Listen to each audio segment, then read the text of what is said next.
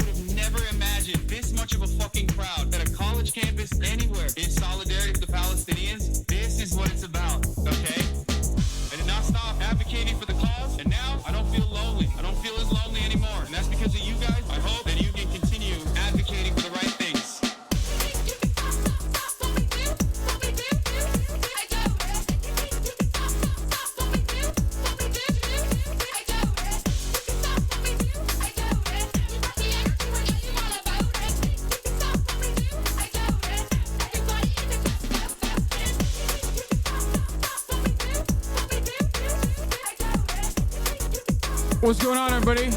I hope everyone's having a fantastic evening, fantastic afternoon, fantastic pre-noon, no matter where you are in the world of Hasan Spiker. And this is the HasanAbi broadcast coming to you live from sunny California, Los Angeles, folks. We're live and alive, and I hope all the boys, girls, and enemies are having a fantastic one. Wait, hold on. Because today's a beautiful day. Today's a wonderful day. Today is a fantastic day. Hold on one second.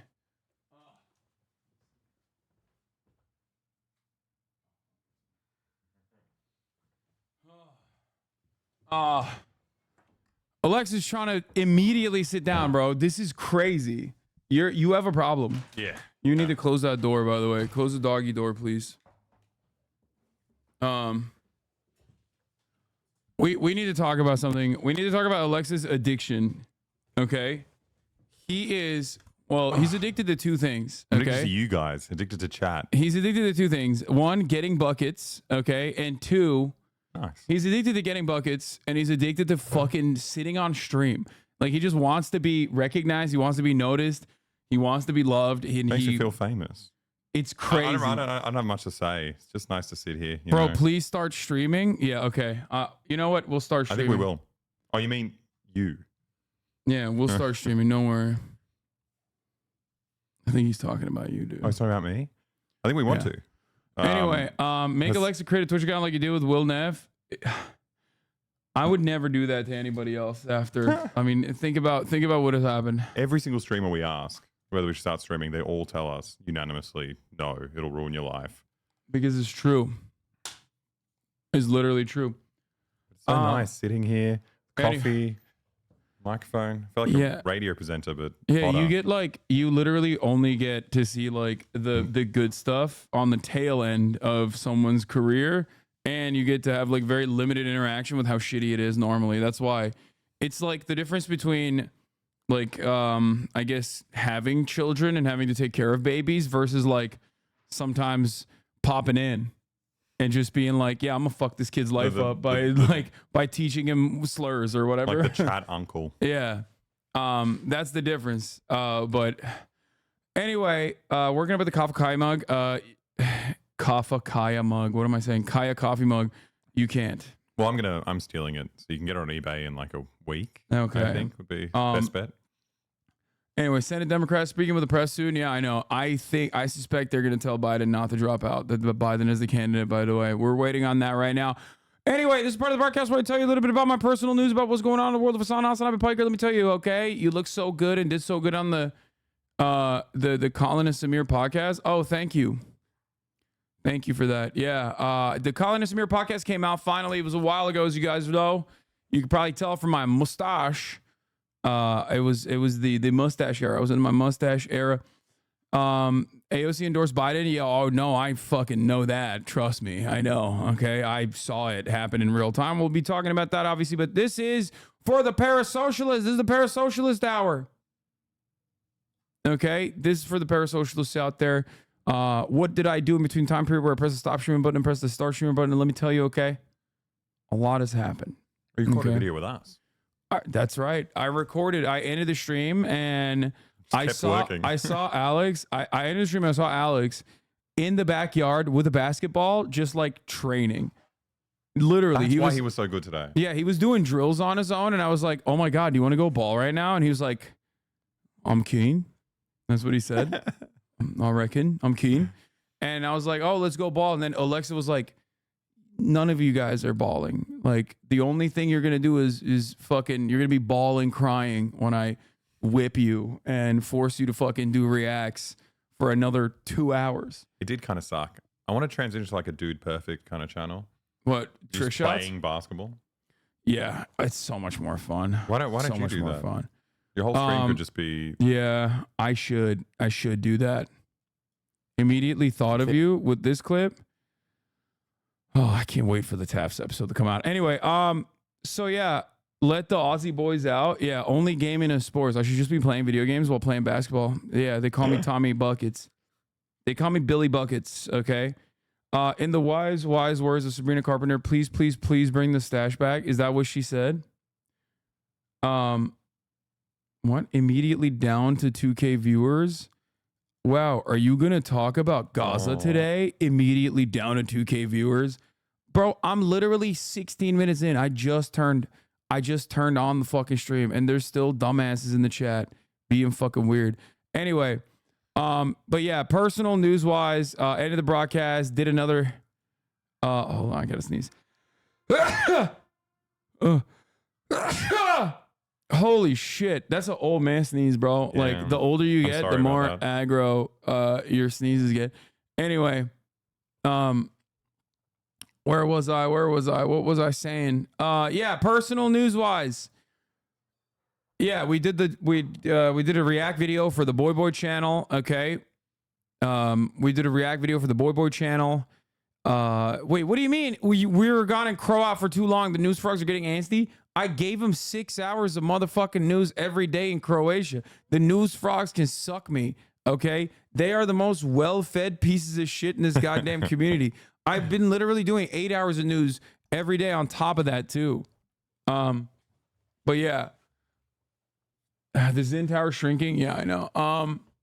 That's Alex. Yeah. Yeah, bro, they've been fucking cooking my shit. They've been diminishing my resources on a daily basis. We don't really give a lot back either. What? We don't give a lot back. What are you supposed to give back? I don't know. Sit here, be every now and then when you get a burrito, you call me and you're like, "Do you want a burrito?" That's what they say, and I'm like, "No." We got nothing to give. It's true.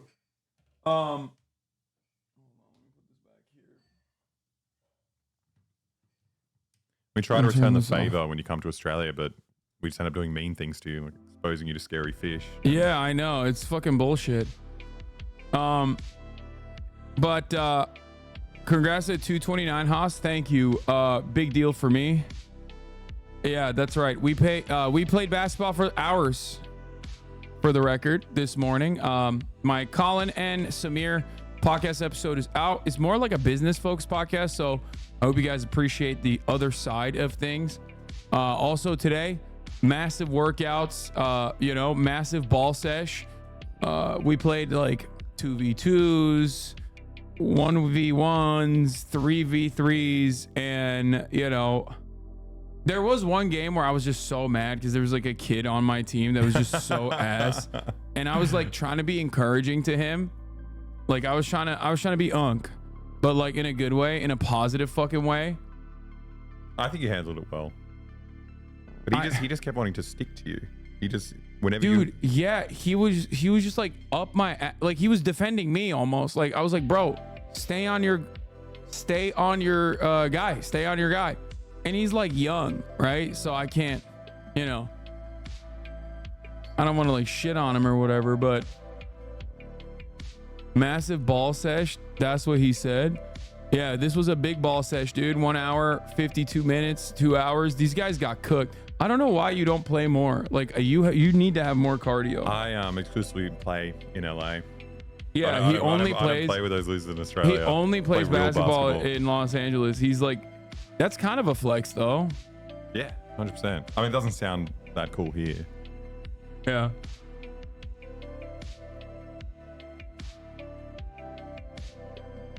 What? You will die on the court where we play. They dunk off to see who starts. Why can't people leave me alone in this chat? I didn't even say anything. What are you? People don't leave you alone in this chat because you literally put yourself out there regularly, and no one. What's tracking this? What have you got on you that tells you this is happening? My watch. I turn it on every time. As soon as I'm balling, I turn that shit on. And it tracks everything. He proves that Serbs are somehow naturally good at basketball. No. I'm pretty sure. No, he's not. But anyway, the other parasocial update here, of course, is that I am officially 229. Alexa looks like a type of guy with sneaky cardio. No, I think he maxed out. Go ahead. Depends on the sport. I'm good at soccer. Tennis. Like the gentlemen's games. The gentlemen's games. Yeah. Yeah. Like basketball's so fucked. You're like jumping up and down on concrete.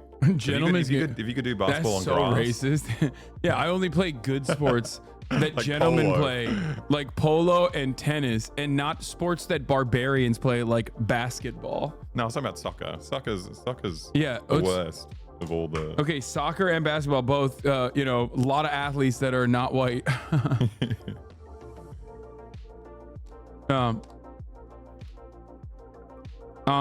You're good at rich people, middle class sports. HasanAbi, at least in America. Wait, you're talking to him, right? Not me, because Wait, soccer is a middle class sport here.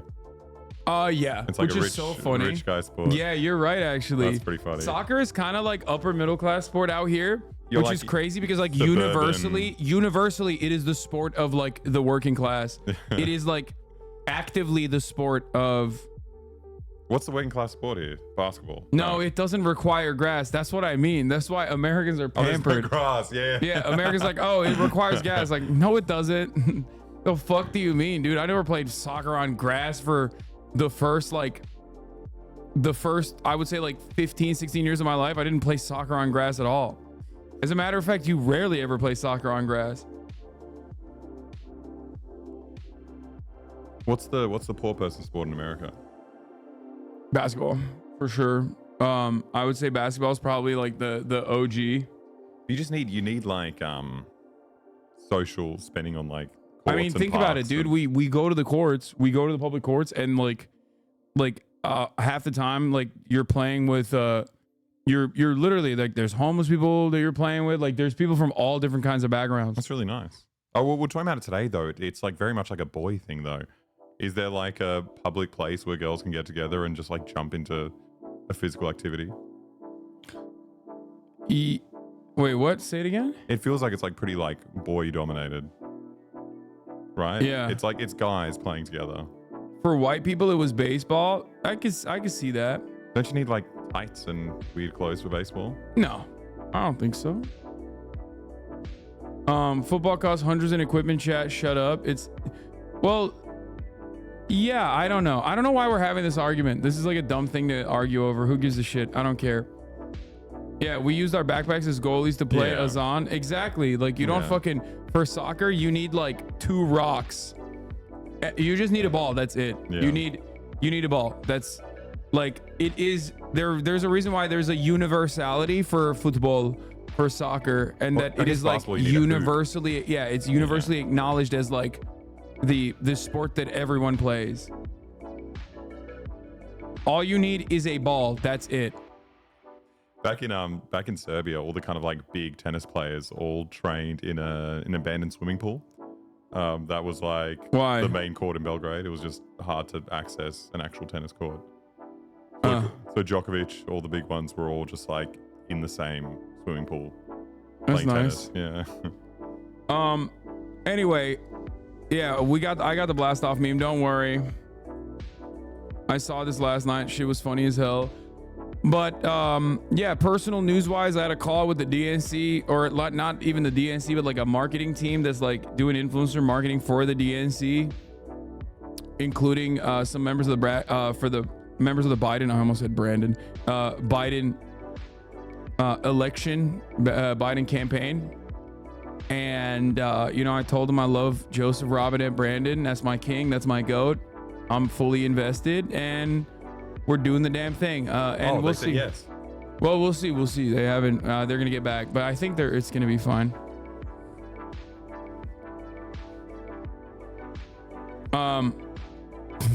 So stupid. Anything for view. That's funny. It is true. You ain't getting into DNC, little bro. RIP RNC tickets. Yeah, I don't think I'll be able to get into the RNC. I am trying to exhaust all of my options here to try to get into the RNC by. I literally hit up Mike. I was like, I have someone who has literally touched Donald Trump's face. You know what I mean? Like, I have someone who's like physically been in the proximity of Donald Trump. No good. Oh shit. Yeah, that's what I asked. How did Eric Andre get in? It's insane. He was like Mike Pence. Yeah, Mike Pence. It's Hey Big Mike, dude. Obviously, it's not Mike Pence. Mike Pence hates Donald Trump. Mike Malak loves Donald Trump. Okay. So, are we now standing up to the establishment anywhere, guys? Yeah, of course not, dude. Obviously. Wait, why would I stand up to the establishment? I am the establishment.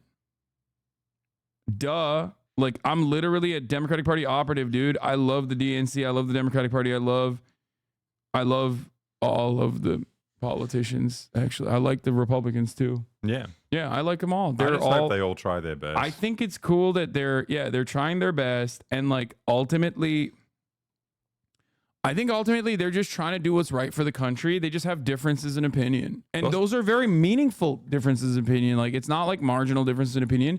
But like, everyone is trying their best, and that's why I like not Bernie Sanders. Ew, I hate Bernie. He sucks. He betrayed Hillary Clinton. I think it's because he hates women. I think it's really nice, just like creating jobs for old people. I think that's beautiful because like if Biden like wasn't president, yeah, the dementia would be so much worse. Yeah, right? You got to stay active. You got to get out there. Yeah, it's like doing the crossword puzzle. Exactly. Like having the nuclear launch codes is a bit like. Doing the crossword puzzle every day keeps your brain going, you know, it keeps your brain active. I'm in agreement with you. Yeah. Anyway, policy. Biden mania continues as the Dem caucuses get together to discuss next steps. White House presser goes crazy with cues on Parkinson's doctor visits. Trump talks shit on Brandon. Lancet study shows much higher death toll in Gaza and more. Get in now. Did you see the Reform Party candidate who used so many filters on campaign ads that people thought he was AI? I did not, but that sounds awesome. God, there's so many funny politicians in the UK. They're trying to be us so bad. They're trying to be America so fucking bad, dude. Like, even the fact that the Reform Party is currently actively doing like the election was stolen because of like there's an election conspiracy and it was stolen from us. Like, the fact that they're calling into question like the integrity of the British elections is so funny. Like, they are legitimately trying. They're trying to be America. That's awesome. I love that. Just like I love all the politicians. Hope they have a January 6th. Yeah. That'd be so much fun. January 6th, mate. Fucking hell. Well, not British, sorry. So Brazilian politics is like, at least they like, had one. yeah, like Bolsonaro is like a direct carbon copy. Like Brazilian hogs like act like they are American hogs.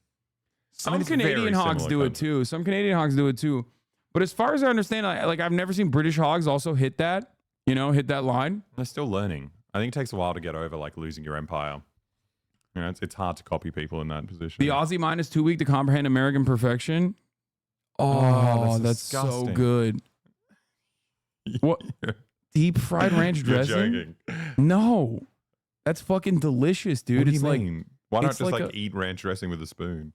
what? Ew, gross. It's It needs to same have thing. no. It's not. It needs to have breading on the outside of That's it. like What? barely even breading. That's just What? No, it's not. know. It's fried breading. Ugh, It's just like- Australians, bro.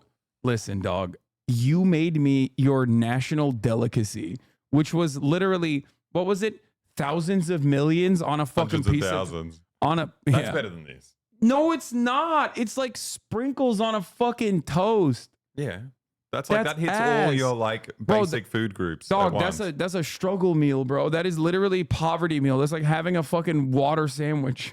Yeah, but I okay. mean you'll survive on hundreds and thousands. You eat this, you'll die just from eating it.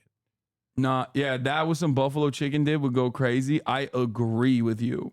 I think you came to Australia late. We made for the managers kangaroo, emu, crocodile.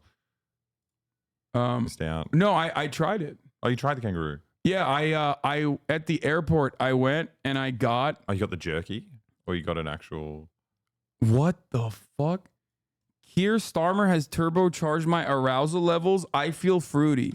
Fruity My doesn't friend- mean gay in England. I don't know. My friend didn't say why she had to excuse herself from her group chat about the new cabinet, but we knew. He was actually pretty hot when he was younger. Really? Yeah, yeah. Well, he also was a socialist when he was younger. So I think that's probably This why. is what made him hot. Yeah. Nobody touches fucking Tito though. Like He was. so fucking hot. And Stalin was too. Yeah, yeah. Stalin was pretty hot. I don't think I've ever seen Lenin young. I think he's But also Lenin was bald hot. as a young kid as well. But I think he was. I mean, Lenin was like. I think Lenin was hot even when he was older, though. Or hot from just being like right about everything. Well, that for sure. I think that plays a role. But like, I always just like. I don't know. He just has like. There's a calming energy. He has like really cool like his eyes. I'm very gay for Lenin. I think. Like I don't know. Like look at him. He's like a very handsome man. He looks like the guy I played basketball with today. Which guy? That doesn't matter. I don't know. Did he? A little bit. Yeah, the guy that kept shooting threes. The bald guy? Yeah. Just because he's bald? That dude was Egyptian, bro. So's Lennon. No. It's the same thing. Type in young Lennon. It's just going to be still. He's still bald. Yeah. Yeah, it's young pretty Lennon fucked. still. Aww. Oh, dude, he That one definitely. with the hair. Look at that guy down. Oh, that's also cool. The hair and the hat. I think it's him in like disguise when This? he's being persecuted and he has to flee. That doesn't look like him at all. No, it's him. No. Yeah, he flees. He puts on a wig and he gets out to Europe. Oh, and he also shaved his beard and Yeah. mustache. Oh, honestly, I think he looks sexier when he gets older. Yeah, definitely. Like peaked. he grew peaked into his later in looks. life. He grew into his looks for sure. Google young Stalin was hot. We know. We already said that. Everybody knows that. Yeah. Zhou and Lai, I thought was pretty hot. Who? Zhou and Lai, Zhou and Lai. the gay one. ZHOU. Yeah, there you go. Zhou and Lai Young. Dude. Oh yeah. Oh dude. Yeah, he's a But I think the rumors are that he's gay. bro. Premier of China. He looks like, yo, put this dude in a fuckboy haircut right now in SoCal and he's cleaning ABGs like it's nobody's business. He's out here doing boba runs, okay? He knows how to, he's like a decent baller, okay? He's a decent baller. I'm telling you, dude. My man is cleaning, dude. Okay? He's such a fuckboy. He's This guy. punching above his weight. Look at his partner. What? Why are you shitting on his girlfriend? because he's just so hot. I think it's just, I don't know. Yeah, he he's could've- gay, bro. Give him a break. Give her a break. That's his beard. You're sleeping on Che and Casho? No, because those are obviously established. hot. Like what? Oh, wow. Wow. Bold claim from this guy. I can't believe you would say the most iconic hot guy of like the entire global socialist movement who is like historically on t-shirts, so much so that it has become its like own meme. Young Gaddafi was pretty hot. They're right. He just had a massive jaw. Who? Someone said young Gaddafi. Oh yeah, dude, he got like, but Gaddafi got like, he got like the Bogdanov look by the end of his life, Yeah. like where he It's progressively like got plastic surgery, though. I think he did strange things to his face. Yeah, Oh, he was so hot. He was like Maradona. Yeah, he was. Maradona's Look at the not. bottom left. I know, but it's not like someone who I would think is hot. Like I wouldn't go, yeah. oh, Maradona, a hot guy. Well, I don't know. What a point of reference. He got a lot of pussy. Yeah, because he bald. Like, not because he was hot. Thomas Sankara was hot. Yeah. Always. The youngest one to do it. Yeah. This social icon definitely had to age into it. Pretty goofy looking when he was younger. Can we chill with that? Like, what do we? How old are you there? Hey, I'm usually a YouTube viewer and their algorithm is all election shit. I don't really care about. Any chance you've got any coverage on Palestine or negotiations on your radar today? Yes, dude. Yes. I'm sorry, but like the Palestine only crowd are the most annoying fucking news watchers. Like straight up. Straight up. Just zooming right past that. What?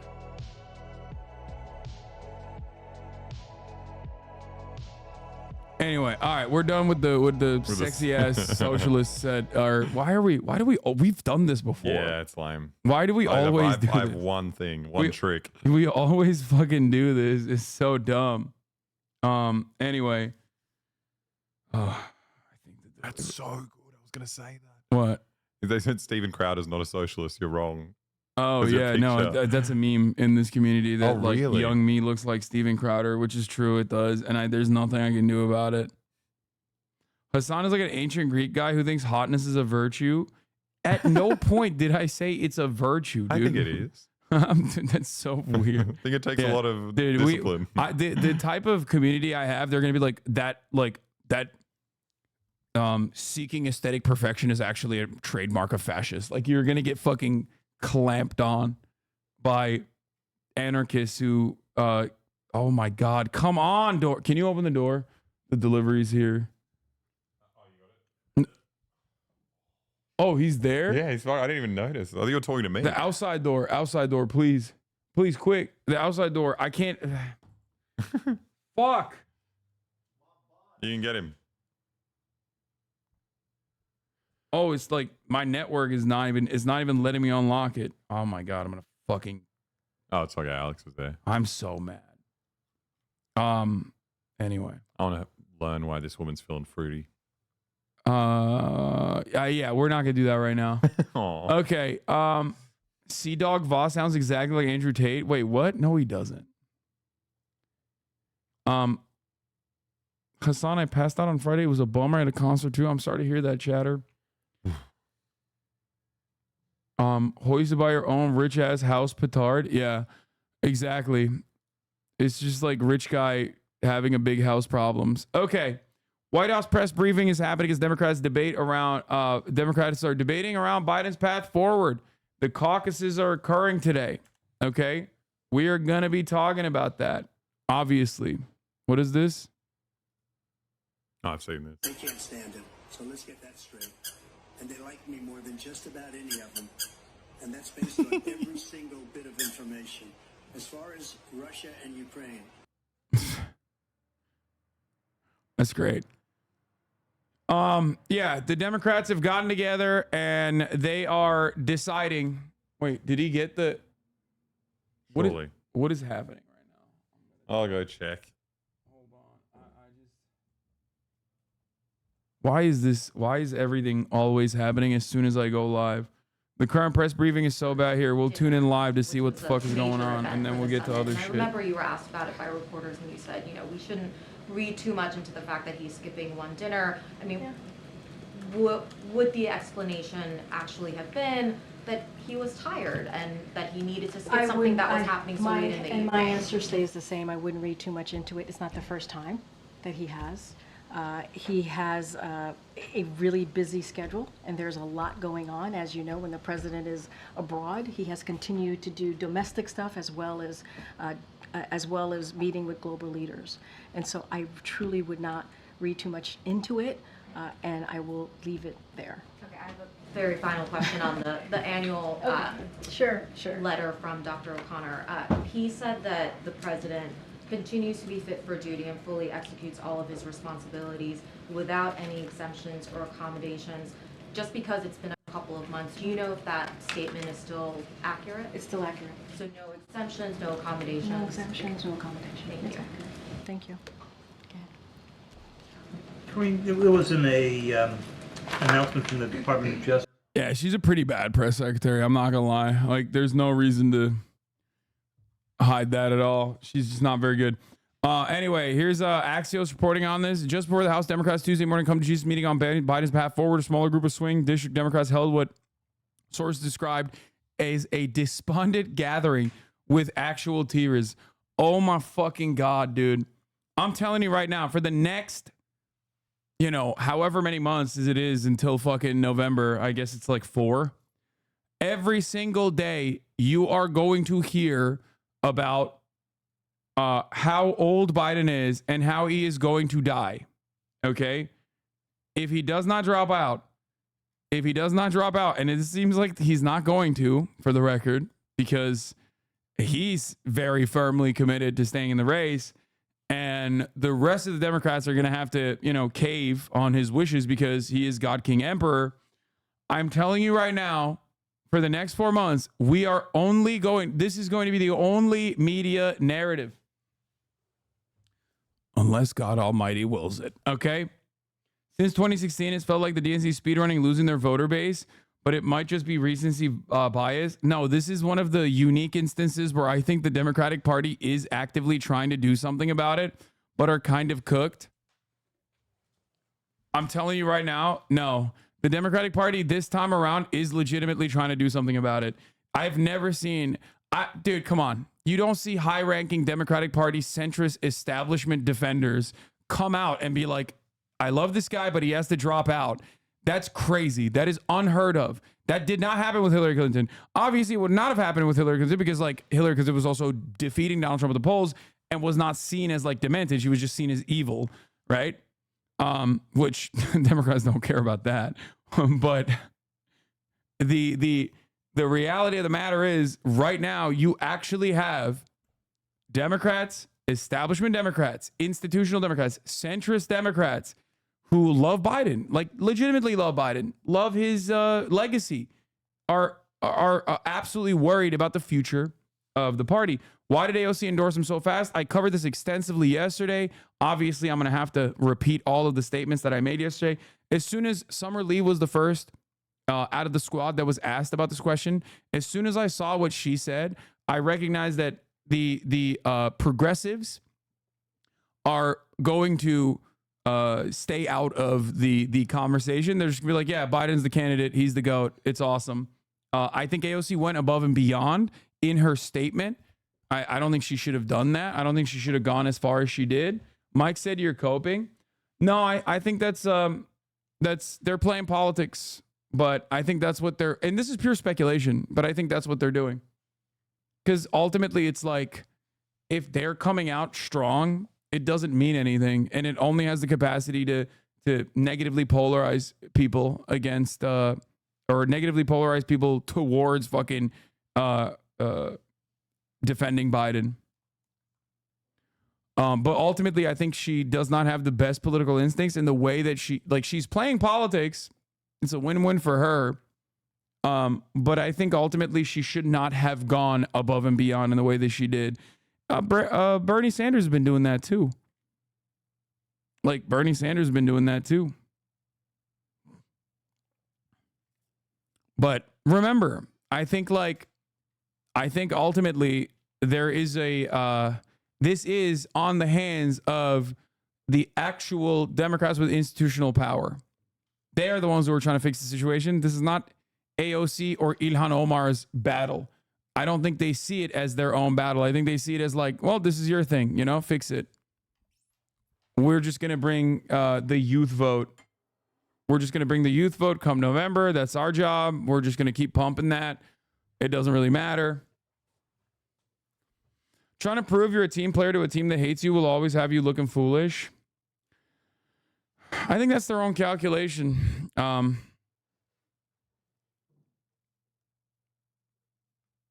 That's my assessment. And I might be totally wrong on it. Like I said, it's pure speculation, and I don't like the message that came from AOC. I don't think it was good. I don't think it was smart. I think there's a much better way to like stay out of it. Or even if you're going to say like, I care about the policies, that's what I'm here for. That's the classic Bernie Sanders talk. Anytime there's like palace intrigue, Bernie hits that line. It's policy time, baby. I don't give a shit what's going on. Okay. And I think she was trying to do that. And I don't think she did a good job with it. And ultimately though, my speculation, like I said, is just like they're trying to stay out of it. But having said that, who knows what happens at the end of this caucus? But like, it does kind of seem like maybe they're just going to go with Joe. Isn't AOC another pressure point on Biden? No.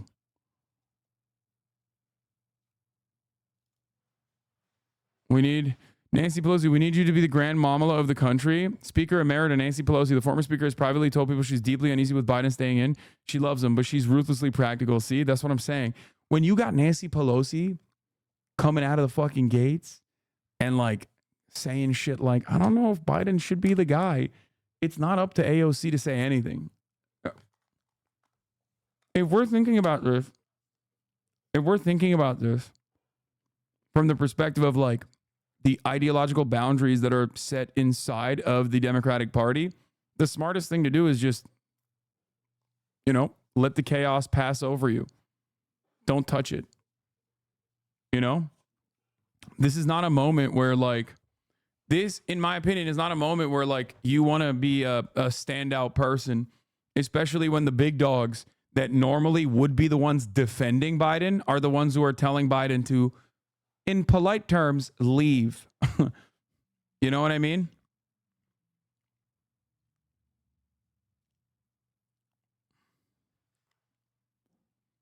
I'm so glad the U.S. has no maximum age limit for presidents. This is so much better than letting someone under the age of 60 run. Yeah. I mean, it's fun. If you're like black-pilled, you just look at the situation and you're like, well, at least fun stuff are happening. Fun stuff is happening. Wall Street Journal, German officials aware of Biden's fatigue at night sought to accommodate the president by planning a June 2022 event with German Chancellor Olaf Scholz in early evening.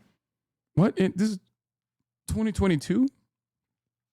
The informal event, a soiree at the Alpine resort Schloss Elmau, during the Group of Seven summit, was arranged as a confidential meeting on Ukraine in a relaxed setting. Biden didn't show up, surprising the chancellor and his aides, officials said. Instead, Secretary of State Anthony Blinken arrived and announced that Biden had got to go to bed. Oh, no. More, as some fundraising events, the campaign allows a few impromptu moments with the president, even with top donors. So they have this man in a vat, okay? They do not let this man have a moment, which I think is pretty funny, but probably smart. It's just the issue is it's no longer as smart. It's not necessarily smart when, everybody in the country, everybody in the dang nation is talking about how old this guy is. Right now, Biden needs to be someone he's not. A younger person, a vibrant person. Okay? And the reality is he can't, it's impossible for him to do so. I'm going to go backwards, but just to share a little bit about that night. The president said it was a bad night. He talked about it. He had a cold, right? He talked about his schedule. Told you. Right? Being abroad. Yep. And so we've spoke about what that night. Told you. Members left the DNC. One thing is clear. House Dems increasingly think Biden is going to survive as the nominee. They're fucking cowards, baby. There ain't nothing they can do. What would you say that Trump has a good policy and you would like Biden to have that? What out of Trump's policies? Having a thick ass, pretty much. I think that's it. Like, I would like Biden to have a thicker a bottom, like a fat pussy. Like, he's pretty stacked. That's it. Not really much else. Like, if Brandon had a BBL, if Brandon got a BBL to look more like Trump, which I think is the next step in the fucking the Trump pivot that he's doing currently, I think he needs to get a BBL.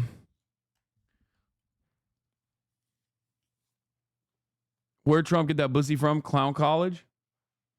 Someone in the chat said anti-NATO. Yeah, I question Donald Trump's anti-NATO bona fides, okay? People just are delusional. The only... Okay. Low-key, from the way that Trump operates, there's a couple things that he's done that has become the norm, okay? Obviously, using the CDC rules to, like, shut down immigration. That was one big one. Another one that has become the norm is also the tariffs on China. Biden is literally continuing the tariffs and adding new tariffs on China and running on adding new tariffs on China. Another thing that Trump did that the Biden administration is also following on is mostly just like all the foreign policy stuff. The Biden admin has, verbatim copied and pasted Donald Trump's foreign policy with some exceptions. And I wouldn't say it's a good thing. I think that's a very bad thing. But even on the NATO front, I suspect that Donald Trump is not anti-NATO. Donald Trump is just saying we need to squeeze. He sees the writing on the wall, and he says we need to squeeze the protection racket a little bit further. And originally, I would say in 2016, I always suspected that to be silly. And for the duration of the Trump presidency, I continued to say, that's silly. That's not how NATO works. NATO is for the defense contractors.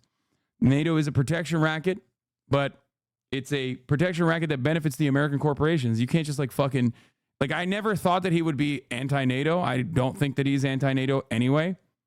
But I do think that his opinion on NATO was, let's get more fucking money from these European cucks, these Euro cucks that we're, giving all these weapons to. It should be more than just influence peddling. It should be beyond that. They should just give us more money.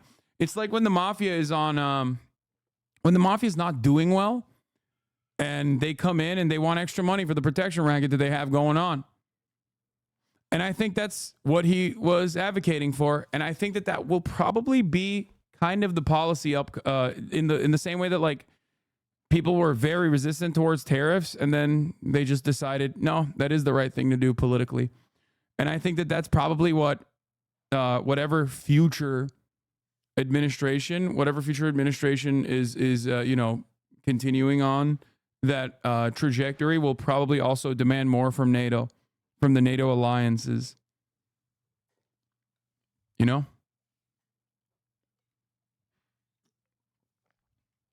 But I don't think anybody's abolishing NATO. Trump is certainly not. And accomplishments. President's allies have made some version of that argument to not pay attention to what he said on stage, but what his accomplishments are.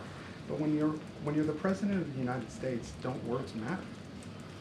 So, when you're the president of the United States, I think any leader, right, especially including a former president, your words do matter. You're 100% correct.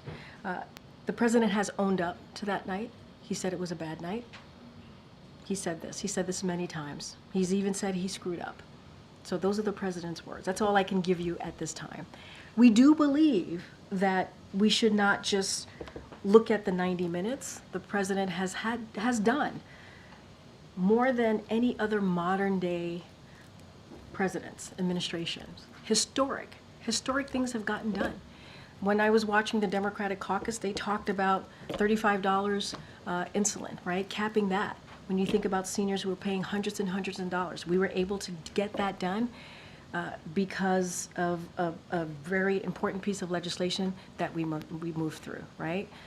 And only Democrats made that happen.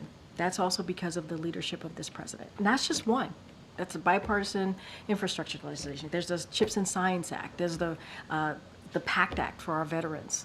I mean, there are things that he's been able to do that elected officials, presidents before him have been trying to do and could not get done, beating Big Pharma. So there is a long list of impressive things that this president has been able to get done, getting us out of the pandemic, that we do believe is important to note here as well as an accomplishment of this presidency. Another question that I don't think has been asked, correct me if it has. The White House and also the campaign has said that he had a cold that night. He then went to a watch party afterwards, which you had brought up. I was at that watch party. If he did have a cold, why then push him to another event where he spent some 45 minutes along the rope line? I mean, and not just, and I would add to that, it wasn't just a watch party. We landed at 2 a.m. in the morning in North Carolina. He greeted hundreds of North Carolinians in North Carolina. He woke up the next day in North Carolina. I don't know why, for a brief moment, I thought the Democratic Party would do like the courageous thing and the right thing, right? For its own survival. But I do think that it might be Jover in terms of like Joe Biden continuing. We'll see. We'll see what happens. But this is a big week. And barring like Joe literally fucking having a medical emergency, and they might even push through the medical emergency depending on when it happens. Okay. They might just be fucking circling. Is the circling the wagons the right term? Like they're gearing up for the Brandon run. They're doing the Brandon push.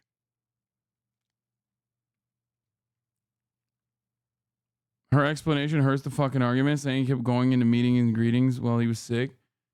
Yeah, he's an old man. It's fine. Old man diseases don't kill young, vibrant individuals. Jon Stewart did a big vid on this. I know we're, of course, going to be talking about the Jon Stewart video on this. I think the DNC doesn't care about losing to Trump. They can fundraise easily. No. I think that's the things that I have heard from top Democratic establishment officials are quite unlikely. Okay. They are unique. They are not normal things that you hear from the likes of Nancy Pelosi, from the likes of, you know, like committee leaders and shit. Like, nah, this time is like, you're making stuff up. Which ones? Brother, is your head directly in the fucking sand over the course of the past week?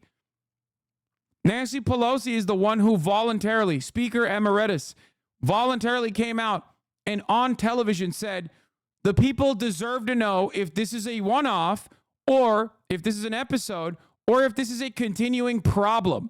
She also leaked to news outlets that the former speaker has privately told people she's deeply uneasy with Biden staying in. She loves him, but she's ruthlessly practical. House Democratic leader Hakeem Jeffries is one of the most cautious politicians in America, so it's hard to see him making a dramatic move. Pelosi, whose office says she has full confidence in Biden, could play the heavy. Biden respects her iconic stature and knows she pulled miraculous moves to pass the legislative agenda. He would listen reluctantly, but he'd listen to her, a person close to Biden tells us. This information does not get out unless Nancy Pelosi wants it out. Okay? In my life, I've never fucking seen someone who is such a, like, establishment figurehead, a bulwark for the Democratic Party, come out and say the top of the ticket is personally not the best person, and we need to swap him out before it's too late.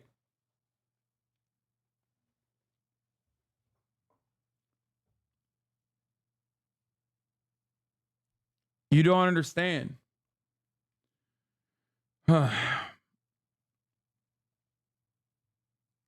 It's just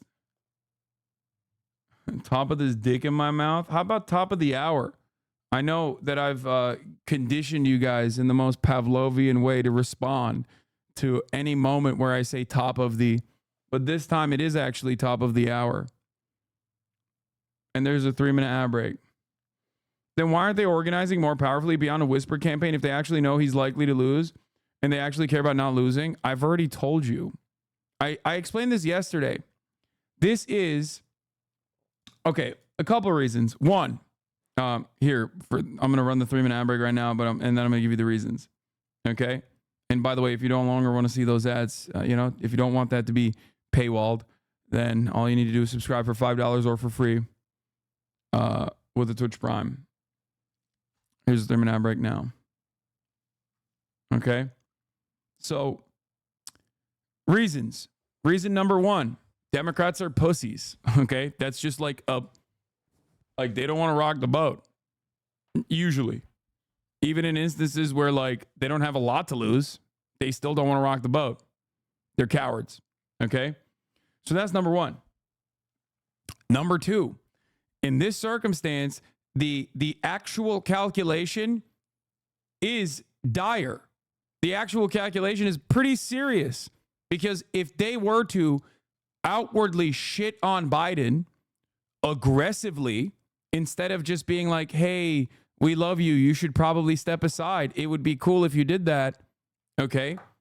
And try to communicate to him through the television that he needs to fucking step aside. If they just keep it at that and then Biden listens, then it's perfect. Then they can quietly put together a new person, most likely Kamala Harris, and find a solid VP for Kamala Harris and put their best foot forward. If they do it loudly, if they proclaim that Biden is shit, he's old, and Biden refuses to fucking drop out, then it's chaos. You understand?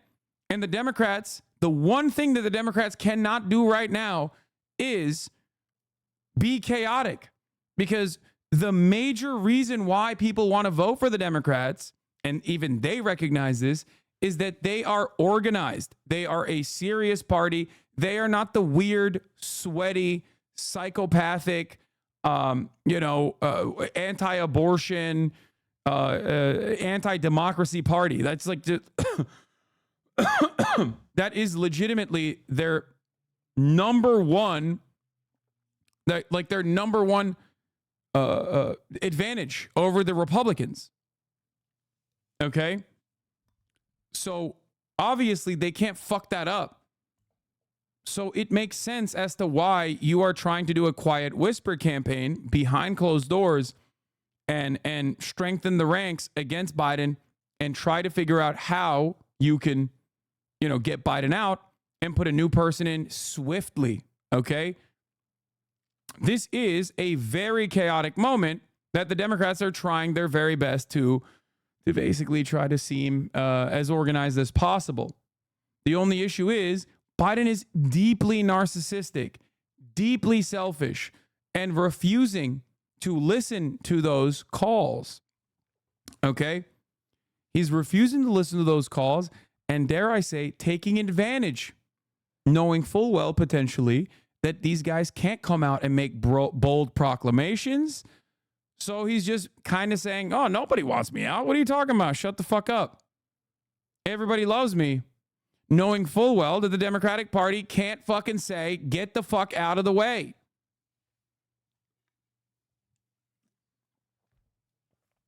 He is stubborn. And he is banking on what the Democratic Party has always banked on, which is that all of these donors and all of the Democrats ultimately will fall in line because they are too fearful of giving a major dub to Donald Trump. So they will shut the fuck up and elect a ham sandwich if that is what is necessary. And that's precisely what he is relying on right now. Okay? And I believe that is what the future looks like right now. Everything that I've seen so far makes me feel as though that is going to be possibly the next 4 months.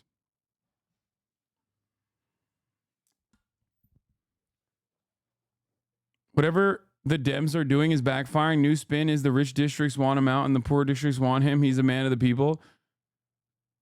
What? No, that spin fucking sucks. That's awful.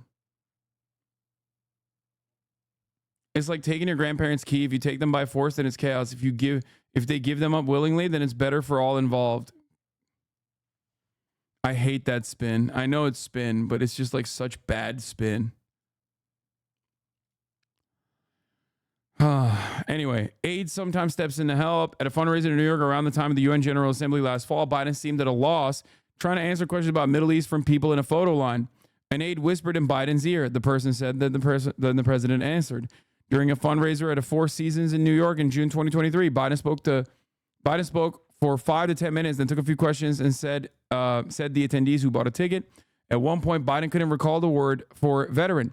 The president asked the group to help him find the word, saying he wanted to refer to a person who had served in the Army or Navy. Officials said when Biden tripped, it was a commonplace accident, but nonetheless recognized as damaging political optics of Biden tumbling to the ground. In the following months, they took extra precautions to make sure he didn't trip again. He started wearing sneakers more often for better traction, and he often used shorter stairs when boarding Air Force One.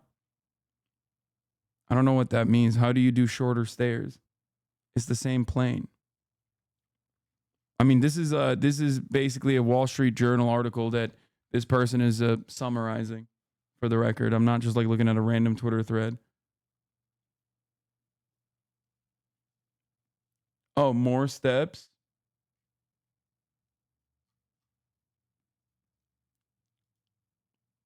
Yeah.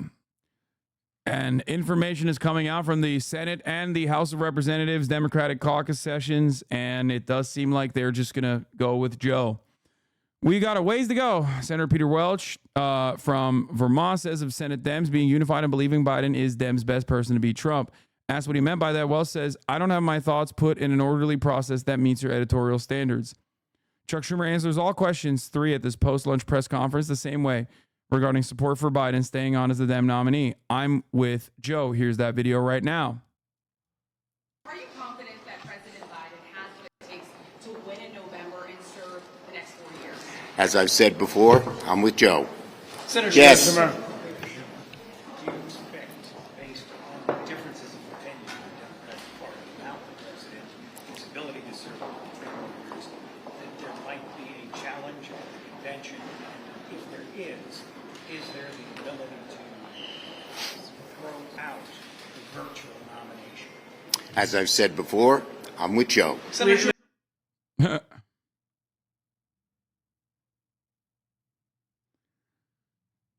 Yeah. What happens to Biden's campaign funds already in account if he drops? Someone told me only Kamala can use it. It's a major factor in deciding his replacement.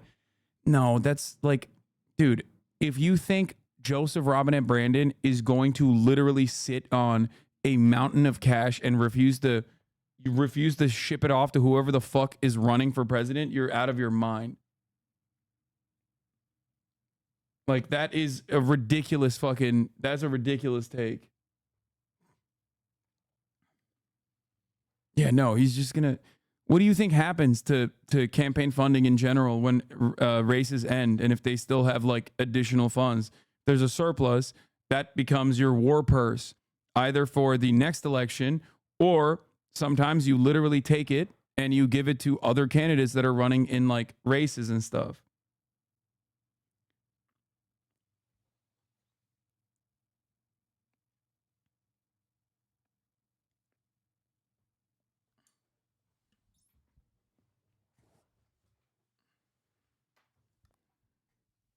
I don't think there are significant legal restrictions on how you can use those funds in general. Also, a big chunk of that is super PAC money anyway. Like homeless shelters? No.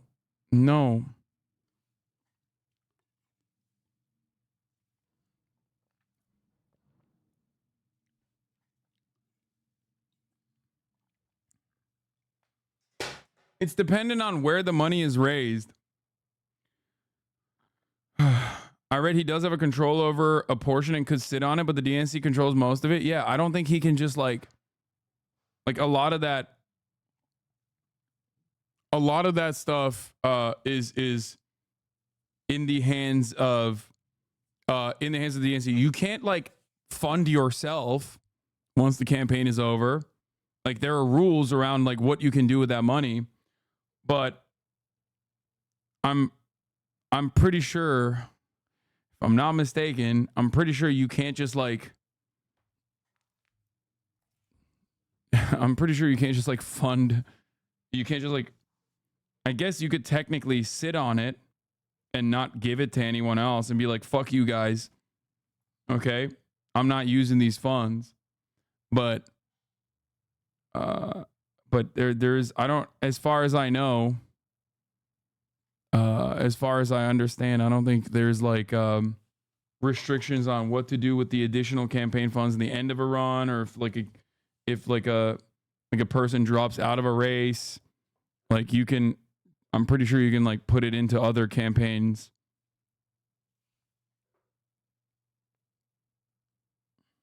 As long as it's not like personal use, you know what I mean?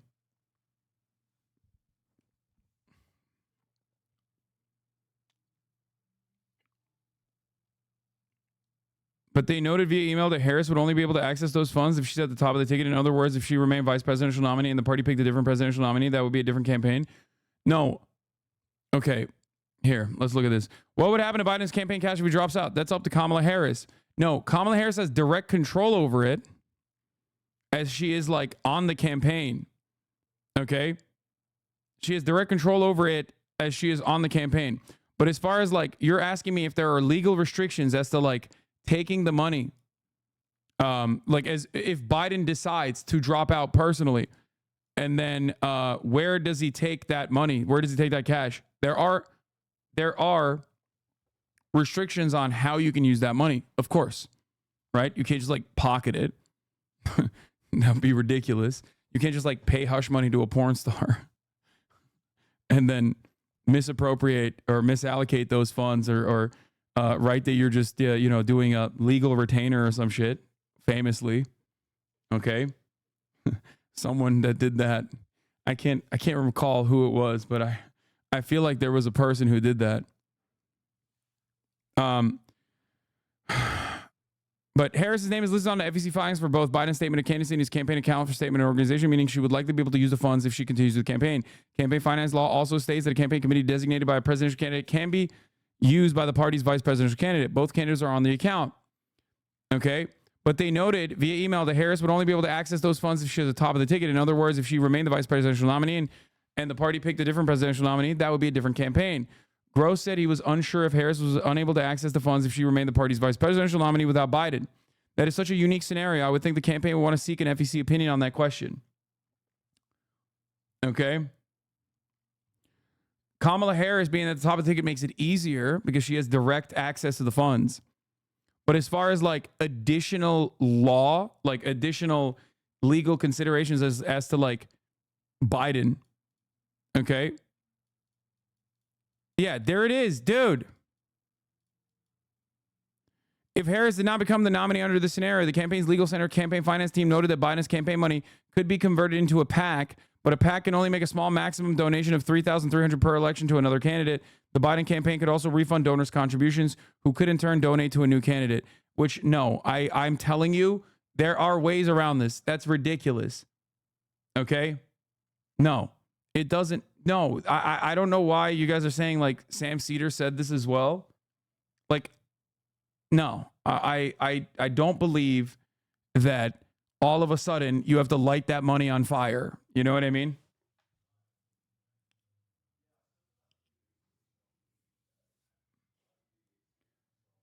New York Times says federal campaigns can transfer directly to the DNC. There you go.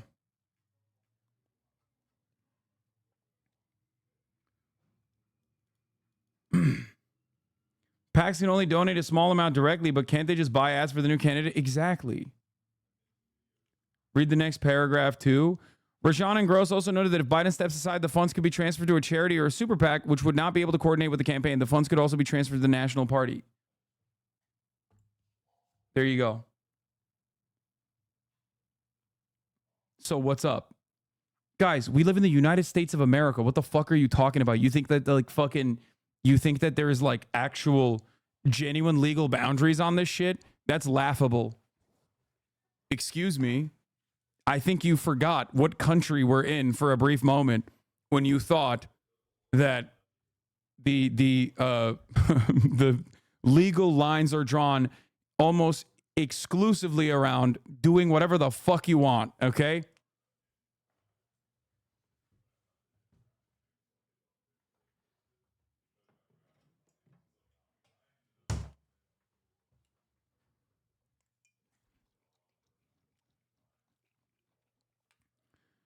Yeah, we're in a post-Citizens United world. There's no shot that they can't just like juggle that thing around as much as they want.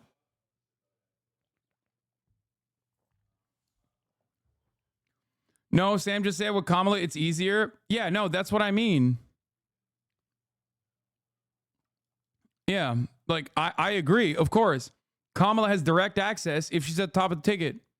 Kamala has direct access. I understand that. But as far as like using that money, the idea that it's going to like pee-pee poof is very silly. Okay? No shot. No fucking way, no shot. Anyway, latest, President Biden's biggest supporters and skeptics in the Senate remained at odds after a closed-door meeting on Tuesday afternoon. Oh, God.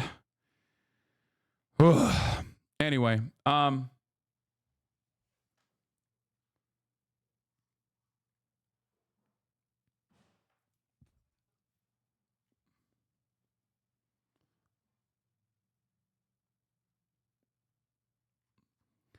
have you covered this? Definitely going to affect my job as an environmental scientist.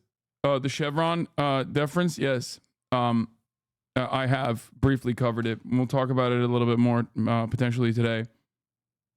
I was shocked to find out that you have 200 plus MasterChef videos. Ha ha ha. Let me tell you, don't be shocked. I am not a political commentator. I am a MasterChef reactor originally. Okay. Let's get back to this fucking shit show of a press conference, and then we'll move on a little bit if there's not enough drama. Something that I can speak to from here. Go ahead, Karen. Thank you. The president's come out very aggressively in the past 24 hours. That letter to Democrats, the call into MSNBC, the phone call with donors, the CDC last night.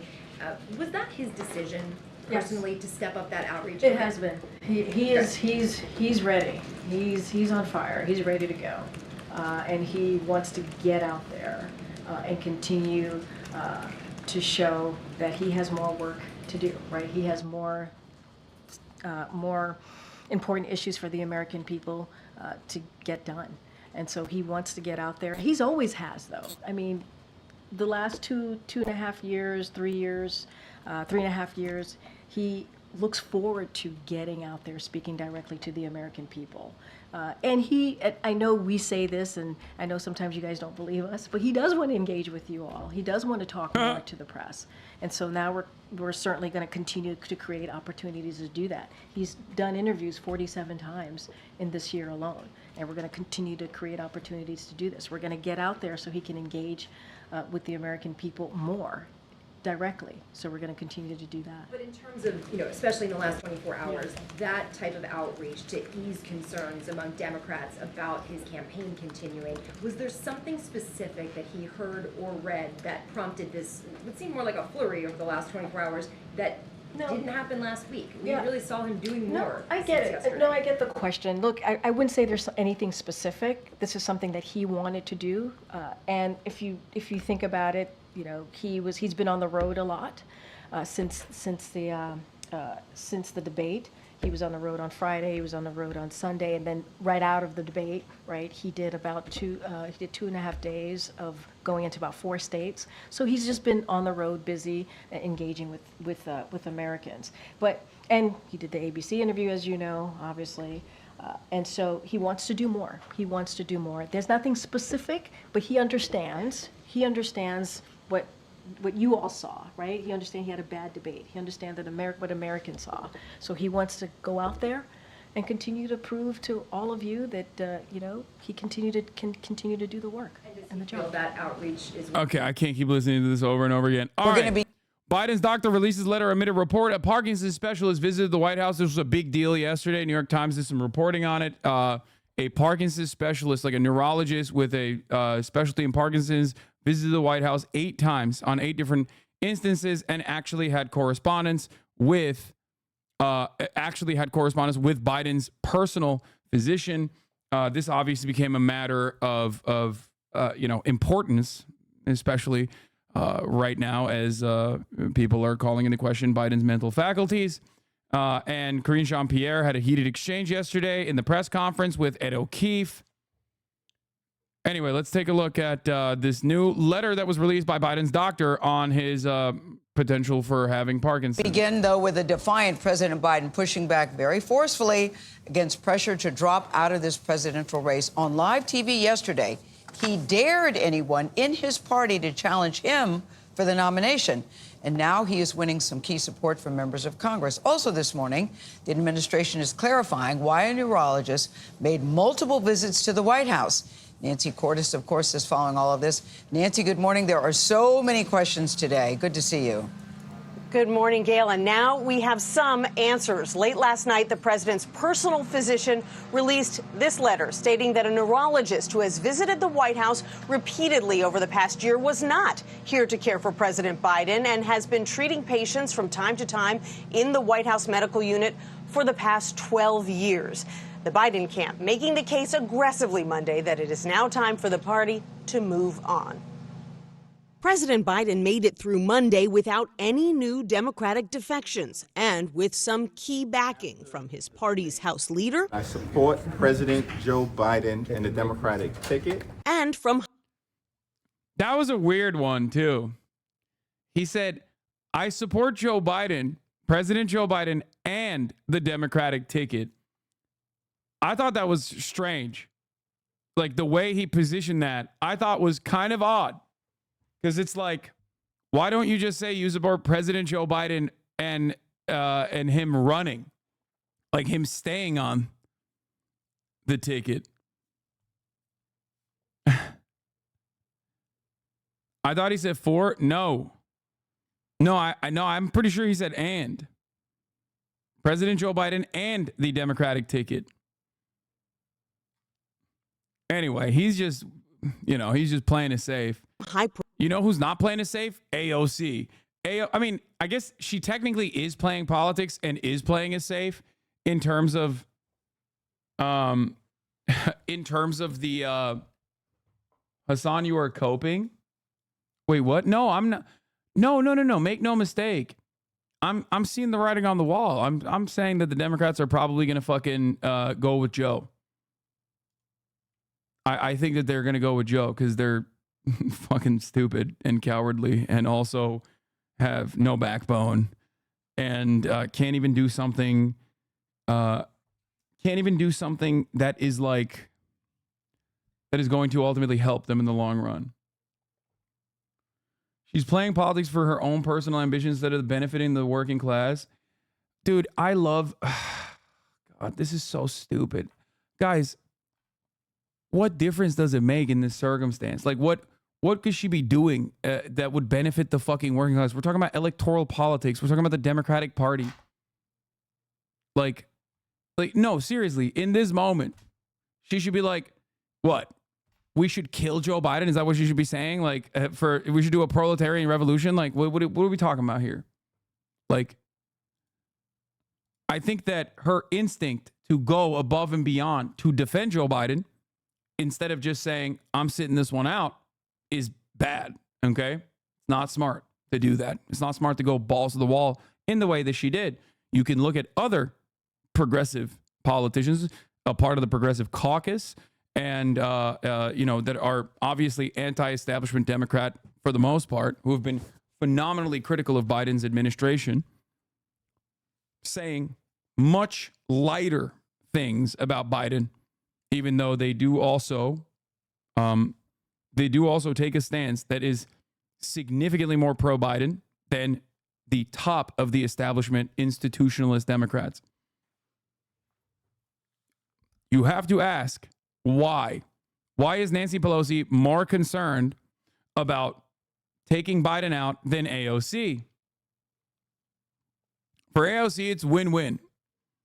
Everybody knows she's already, everybody knows she's going to be a galvanizing force for the youth vote. She is a progressive figurehead in the party. She is the progressive beacon in the Democratic Party. She is, in many respects, most of the time considered an outsider. The squad is always considered outsiders in general. Ultimately, her sitting this one out and allowing the actual establishment Democrats who have significantly more staying power, significantly more momentum in changing course, changing the trajectory of what the DNC does than fucking AOC. But she didn't sit it out. She basically came out and was like, oh, I love Biden. He's the best. He's the best on the ticket. He's the best we got, which I think is bad. I think that it's silly to go above and beyond. As far as playing politics goes, if Biden stays on the ticket, then she has more access to Biden in her own personal calculation. She has more access to Biden, not to like do a fucking proletarian revolution, mind you. I'm not saying that at all. Okay. She has more access to Biden to get certain things, get better, like more access to the Democratic Party's leadership, better committee positions, better way to enact at least some parts of the legislative agenda, that kind of thing. But if Biden isn't the top of the ticket, as the Democratic Party's establishment figureheads are demanding he drop out as quietly as possible, okay, as best as they possibly can, then it doesn't matter because she's still a fucking progressive bulwark. So they're gonna, you know, they're not gonna be like, oh, you defended Biden, so we're not giving you shit. That's it.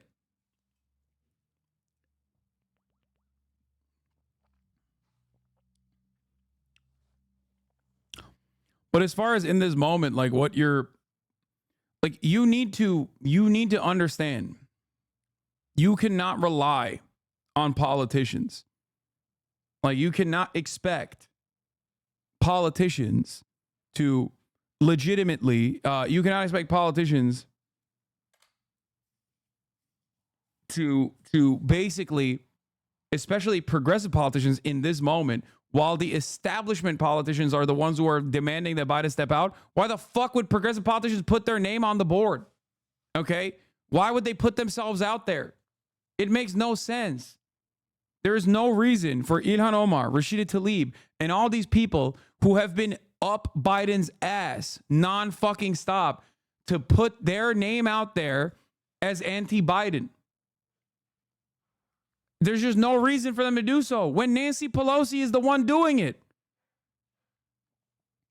The only thing you do in that situation is potentially get a bunch of people who are geared towards hating you anyway to go, see, it's the fucking woke socialists that want Biden out. Biden is the best guy we have. It doesn't make sense. I don't know why you guys don't see this.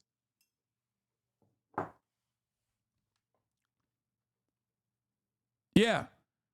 All of a sudden, you're just giving the Biden holdouts more ammunition to be like, see, the left is fucking interested in destroying the party. We're going to lose because of the left and not because fucking Joe Biden is old as shit.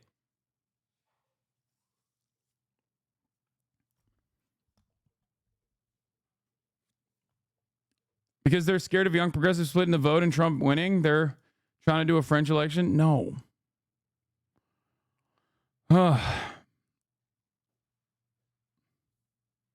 What? I'm not a Brandon dick rider, but honestly I have a hard time seeing how we could have a better option for defeating Trump. Every single person that is committed to voting for Joe Biden right now is already going to vote for whoever the fuck is the Democratic Party candidate. Not a single person is going to be like, I'm not voting if it's not Biden. And any other candidate would bring additional votes on top of that. I was originally mad at Bernie, but you're right. Yeah, I don't like, this is not a circumstance. This is not a circumstance where progressives coming out, Ilhan Omar has literally been up Biden's fucking asshole, okay, about this Gaza shit. Even AOC has been very fucking outwardly critical about the immigration stuff that Biden has done and also Gaza. She was on this broadcast criticizing Biden for both of those things. Why are they taking a stance? A question you have to ask yourself is, why are these candidates, why are these politicians that are supposed to be progressive, dare I say radical, which is laughable, of course they're not radical, why are they taking a pro-Biden position when Nadler is saying Biden needs to step aside, when Nancy Pelosi is basically leaning on Biden stepping aside and leaking that she has concerns about Biden's age? What the fuck are you guys talking about? Please think.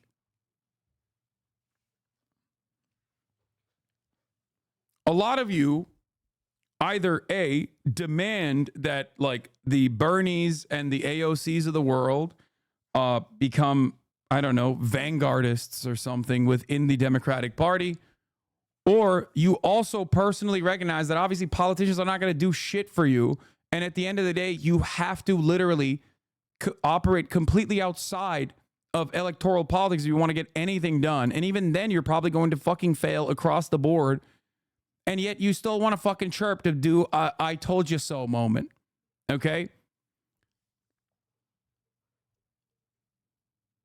I don't know why you don't see this. I don't know how to describe it in any other way.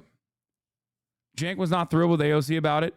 No, I'm telling you right now. This is her message on this was bad.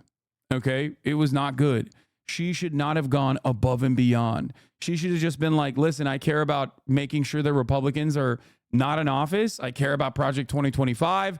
I care about, uplifting the American working class. I care about the American workers. I care about climate justice. All of this other stuff, it's not within my purview. I'm just going to keep fucking advocating for those things. I'm going to keep seeing who I can get my legislative agenda across with. It doesn't fucking matter. Instead of just being like, I think Biden is the best. I love Biden. Profile progressives like Alexandria Ocasio-Cortez. The matter is closed. He is not leaving this race. He is in this race, and I support him. It came after Biden himself turned up the heat on Democratic doubters Monday with a defiant appearance by phone on cable news. If any of these guys don't think I should run against me, go ahead, announce for president.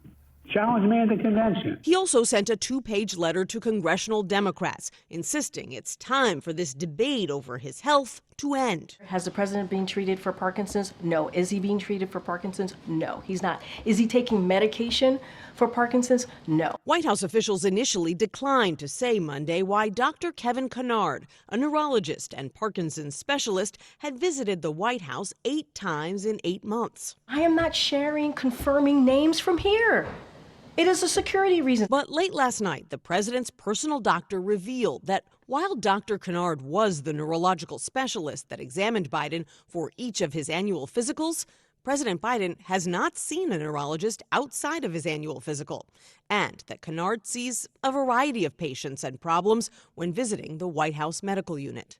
Look, it's not Parkinson's, it's Alzheimer's. Telling you. I don't think it's Parkinson's, man. I don't think it's Parkinson's, okay? But as I said yesterday, if you are wondering, once again, why the fucking squad is pro-Biden, seemingly, outwardly, it's because they do not want to fuck up the bag. They do not want to disturb the process that is taking place. You can say I'm wrong about this. This is my speculation. This is what I think is the smart political move for them, even though AOC's statements on it were not good. AOC's statements on it went above and fucking beyond. She should just not have said that at all. You got Hakeem Jeffries being like, I support President Biden and the Democratic ticket.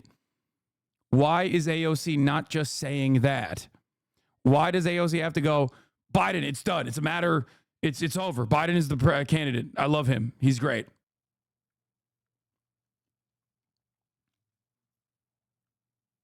Do you understand what I mean? Look at all of the other progressive members of the Democratic Party. Look at what they said. They all said they're with Biden. Do you guys think that they are more in tune with the establishment side, the establishment wing of the Democratic Party? They are to the right of like Mark Warner? Are they to the right of Nadler? Are they to the actual right ideologically of all of these other fucking Democratic Party establishment figureheads? Are you fucking insane? Do you legitimately think that? On this single issue, yes. Okay, then you are insane. No, they're playing politics. They're politicians. You have to be schizophrenic to imagine a reality where people who are literally fucking saying, are you still coping about AOC? This is not about AOC. I'm coping about the reality that so many in this fucking community, every single time AOC comes into question, so many people in this fucking community literally lose their minds, okay? You can't just be like, listen, dog, this is a bad fucking statement. She has bad instincts in the sense that she is communicating something where she's going above and beyond unnecessarily. I do think she's wrong to go above and beyond, but I do personally speculate the reason why she's doing this, just like Ilhan Omar and just like Pramila Jayapal and all these other fucking Democrats in the Progressive Caucus, is because they don't want to make this a left issue. Hating on us schizophrenics again. You're making me a piece of shit according to you. Okay, I'm sorry for saying schizophrenics. I should have said hallucinations. People are hallucinating. Take a week off.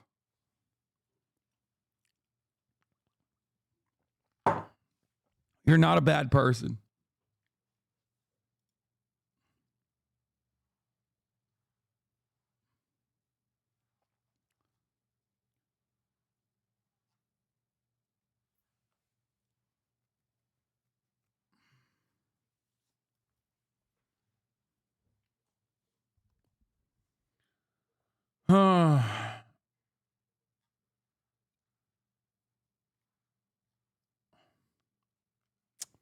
You say that after you banned them? Yeah, I banned them because they're derailing and fucking moving the conversation away in a deeply selfish way, okay? Yeah, you do that, I'll ban your fucking bitch ass too. Do not arbitrarily ban schizophrenic person. What are you doing? Here you go. Actually, you know what? I'll perma you. Fuck you mean? Dude, you don't get to fucking steer the conversation in whichever way, whichever direction you want to, okay? I don't think you understand how this works. Maybe some of you are confused by this process and how this situation works here, okay? You don't get to, like, there's no world in which you go into a fucking stadium and, I don't know, they're like playing fucking soccer and you go down there and you're like, I don't like the way you're playing soccer. Stop it right now. There's 23,000 other people watching, but you need to stop the way you're playing soccer. Okay? Like, it doesn't work that way. You get fucking ejected.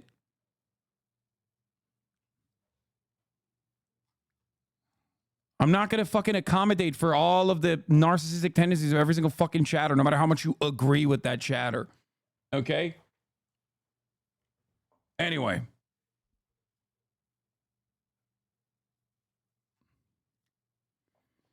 How are you not like Stalin with your Stalinist bans from your chat? I am like Stalin. I make Stalin look like a fucking anarchist sometimes. This is not a democratic process. This is as close to a democratic process as possible, but that doesn't mean you can get away with whatever the fuck you want to do. Anyway.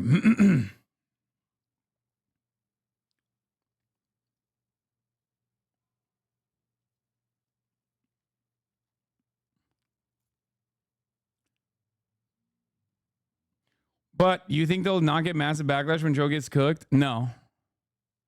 I don't think so. Because they're portraying, look.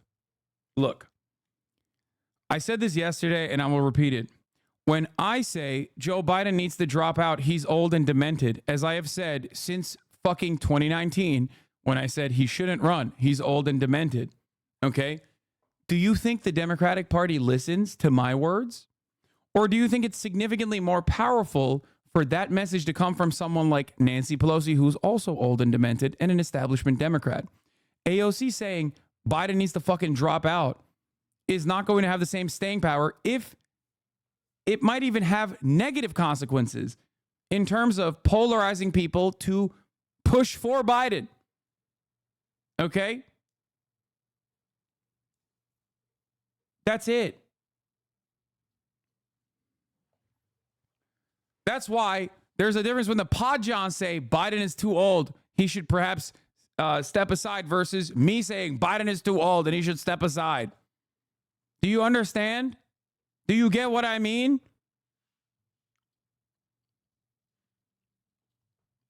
Or maybe you don't. I don't know. If we finally beat Medicare, Several Senate Democrats said yesterday they want more time after last month's debate to see how things go for Biden. I think a lot of folks are raising some questions they need to get asked, but at the end of the day, we got to beat Donald Trump. Congressman Adam Smith is one of the 9 House Democrats who say they've seen enough. We would be better off with another nominee, okay? I believe that in my heart, my soul, my brain. I'm 100% convinced of that. Biden's opponent, Donald Trump, has been keeping a low profile without any public appearances in 11 days. He resurfaced last night in an interview with Sean Hannity on Fox News. It looks to me like he may very well stay in. He's got an ego and he doesn't want to quit. Today, President Biden addresses foreign leaders at the NATO summit taking place here in Washington, D.C. And on Thursday, he's going to hold a rare... Dude, like Adam Smith, for those of you who are wondering, like, who's this guy, Adam Smith? Is that the godfather of, neoliberal, or not neoliberal, but like capitalist economics? No, man. That's a motherfucking ranking member of the House Armed Services Committee. Okay? Like, there's a very big difference when a guy like that is saying Biden has to step aside versus fucking AOC.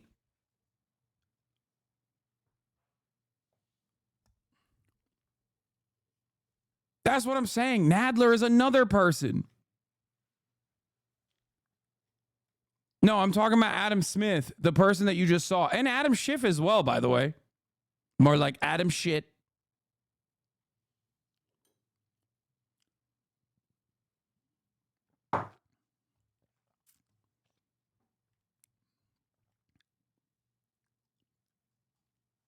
Why are you so mad, Turkey Boy? I get really upset with my own community when they don't trust my instincts at all.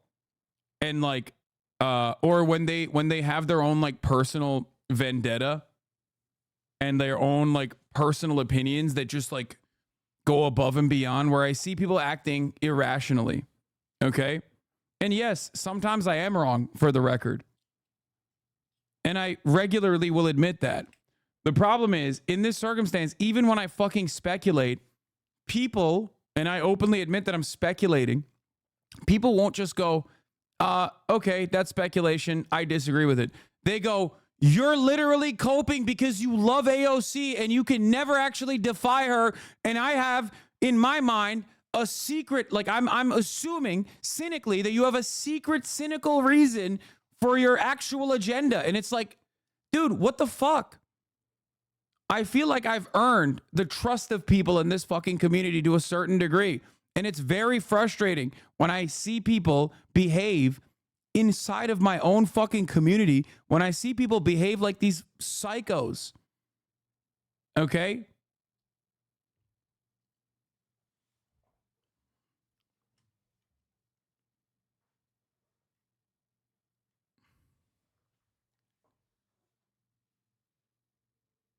No, Biden stepping down doesn't mean war chest is lost. That's wrong. You're wrong about that. The Democrats who've called on Joe Biden to step down. A growing number of Democratic officials have publicly called for Biden to quit or reportedly done so in private. Lloyd Doggett was the first one last week. Raul Grijalva, senior progressive from a battleground state. Seth Moulton, former U.S. Marine, briefly challenged Biden for the nomination in 2020. President Biden has done enormous service to our country. Okay, he needs to step aside. Mike Quigley from Illinois. Mr. President, your legacy said, we owe you the greatest debt of gratitude. This probably doesn't feature like the actual statements that people have made that you can infer are actually people fucking are actually people saying like Biden should definitely step aside, but in a gentler way. These are actual outward, like you have to step aside shit. Okay? I hope you guys understand why I get mad, by the way, when you guys behave in a way that I consider to be irrational. When you don't trust my instincts at all. But beyond that, you also make secondary inferences about like my other secret motivations. Like when have I not been truthful to a fucking fault? When over the course of the past 10 fucking years of my professional career as a political commentator, have I not been fucking truthful to a goddamn fault? Why would you suspect me of secretly having a different motivation in this circumstance? Like, it just doesn't make any sense. It's the most frustrating thing that I have to deal with. And it's additionally frustrating when it's coming from people who literally have, for 46 months, refused to see the top of the hour ad break because they've subscribed. Because at the top of the hour, there's a 3-minute ad break. Okay? And if you no longer want to see those ads, all you need to do is subscribe for $5 or for free with a Twitch Prime.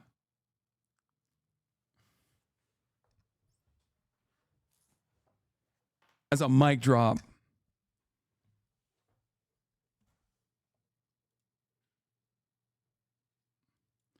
To be fair, they're just parroting shit they heard Mike from PA say this morning. Wouldn't take stock of their critique. It seems like wrecker shit, not Mike, just people parroting him without nuance.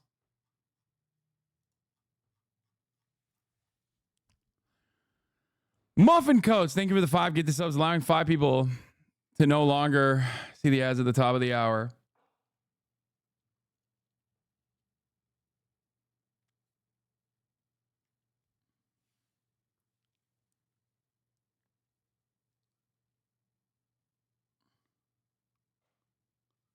What? So when did you become a Republican spokesperson? You're not going to cover Trump on doing stuff to a little girl? Brother, keep covering Biden and how he needs to step down. Why are there not calls for Trump to step down? A felon and a pedo? Dude, I love that. Yeah, me. I have a way to get Donald Trump to step down, and I'm just not calling for it. You're right. This is literally the same exact energy as being like, why doesn't anybody tell Hamas to release the hostages?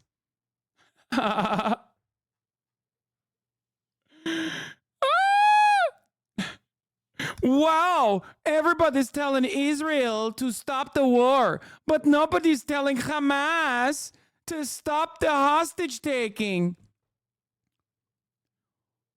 I don't think you understand the conversation here. I'm saying Biden needs to step down so that the Democratic Party actually has a chance of defeating Donald Trump.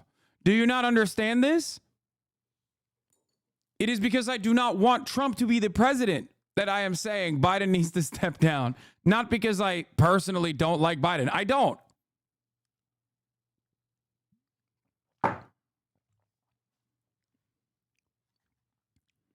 That's so funny. Why aren't you criticizing? Why aren't you talking about Hamas? Why is nobody asking Hamas to release the hostages? Why is everyone talking about little old Israel? Yeah. Don't ban chatters like you did with those ones before. It will only give you more haters, bro. I don't fucking care, dude. Sometimes you just got to do it.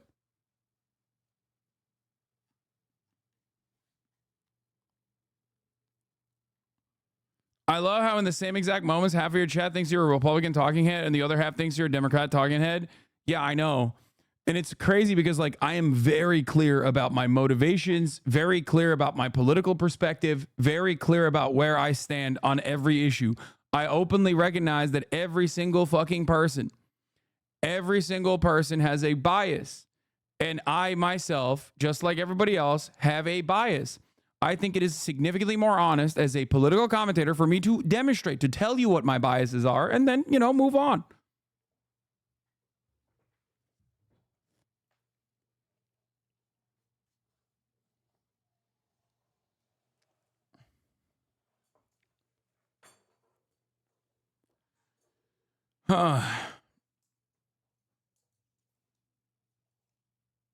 I tell you how it is. You don't have to fucking be like, oh, there must be some other motivation here that he's not telling me. A secret motivation.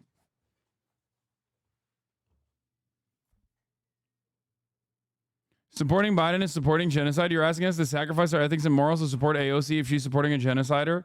When did I say you have to support AOC? I don't give a fuck who you support engineering burnout. What are you talking about?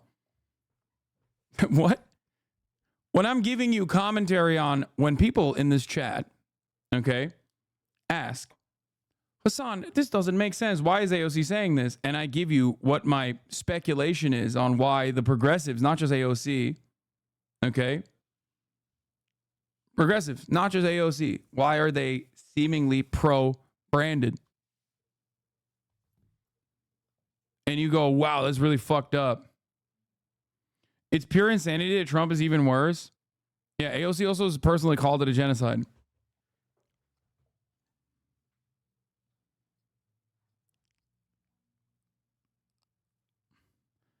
I saw a YouTube clip of you gets decimated by Charlie Kirk. Have you talked about that yet? I just got here. I got decimated by Charlie Kirk? The last time I talked to Charlie Kirk, it was like 2018, I think. The fuck?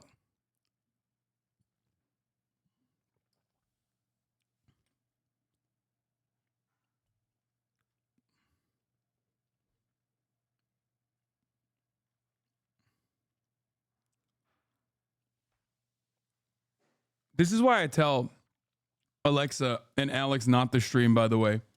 Because this is the quickest way to develop a mental illness if you didn't have one.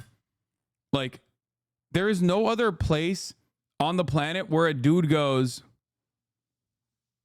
yeah, I don't know, I just saw it in YouTube, just wondering if you had responded. Like, there's no other planet where someone goes, hey man, I just saw a YouTube video from literally like 7 years ago.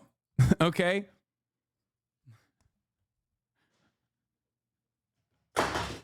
Can you respond to that?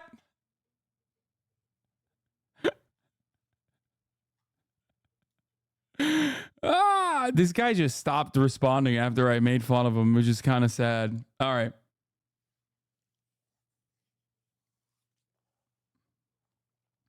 It was doing the rounds on YouTube. Someone did an analysis of it. It was released like last week. It got me too, man. I'm pissed. Wait, people are still doing fuck Hasan videos? That's awesome.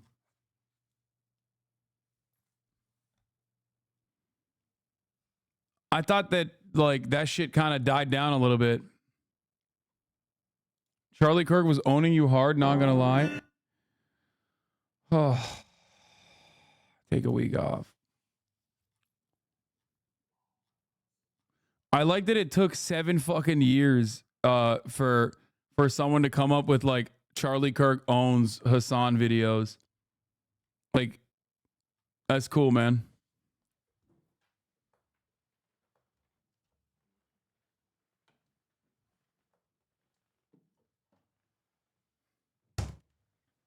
That definitely happened.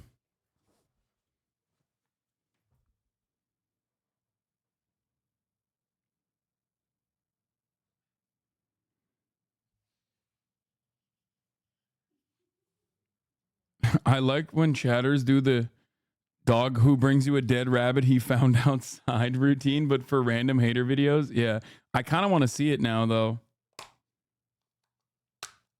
Like, I want to know what the fuck this video was about. Who was it made by?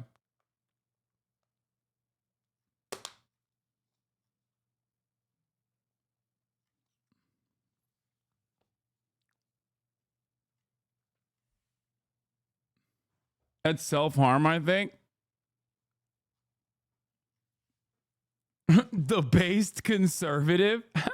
Is that for real? Are you kidding me?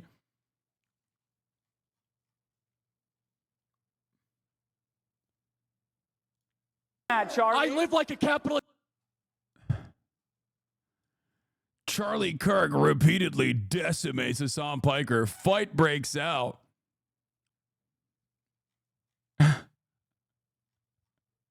The based conservative. Oh, this is awesome. Okay, I might actually watch this. Okay, I might actually watch this. I'm sorry. Wait, what?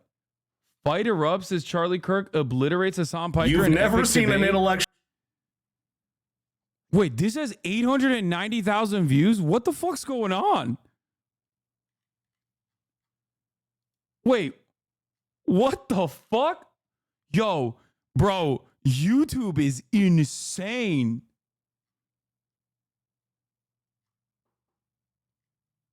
Millionaire mentor? This has 1 million views in 2 fucking days?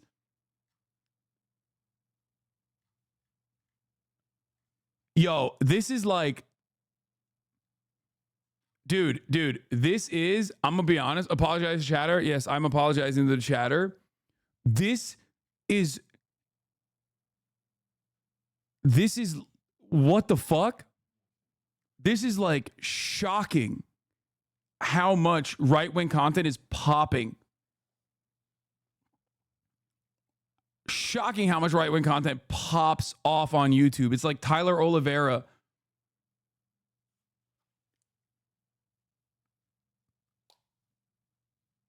This motherfucker has 300K subs. This video, dude, this doesn't make any sense. This is a random 7-year-old video, dude. What the fuck? This is a random... Yeah, I mean, it says 23,000 likes with 800,000 views. I suspect this is botted. Like, this has 5,818 comments. This is heavy botting.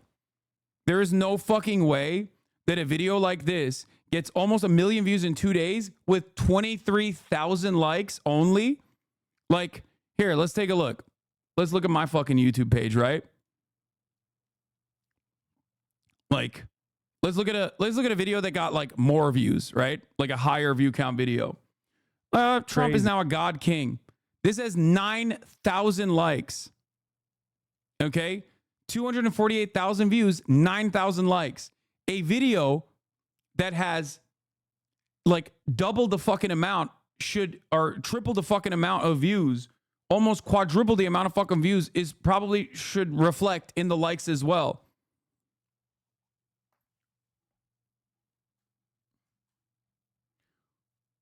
I mean, the HasanAbi Industrial Clips Complex serves up reruns of the big conservative names, not your channels, but the others.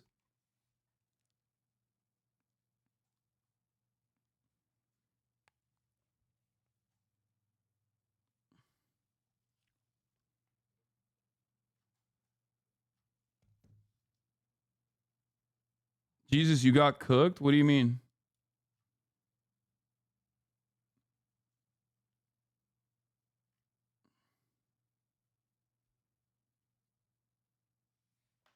Hogs don't know how to use a like button. They only know hate.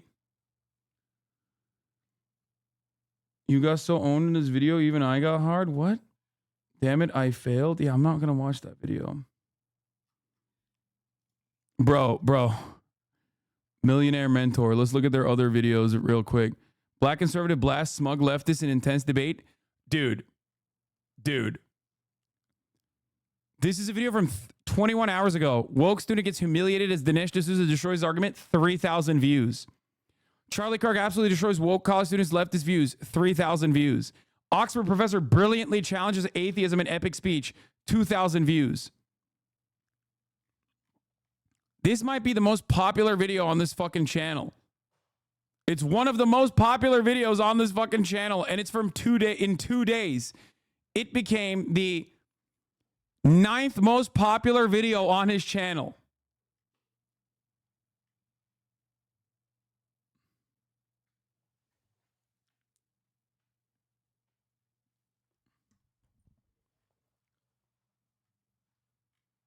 Oh, not 9th. 1, 2, 3, 4, 5, 6, 7th most popular. I said 9th. I was wrong. My bad.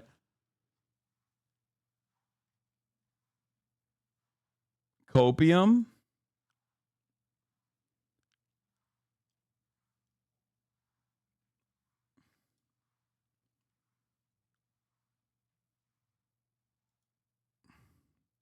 Oh, yeah. It's actually not even. The sorting is off. It's actually, dude, it's literally the 4th most popular video. Look, because this one has 700,000. This one has 600,000. This one has 700,000. It is in 2 days. It became the channel's fourth most popular video. That's crazy.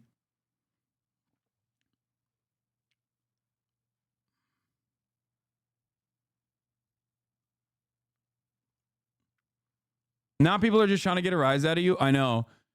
It's my favorite fucking thing when I'm in the middle of doing commentary, and then I get tilted on some shit, and then chatters will be like, "Oh, dude, this is great. Now I can further tilt him by being like a 48-month subscriber who says some like incredibly idiotic shit by being like, no, actually, I think this channel that has like otherwise 2,000 views on all of their videos did not like bot the shit out of this video. And it's perfectly normal that a 4 or 5-year-old debate where I actually comstered Charlie Kirk, by the way, make no mistake, being reflected on from 2017 or 2018 being reflected on now is actually going to get this level of momentum on its own. Yeah, Ben Shapiro's video on you has fucking 400,000 views. That is a truism of politics, that hypocrisy is... Like, Ben Shapiro's video has 391,000 views in 2 years, okay?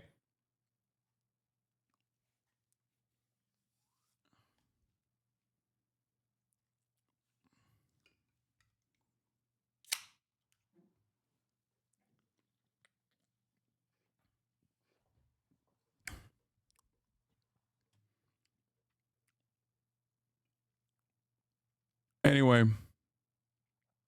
we'll watch it.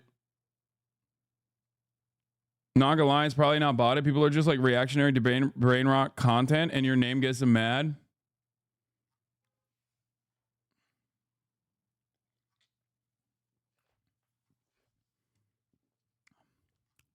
All right, we'll look at this later.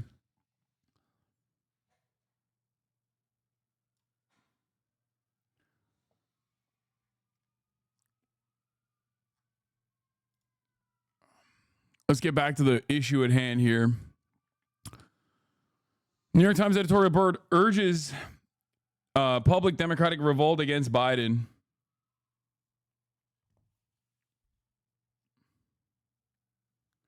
Why I hate this community so much, you fucking freaks. Yeah.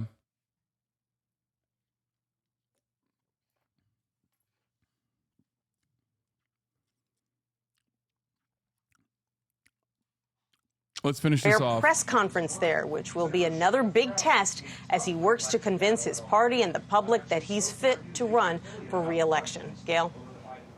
All right, everybody's... I looked up their channel on view stats, and in the last year, they had minus 42 million views.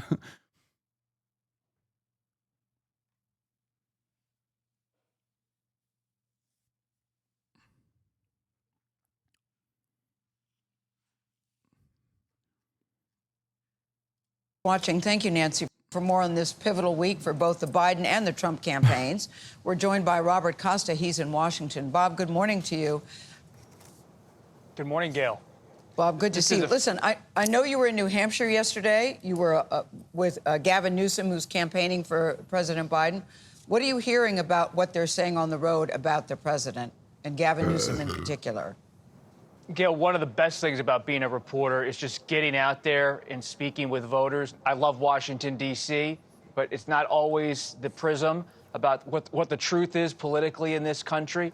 And it's evident to me, talking to Democratic voters in New Hampshire, which is a battleground state, that so many Democratic voters, even if they have concerns about President Biden and his debate performance, they want to stick with President Biden because they do not want to have a civil war inside of their party ahead or during the Democratic National Convention in Chicago. And there's also acceptance here in Washington, based on my reporting, that President Biden is someone who was elected to the Senate in 1972.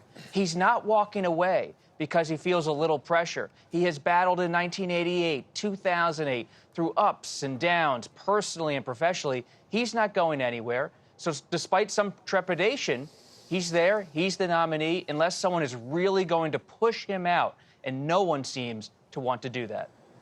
Boy, Bob, that calculation from Democratic voters is really interesting, because when our polling unit talks to Democratic voters, there is a sizable number who think Joe Biden is too old, and other pollsters have found the same thing, so there's some conflict there.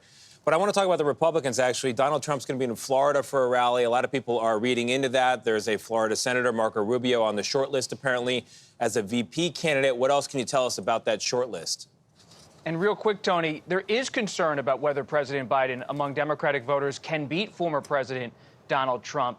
But Gavin Newsom, the California governor, I was with him yesterday. No one's trying to step up and say, well, I'll come in.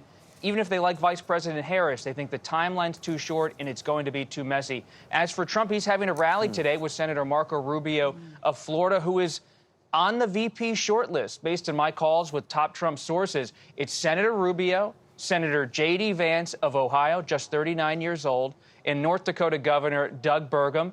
Though other names are being mentioned, I just spoke with Burgamaniacs. It's our moment. It's our moment to shine. It's our opportunity. Okay.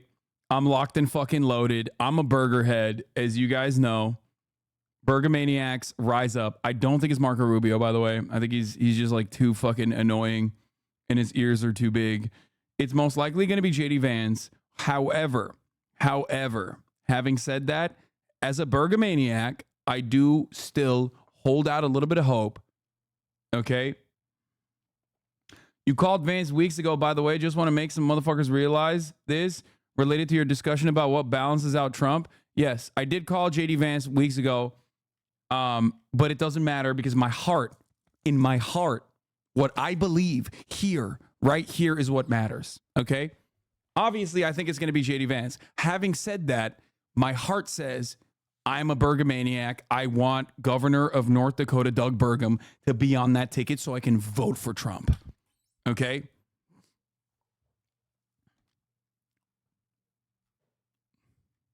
That's it. Let's go. I'm a burgersexual. That's it. I love his thick ass eyebrows. I love his swag. I love the fact that he is Bill Gates' guy. You know what I mean? I love that he is from a state that has, you know, more cows than people.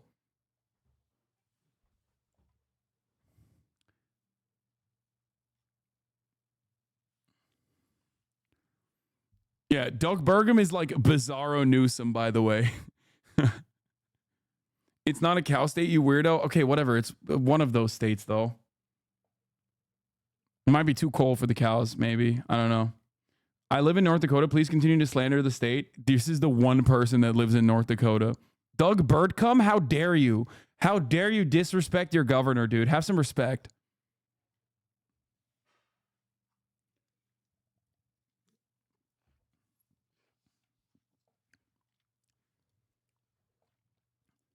Dude on the left looks like the evolved version of Jordan Peterson. He does kind of look like that. I do think, oh God. Come on, Burgum. Pull through. Come on, Burgum. Pull through for me. I need that shit. Senator Lindsey Graham of South Carolina, who not only talks to Trump, he plays golf with the former president all the time, and he's touting Virginia Governor Glenn Youngkin. There's a real push that regardless of who's picked, that traditional Republican voter, the Nikki Haley voter, needs to come around, and you need to make an overture to them. Yeah, some interesting options there. Bob, thank you very much. This is a make or break day for Joe Biden, and his campaign knows it. Top Democrats in the Biden administration and on Capitol Hill tell CNN the meetings of House and Senate Democrats today will likely decide the president's fate one way or another. Meeting number one in the House just wrapped up, and it appears Democrats are still divided. One member tells CNN there was a sense of sadness in the room as several Democrats refused to say whether they support keeping the president as the party's nominee. Yeah, I mean, obviously there's sadness in the room because, you know, it didn't work and that the party is, you know, going with Joe. I think that's what it is. That's the reason why they're sad, because they would be joyous if they would be joyous if they actually basically came together and in the closed door meetings decided like, yeah, he has to get out. In closed-door meetings, Senate Democrats expressed their deep concerns about how the race is shaping up and how their constituents fear that Biden may lose to Trump, according to an attendee who said that a wide range of views were expressed about the best path forward. or not. CNN's Manu Raju, of course, is tracking it all. Manu, what are you hearing? Yeah, in fact, I did ask. I think the funniest thing that's going to happen is this is wee speculation alert. They go with Joe, and because the Republicans are on a pathway to basically destroy the country and destroy their electoral chances, he still like ekes out a marginal victory. Okay. A lot of safe Senate seats that are up for re-election that were supposed to be safe are lost in the process because the races are just far too fucking close. And then Joe Biden comes out and does that fucking annoying ass like, I told you, you cast me aside. You said I couldn't win and I won. And then he dies. Like literally dies the next day. Okay. A light breeze takes him out. Remember this. Remember this when remember this November 6th, okay? Put a reminder out there. Because, like, this is the other side of the equation. And I have been saying this as well. Obviously, it gets a little bit lost in the conversation about Brandon's, like, election chances, right? But, like, there is still, even with a Brandon ticket, a chance that the Democrats do win. Okay? That's not even, that's not insane. Like, a lot of people, I think, are saying, like, oh, it's 100%. Oh, it's 100%. It's not. It's not 100%. The issue, however, is, no, it's not 100%. Dude, you guys are...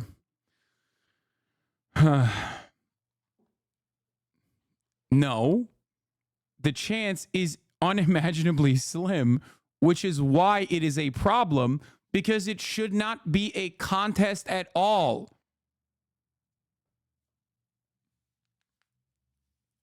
That's the issue. The issue is, especially with Brandon's weakness only getting worse as time continues, because he's this is the one thing that time does not fix. When you are at the end of your life, when you're at 1 HP, more time doesn't solve that problem. Okay?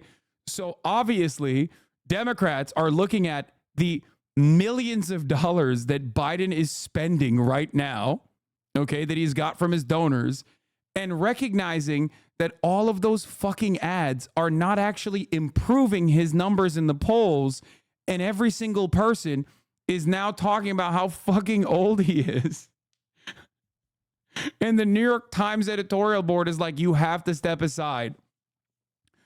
That is not going to be fixed, because Biden can't be someone he's not. Unless the Illuminati is real and they wheel out a totally different clone of Biden who is just much more, much younger and much more vibrant, it's only going to get worse.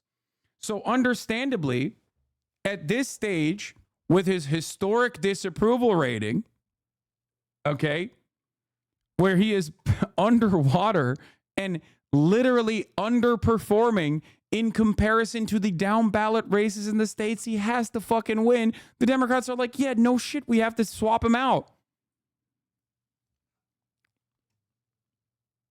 Haven't you heard time heals all wounds? Yeah, this is the one wound that time will not heal. Time is actually his enemy at this moment. A number of members who left that meeting, whether or not they still support keeping Joe Biden as their party's nominee, and they completely refused to say, including Congressman Dan Goldman of New York. Like, this is the other side of the equation that people are forgetting. Donald Trump is a genuinely bad presidential candidate with glaring vulnerabilities. Any reasonably serious political opposition would have dispatched him in 2016, and we'd never hear from him again beyond funny tweets or whatever. Instead, here he is, which is why I have said time and time again, 2 locks that I have put forward that have come true and or will come true, and you'll see it. Number 1, this was, until this, these past couple of weeks, the most boring election cycle, but it has the capacity to be the most interesting election cycle, like historically, as I said, and that is kind of coming true right now, okay? And the other lock was, This is a rerun, not of 2020, but of 2016. You have a very unpopular candidate. It's worse. It's 2016, but worse, okay? Remember that. Where you have a very unpopular candidate. You have a lot of people going, he's really, really, really unpopular. This should not be a close race at all. What the fuck are we doing? Okay? This should not be a close race at all. What the fuck are we doing is like the, overwhelming position here, just like it was with Hillary Clinton. And the Democratic Party is just wholly unable to change course, change trajectory.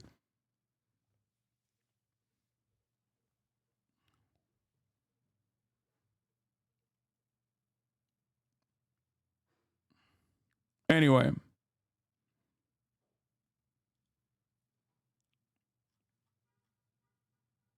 Should Biden step aside? All Democrats +8, Democrats 65 and older, -35. But those people will vote for whoever. Like I said.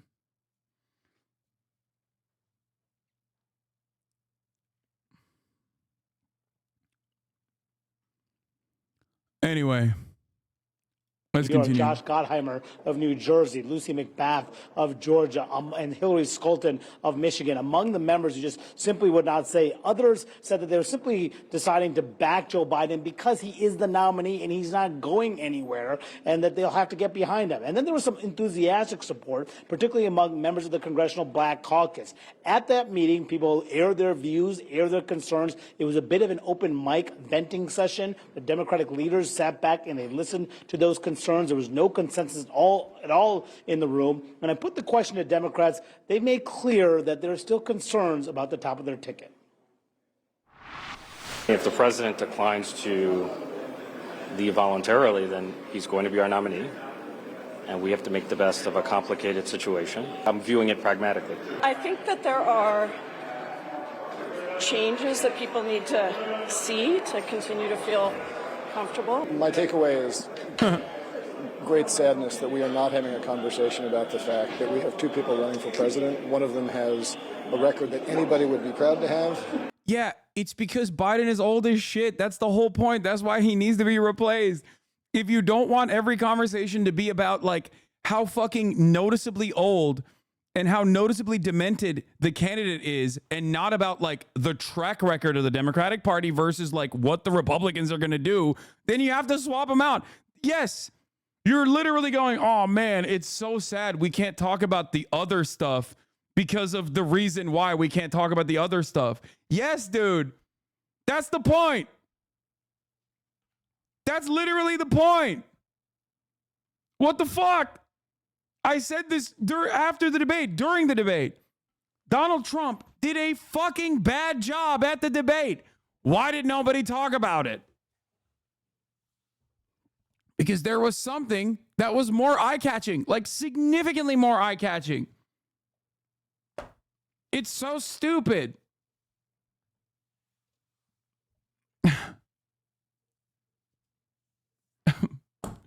Ah!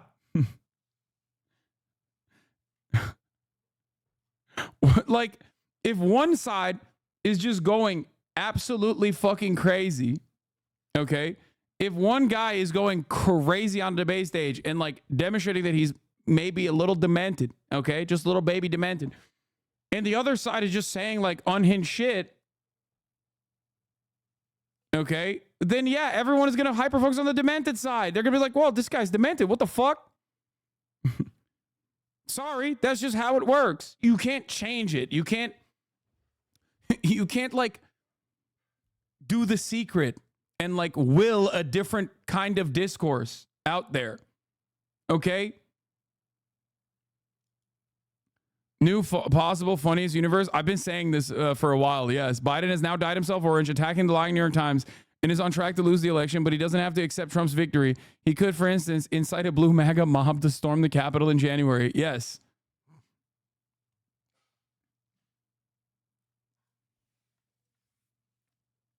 He's just old. When did he become demented? Probably around 2019. Approximately 5 years ago.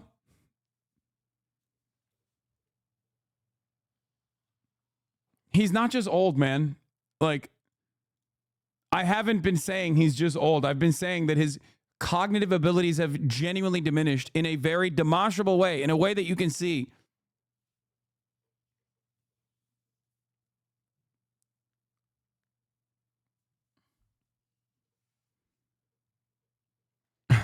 He said, we beat Medicare, dude. When asked about abortion, he turned around and said, you know, immigrants rape.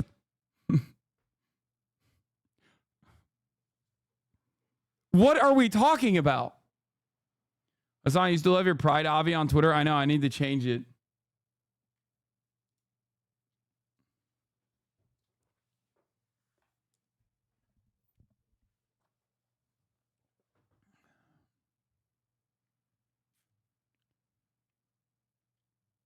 You think his decline has anything to do with why his dog just kept biting people? No, that was awesome.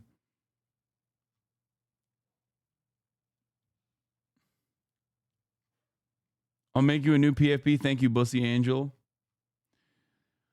Oh, yeah, he's doing the unthinkable. He's trying to become Trump, which is weird because he beat Trump in 2020. And, you know, why would anybody go for the second best version of Trump if they can just go for Trump? Trump is running. Very, very silly stuff overall. You know. Ay. All right, let's go. And the other one is an adjudicated rapist, a twice impeached convicted felon. So that last Congressman Sean Casten, I asked him, well, does that mean you support keeping Joe Biden as your party's nominee? And he said that I've said what I'm going to say. So you're seeing the variety of views there. The one Congressman Pramila Jayapal, who you heard from as well, she's the leader of the Congressional Progressive Caucus. She also wants to see Biden do things differently, on more unscripted events, tried to reassure confidence behind his candidacy before she takes a firmer position about whether he should stay. Yeah, the funniest part about this is, you're right, Sam Forhin.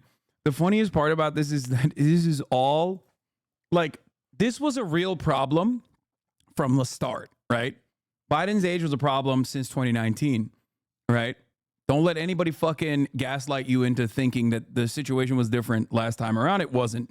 Especially if you were in this community, you knew this already because I talked about it quite a bit. But of course, everybody said, oh, Hasan, it's because you want, Bernie Sanders, which is true. I did. But, you know, that's besides the point. That's neither here nor there. So the age was an issue from the motherfucking jump. Okay. And it always has been an issue. But the funniest part about it is that his campaign thought, oh no, we can just wheel him out and he'll absolutely cook at this fucking debate. They chose to have an early debate. They chose to have this early debate. His campaign chose to have the debate when they did it. This is a historically early debate. They set the standards. They agreed on what the debate will look like. It's so awesome. It's so funny that they caused this chaos.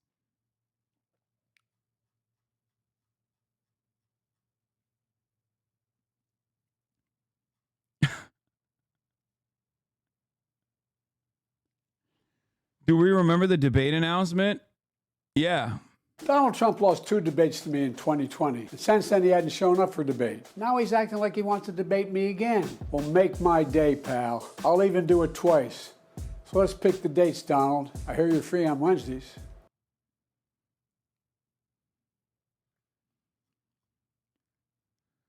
Could you imagine having this discourse in September? Honestly, it would have been significantly better for the Biden holdouts to have this in September, because at that point you can't actually swap them out. It's over. You're a month out from election. That's why it's funny. His campaign would have done much better if they just did not have this debate this early. The fact that the debate happened this early It means that there is room for change. And so now they are just literally trying to fucking push him past not the finish line, but push him past the convention.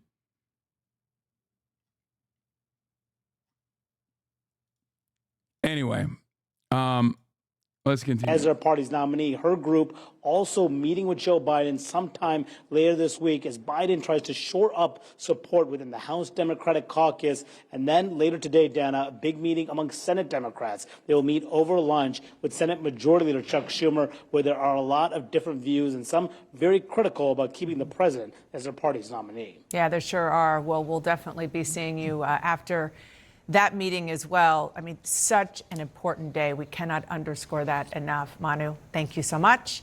Let's talk to our terrific group of reporters here at the table, CNN's Caitlin Collins, Hans Nichols of Axios, and NPR's Ayesha Roscoe. Hello, everybody. Welcome back to Washington. Great to be in D.C. on a pretty casual week. I know. Damn, like, okay, nothing Ayesha. going on. We're going to go out and have a long lunch after this, I'm sure.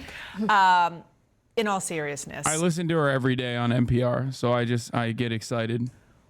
what I have heard, and I'm definitely curious to hear what you have all heard, particularly out of the meeting this morning among all House Democrats, is that, yes, it was a venting session. Yes, you had a variety of views and points of view. But because the leadership, Hakeem Jeffries and frankly, former leaders who have a lot of sway, are very clearly in a position where they're not signaling that they are getting ready to go to the president and say, get out. It seems as though even for those who want him gone, it is a fait accompli that Biden is going to be on the ticket. And there is frustration, there is sadness, but resignation. Yeah. And I think whenever you hear lawmakers. Remember how before the debate, the Republicans were preparing for the worst? Trump was literally setting up the narrative that Biden was going to be hopped up on adrenochrome. Now he can just skirt his way to the second term while the Dems implode. Yeah. Barack Obama made Joe stay in office. He's been fucking up the country for 16 years now. Yo, literally, to be fair to Barack Obama, Barack Hussein Obama, our first Muslim president, he could not have foreseen what 2016 was going to look like. But his first fuck up was telling Joe to not run in 2016. And at the time, I thought that was a smart and sound advice to give to Joe Biden. But like low key, Donald Trump would not be president if Joe Biden was the candidate instead of Hillary Clinton. No, not in 2020, in 2016. No, in 2016, Barack Obama famously told Joe Biden not to run. He said, your son just died. Okay. You're literally fucking, your son just died. You are currently, you're currently looking at sitting in a fucking, in a Iowa Motel 8 in third place behind Hillary Clinton and Bernie Sanders. You don't want that lifestyle. Okay. You don't want that sadness in your life. You will kill yourself if you do this. And nobody at that point would have suspected that Hillary Clinton would have, gotten comstered. But to be fair, in a separate world, if like Joe Biden eked out a victory over Hillary, because a lot of people hated Hillary Clinton within the primary, so much so that they voted for a fucking Jewish socialist, okay? Like, think about that. Americans are not very advanced. We're not like Mexico, okay? When it comes down to it, there is, like those are two things that Americans are going to look at and be like, not for me. That's how much Hillary Clinton was despised.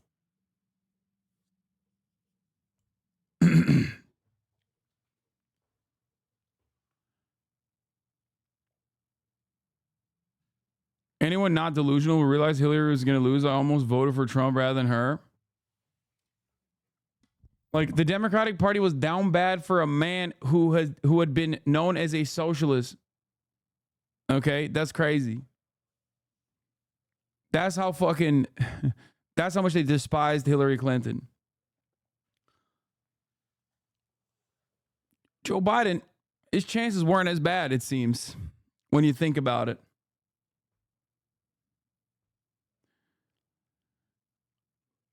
Barack Obama told him not to run. He would have won in 2016. Absolutely. 100% he would have defeated 100% he would have defeated Donald Trump.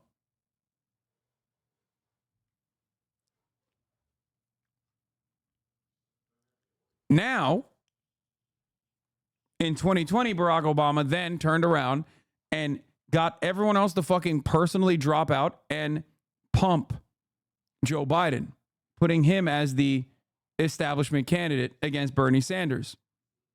Another fucking L.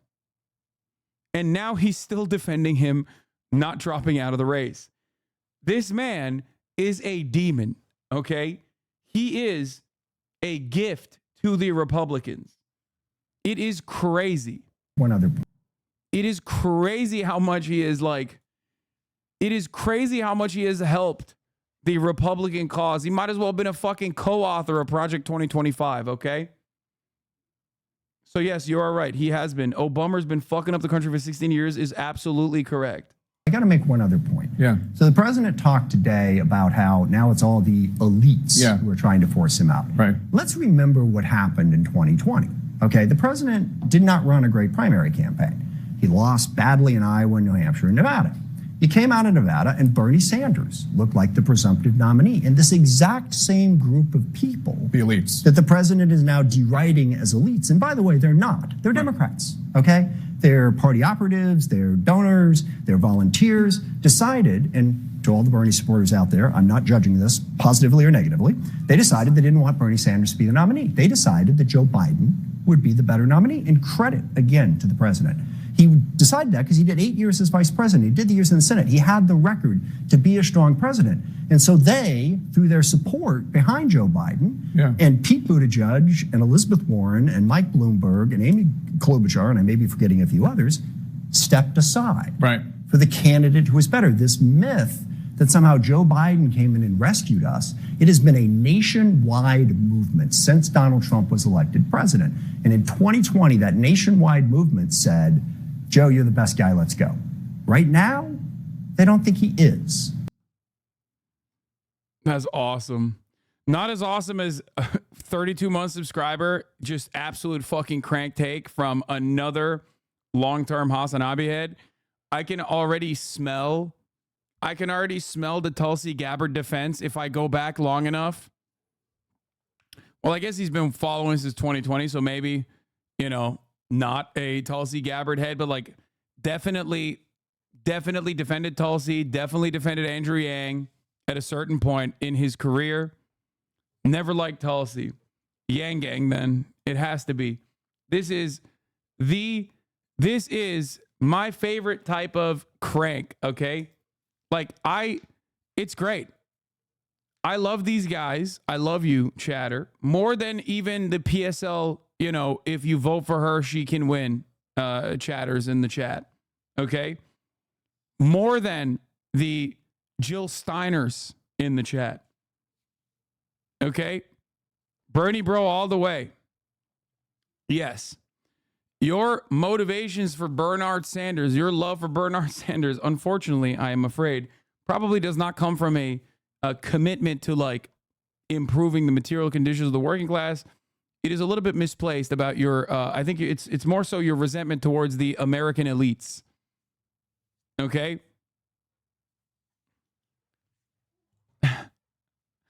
Robert, I don't know what his middle name is, Frederick? I don't know, Fitzgerald? But you once said RKG was basically the same as Biden. He is. Robert Fitzgerald Kennedy Jr. has identical policy papers, especially as it pertains, with the exception of Ukraine, when it comes to foreign policy, as Joe Biden. Carbon copy, okay? His policy papers are identical to Joe Brandon, except he has this weird anti-medicine stance. So I will keep repeating this over and over again. It's just like, if you are like, I love the run-of-the-mill, like an Amy Klobuchar style Democrat who just kind of shakes things up, okay, when it comes to Ukraine and just absolutely despises modern medicine, that's my guy. Okay? What is this? Average 40-month HasanAbi.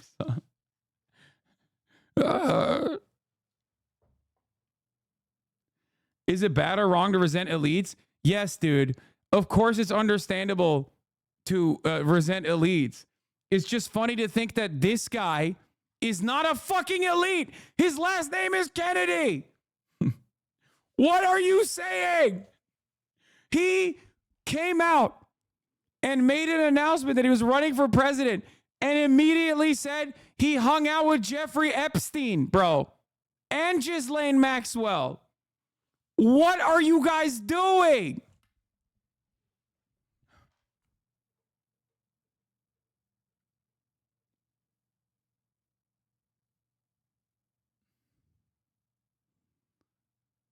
He openly stated that a worm has eaten a significant portion of his brain, bro. What are we doing? Like, if your most important political position, like your most out there political position, for Bernie Sanders, it was Medicare for all. If your most significant political, like heterodox position is that you are anti-medicine, I'm sorry, what are we, are we cavemen? Are we Christian scientists? Like, what are we doing here? What the fuck? He is not anti-medicine. So you have a young, hot president that's basically the same as Biden, an environmentalist, someone who would actually do something, and his flaw is the vaccine bullshit. Why not him? It would infinitely benefit the system if we get a third party in for once.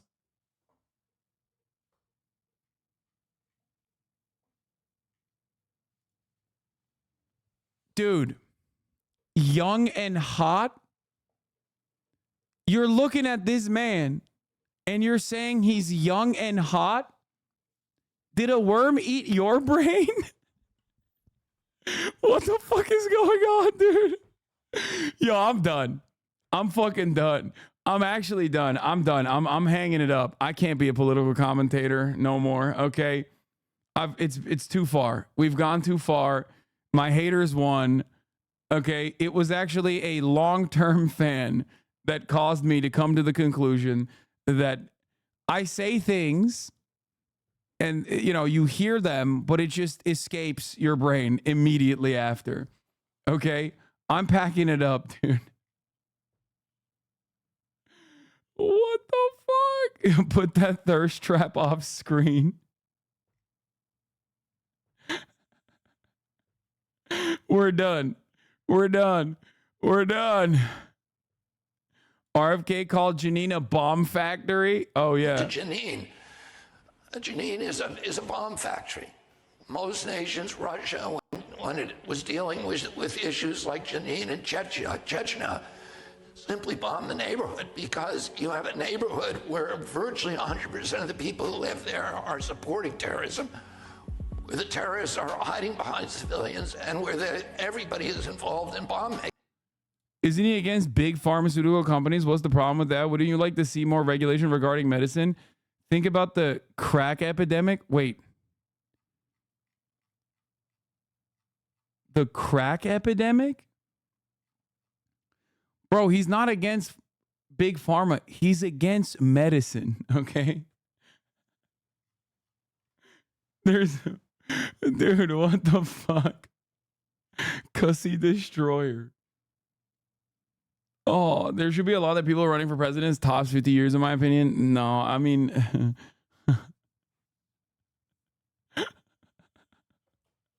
What the fuck is going on, bro? This is crazy. Yeah, crack cocaine, famously a byproduct of big pharma.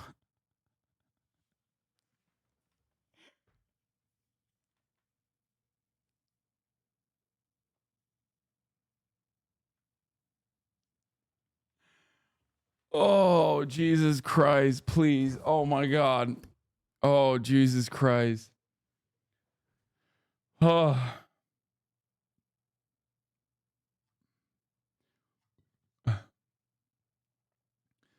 The funniest part about this is that, like, obviously I make jokes about like third party guys in the chat all the time because like that's just not how American elections works. And they're basically doing the Hillary Clinton style, she can win if you vote for her, which is even funnier when you're doing that for a third party candidate. But like the RFK people I have so much more smoke for because he is just like, he is identical in every sense of the word to the average Democrat. He is a literal Kennedy. He's hung out like a lot with the Epsteins. He might have driven his first wife to commit suicide. And he's anti-medication. And he literally said COVID was a Chinese Ashkenazi Jewish conspiracy.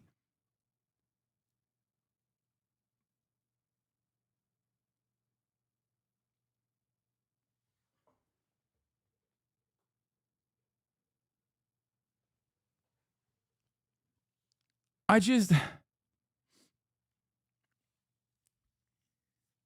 don't know, man. And he had a brain worm. Like, he just came out and said he had a brain worm and then was apparently openly joking about how he's not anti-Semitic. He supports Israel. Yeah, he's a massive. Yeah, he was accused of sexual assault. And he said, I never said I was perfect. I got skeletons.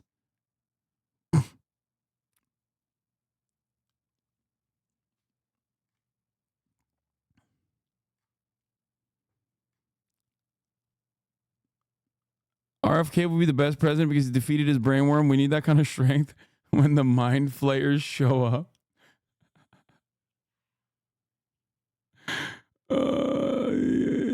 RFK is the type of neighbor to walk around his front yard completely nude with no tan lines and takes his garbage out on the wrong nights of the week because he's disconnected mentally. I will vote for his spooky ass.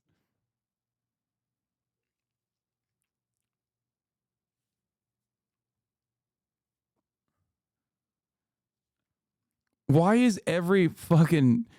are like the three main people running for office all just like genuinely mentally disabled? Like openly. What the fuck is happening in America? Like, actually, what is going on?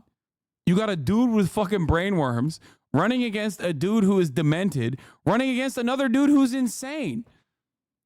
What is happening? Why are these the options? I'm losing my fucking mind. Yeah, I'm being...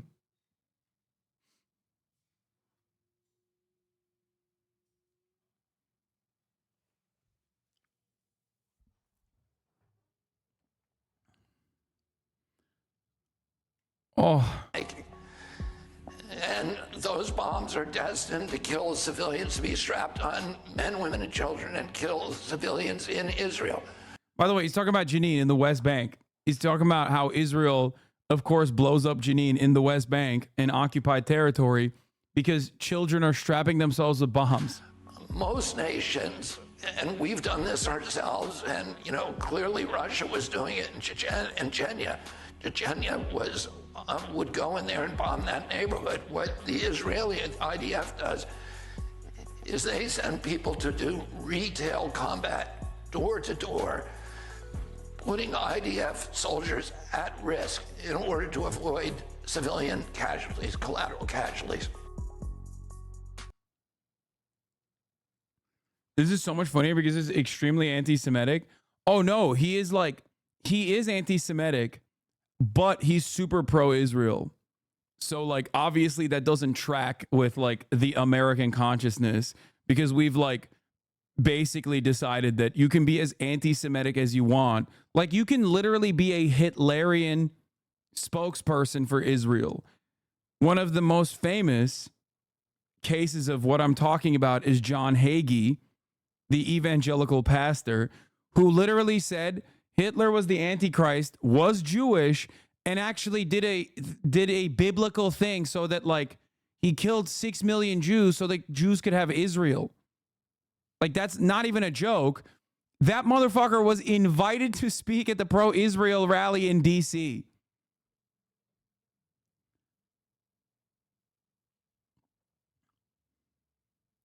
You can be a straight up fucking Nazi in the Western world. As long as you're pro-Israel, literally no one will talk about how anti-Semitic you are.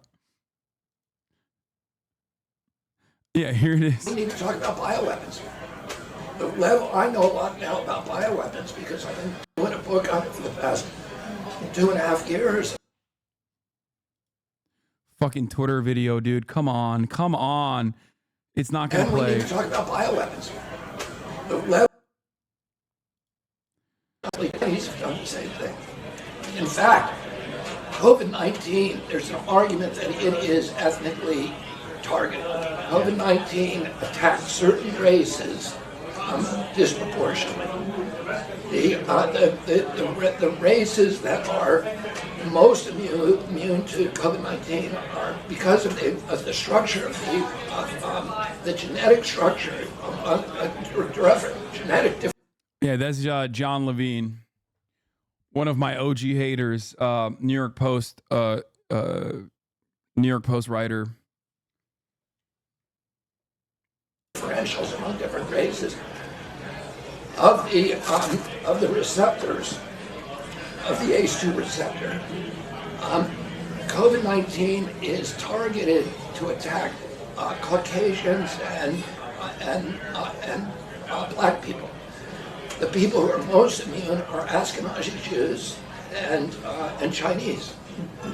But we don't know whether it was deliberately targeted that or not. But there are papers out there that show the racial and ethnic differential and impact to that. We do know that the Chinese. If there's one thing you know about Ashkenazi Jews, they never get sick. Famously, I'm a guy who has never met an Ashkenazi Jew, so this tracks. Famously, okay. They never get sick, ever. Like after drinking fucking milk. Just, or in general. It's so out there. It is such a ridiculous fucking take. Wasn't Ethan sick like every episode of Leftovers? Yes. That's why it's funny.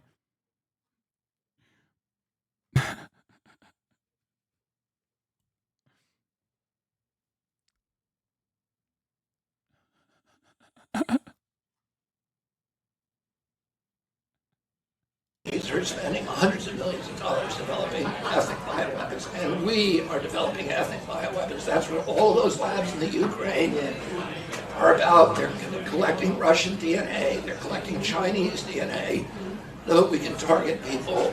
What do you do with chatters who still support RFK? Like, this guy seems crazy.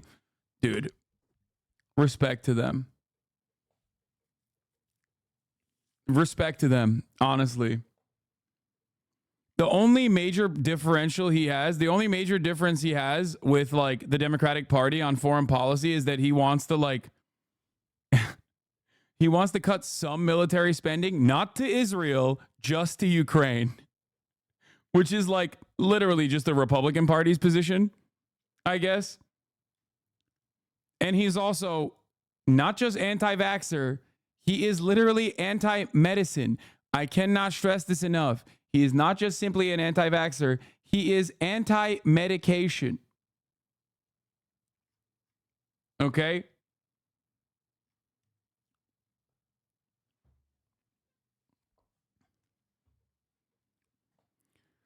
Oh.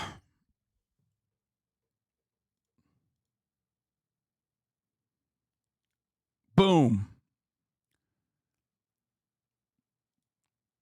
Let's continue. Of any political strife, talking about how their meetings are family discussions or listening conversations. That's Washington diplomatic speak. Serious question. Why not ban the chatters bringing up RFK for derailing like you do with the annoying, selfish mental illness chatters? Because those chatters also have mental illness, but they're like an entertaining style of insane.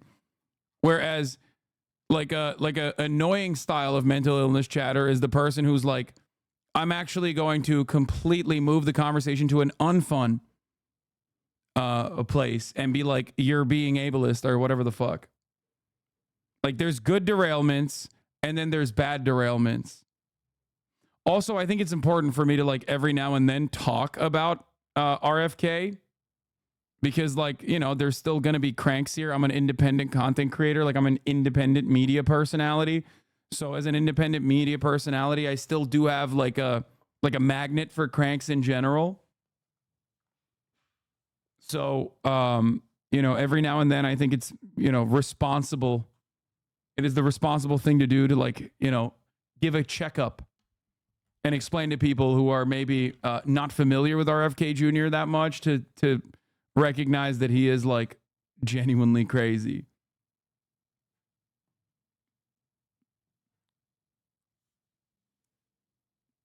Mental health stigma is widespread. To think you are immune is foolish. Like this person is like begging for a ban, right? Because, you know, I'm fucking mentally ill too. It's just that I try to make it fun.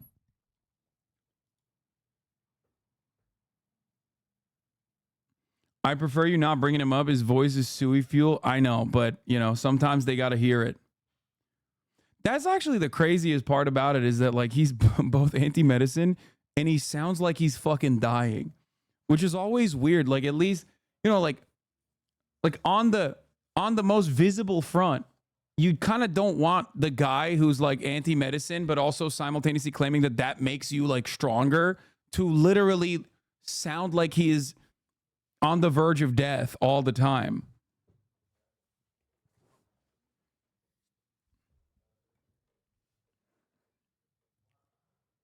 You know?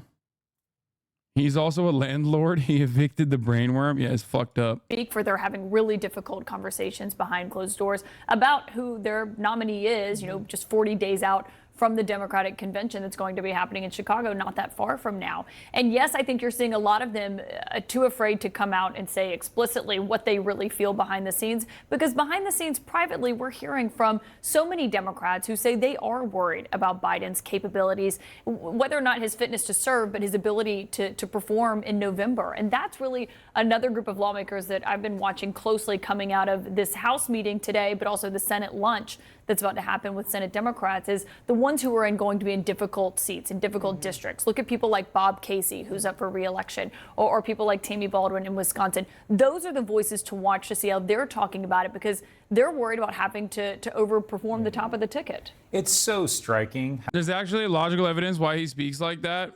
Yeah, it's that he's speaking like that to serve the 3-minute ad break at the top of the hour so that you think you can use that as a bait to serve a 3-minute ad break.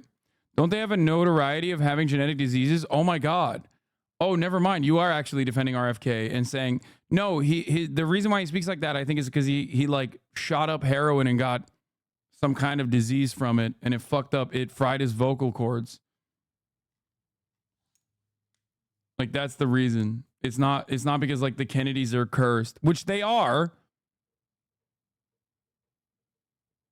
For chatters wondering what's up with his voice, he blew it out singing in a band in the 2000s, similar to Sonny Moore, who you now know as Skrillex or M Shadows from Avenged Sevenfold. Anyway, I think it was Hep, but I don't quote me. Yeah, I thought that was what it was. Yeah.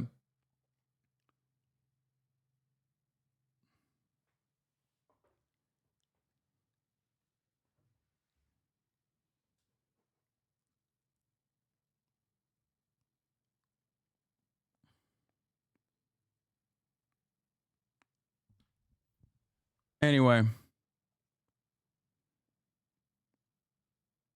Weird that he's so anti-jab now. Yeah, maybe that's why.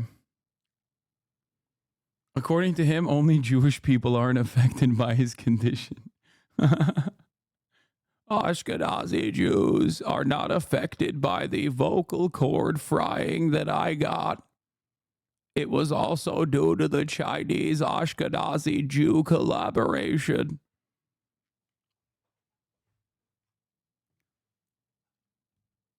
His policies are listed clearly here. Yeah, I know. He's great. Come on, man, on his anniversary. It's the anniversary of the 3-minute ad break, by the way.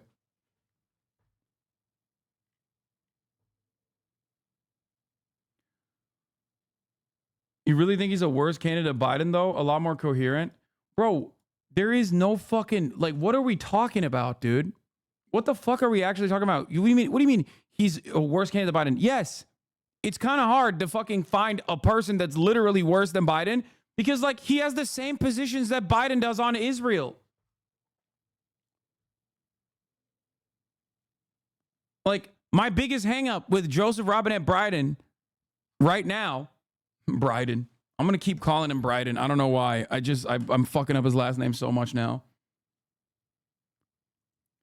My biggest resentment for Brandon, beyond the fact that he's a selfish asshole who just wants to keep fucking staying in the race, despite the fact that he's like 850 years old, okay, is also his unimaginably violent stance on Israel's ethnic cleansing campaign. Why the fuck would I swap him out for another guy who also has the same position on Israel with no proven fucking track record whatsoever on what he might do and only promises? And also on top of that, he's anti-medication.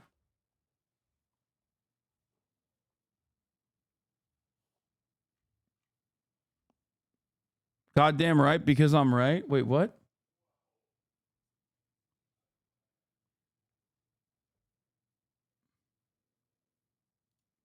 Being violently ableist is getting to you, bro. Guys, we are not having this fucking conversation when it comes to someone who's running for president, okay? I trolled him saying you agree with him. Sorry. Oh, no, he literally thinks I am agreeing with him.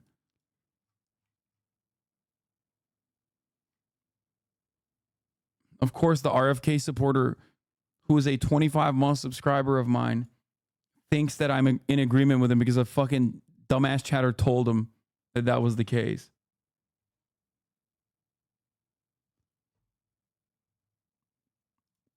How lawmakers are saying one thing privately and another thing publicly. And I don't know if that sort of divergence continues and they're able to speak with forked tongues throughout this next week.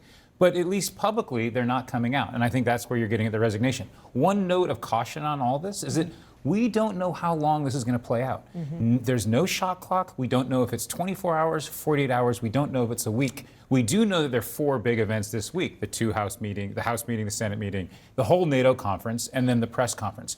But even after that, there's no guarantee that Biden just gets a free pass and then it's done and over. It can always come back. Well, on the idea of saying one thing in private, one thing in public, maybe the best example that we have seen this morning on that is Jerry Nadler, who is a longtime veteran House Democrat, who our reporting was that he made it very clear in a private meeting with top committee Democrats and Hakeem Jeffries over the weekend that he thinks it's time for President Biden to step aside. Yeah, Nadler's gone back on this now, by the way, which is another reason why I think, like, Brandon is staying and the Democrats are going with Joe.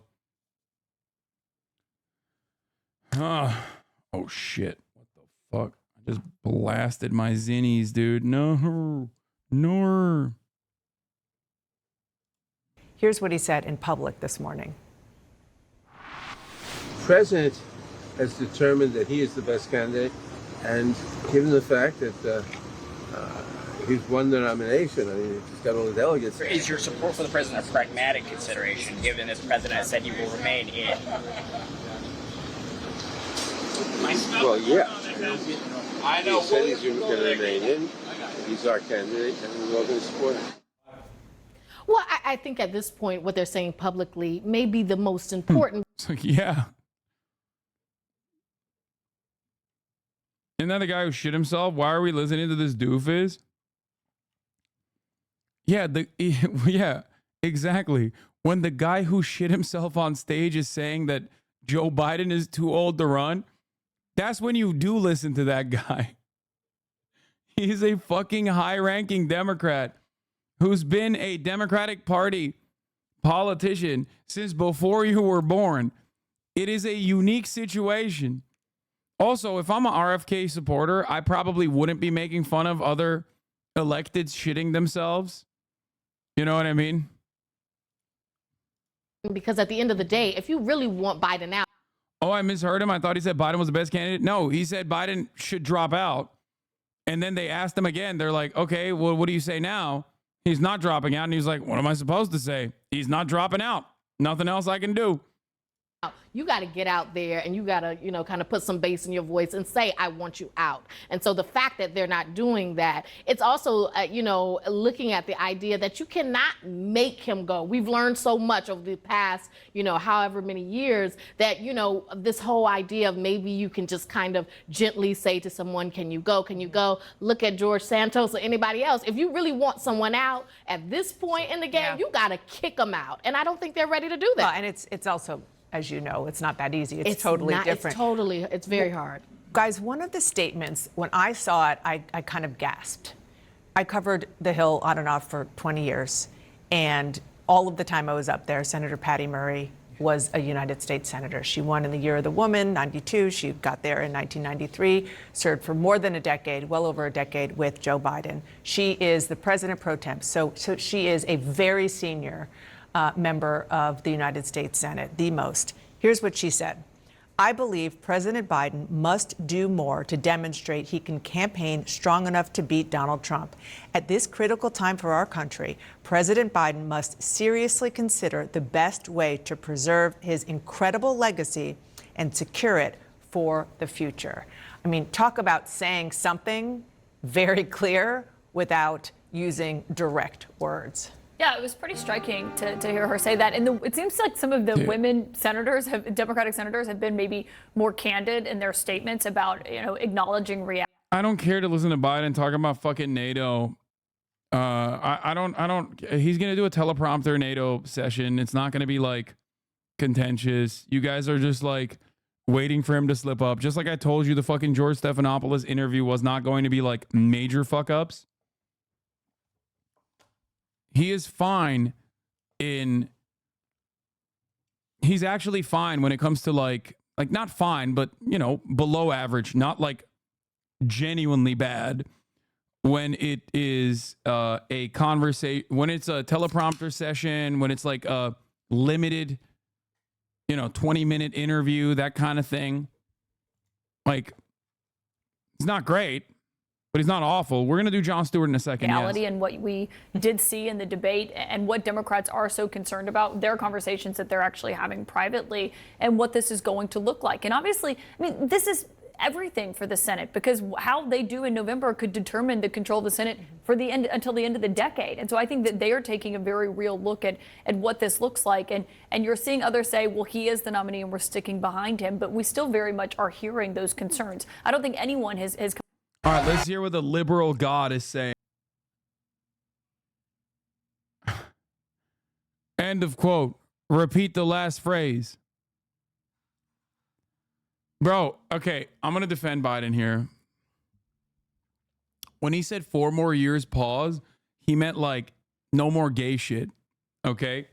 He was actually being based and homophobic. That's right.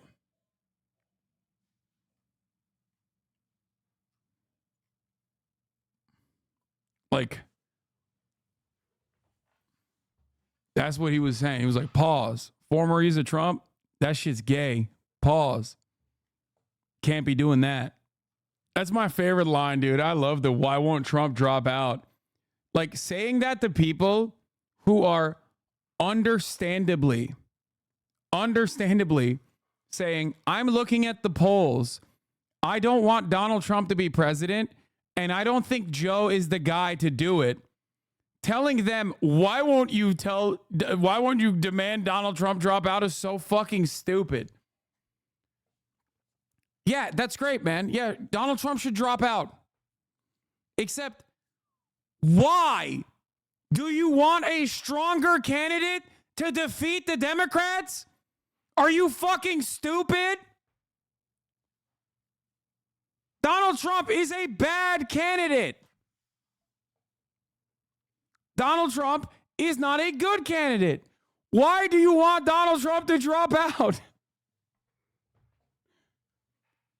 What the fuck are you saying?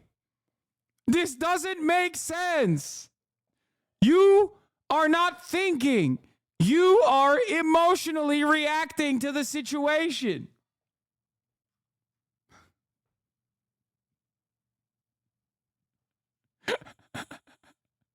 Like, what do you mean? Oh, man. I really, really think Donald Trump should drop out and what? Make way for a stronger Republican candidate who can moderate better and win over the fucking moderates that are like, that the Biden administration has like desperately tried to bring back to their fucking side? What are we doing?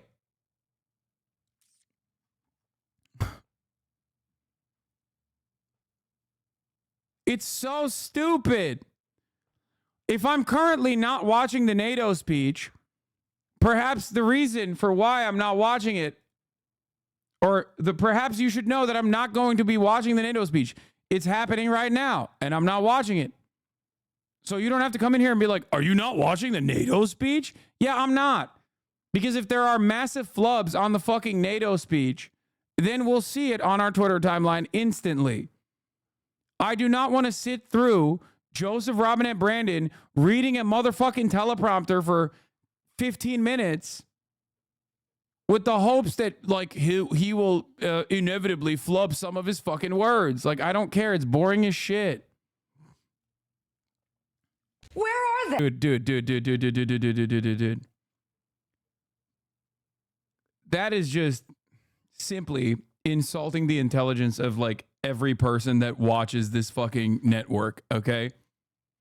You're basically telling the MSNBC watchers that they're fucking dumb idiots. Like, there was no real primary, man. Why are they repeating that line? It's so stupid. And to be honest, some of the MSNBC watchers, no disrespect to your parents, but they are dumb idiots here. But like, I think the best path forward would be to wrap this up behind closed doors. That I have said consistently. I think that like anything that shows further chaos and division within the Democratic Party right now is not going to be good. It will actually harm whoever the Democratic candidate is and their chances in November. I think that the ideal set of circumstances would be that they just quietly put this to bed, quietly put the old man to bed, have him step aside, preserve his legacy, have it most likely would be Kamala in the situation, which, you know, is not the best, but still better than Biden. Albeit marginally, which is still not great.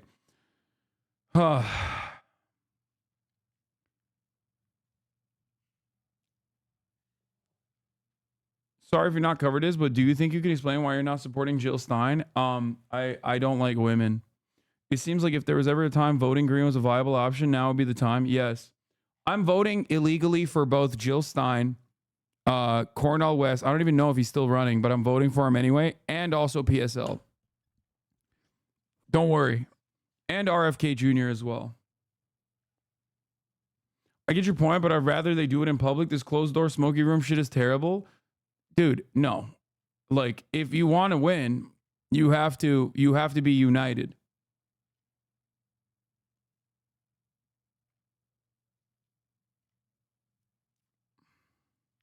That's it.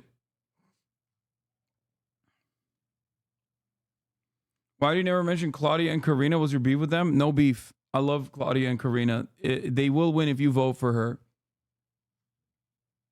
Yeah, they'll win. If you vote for her, they'll win, which is why you should vote for her illegally, which is why I'm voting for her illegally. I'm voting for Drank illegally as well. Do you think if PSL, Green, and other left-wing small parties push a single candidate like in France, they would have a chance of winning? No. Are you insane? Collectively, they would get 10,000 votes across every state, not just in one state. What are you guys talking about, man?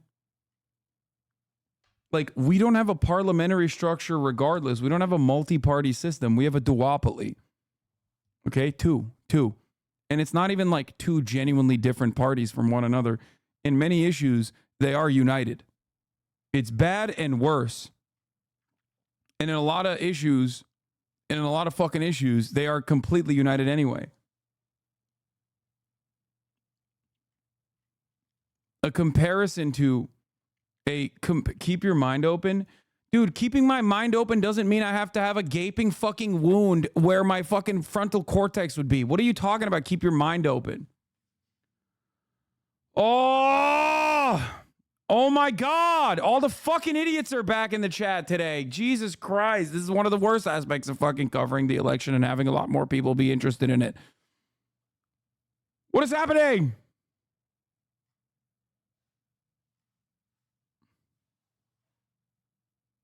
Disagree with me equals idiot. This isn't like deciding the Pope with smoke signals. Time to go public. Disagree with me, idiot.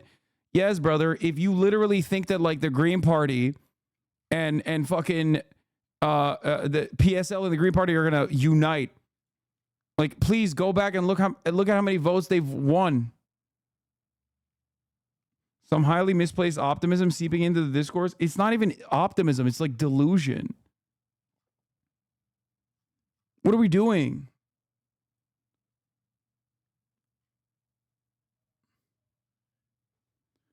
Does this work in the States and Canada? You vote for nobody, like you say you don't like any of them. A lot of people think it means nothing, but if you get enough people to say fuck them to both, wouldn't that make the parties realize they have to change some shit?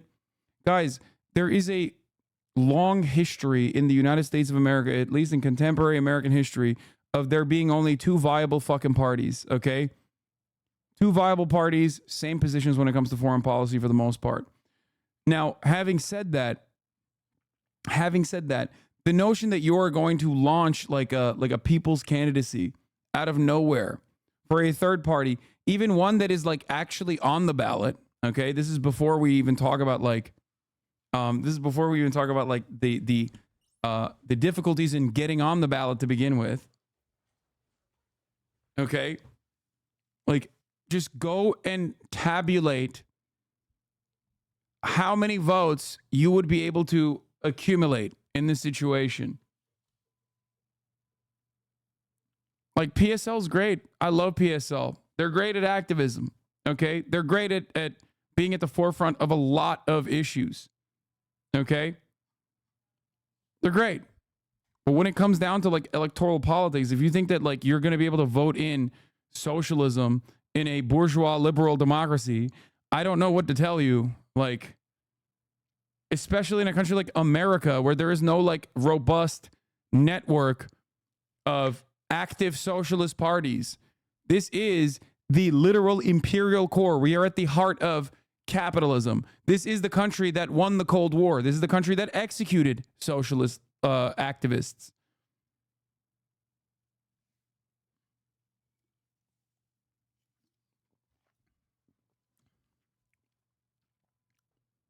The Greens have never won a seat in American political history.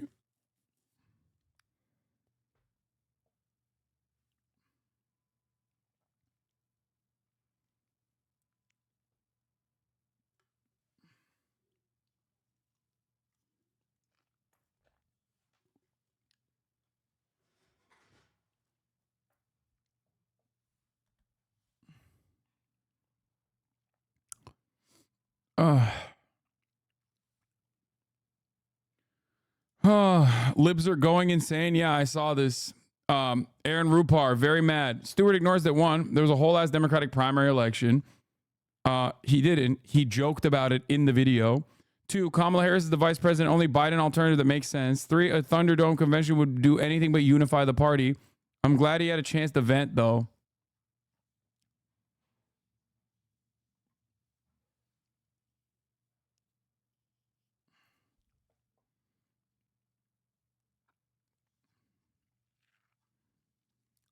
Aaron Rupar popping off again.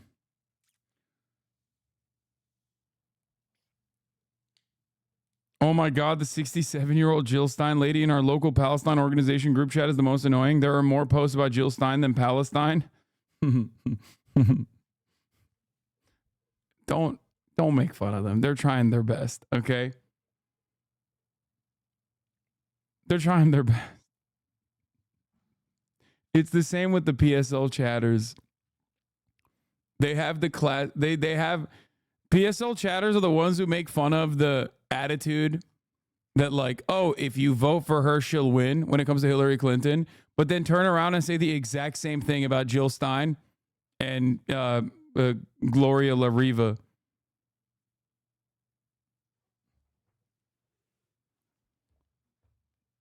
If you vote for her, she will win.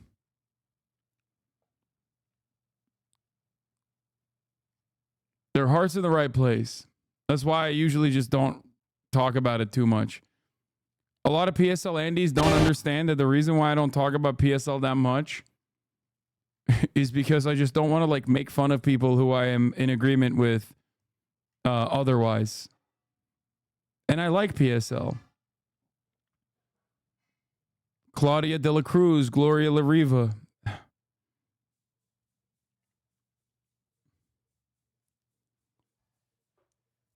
Anyway.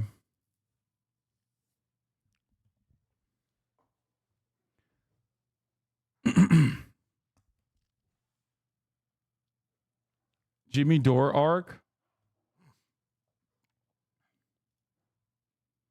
Same reason we don't talk about the DSA. No, I think the DSA's like DSA's understanding of American politics is significantly better. What are you talking about? There are actual DSA backed. It's like working families party in New York. Like these are operations outside of the Democratic Party that actively work within the Democratic Party. And yes, there are issues with the DSA as well, but you know, I have no, you know, they actually do get candidates elected.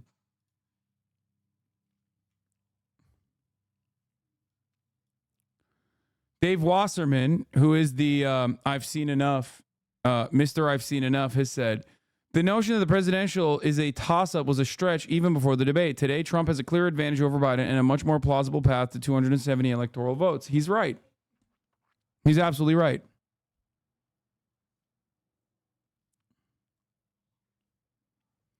I think that you should talk more about socialist parties in the U.S. so that people do their research about it and get organized in their party/org of choice. I do that all the time. DSA gets ballot measures. DSA gets ballot measures. DSA does a lot of fucking mutual aid. Anyway.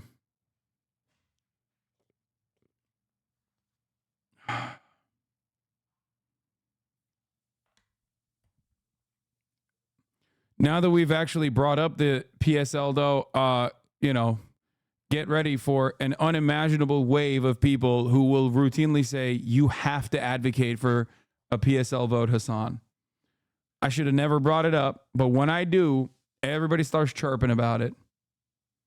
Anyway, new Cook Political is shifting 6 electoral college ratings towards Republicans. AZ, Arizona was a toss-up. Now it leans Republican. Georgia was a toss-up, and now it leans Republican. Minnesota likely D to lean D. Any two likely D to lean D. New Hampshire likely D to lean D. Nevada toss-up to lean Republican. I told you guys this months ago that Joe Brandon at the top of the ticket with his immigration stances was going to cook Nevada and Arizona.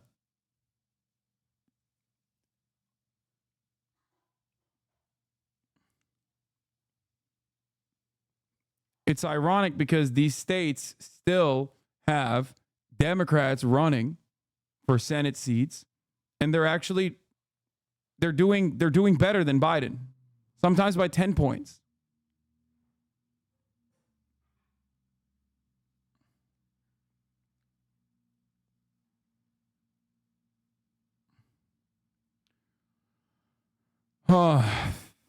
Anyway.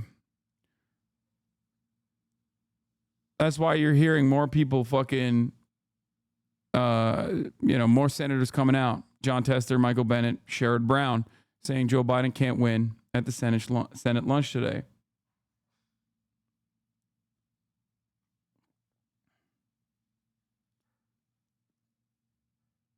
New House member Mickey Sherrill, Representative Mickey Sherrill of New Jersey, said in a statement the stakes are too high and the threat is too real to stay silent.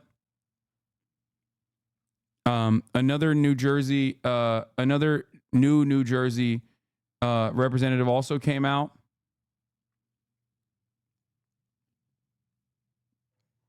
What is it? Andy Kim, right? Isn't that another? What's his name? Is it Andy Kim? Representative Mark Takano, California Democrat, told House Dems in private meeting he saw poll that Biden is losing his district despite winning it in 2020 with 62% of the vote. I don't know if that's real or not.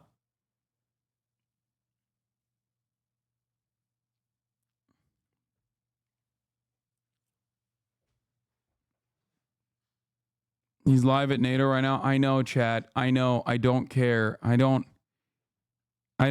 give a shit. Like, he's For gonna. all this history, Here, great dude. changes occurred. People would ask, can NATO adapt? And every time we proved we could adapt. It's gonna be boring. And we did. Evolving our strategies to stay ahead of threats, reaching out to new partners to increase our effectiveness. And here with us today are countries from the Indo-Pacific region. They're here because they have a stake in our success, and we have a stake in theirs. Today, NATO is more powerful than ever, 32 nations strong. For years, Finland and Sweden were among our closest partners. Now they have chosen to officially join NATO, and because of the power and meaning of Article 5 guarantee, that's the reason. It was the most important aspect of the alliance in 1949, and it is still the most important aspect. I'd also note, Finland and Sweden joined the alliance not just because their leaders sought it, because their citizens called for it in overwhelming numbers. Remember, NATO's character is fundamentally democratic, always has been and always must continue to be. And today, NATO is better resourced than it ever has been. I want to pause on this because it's significant. In the year 2020, the year I was elected president, only 9 NATO allies were spending 2% of their defense GDP on defense. This year, 23 will spend at least 2%. And some will spend more than that. And the remaining countries that have not yet reached that milestone will get there soon. This remarkable progress, proof that our commitment is broad and deep, that we're ready, that we're willing, we're able to deter aggression and defend every inch of NATO territory across every domain: land, air, sea, cyber, and space. My friends, it's good that we're stronger than ever, because this moment in history calls for our collective strength. Autocrats want to overturn global order, which is by and large kept for nearly 80 years and counting. Terrorist groups continue to plot evil schemes to cause mayhem and chaos and suffering.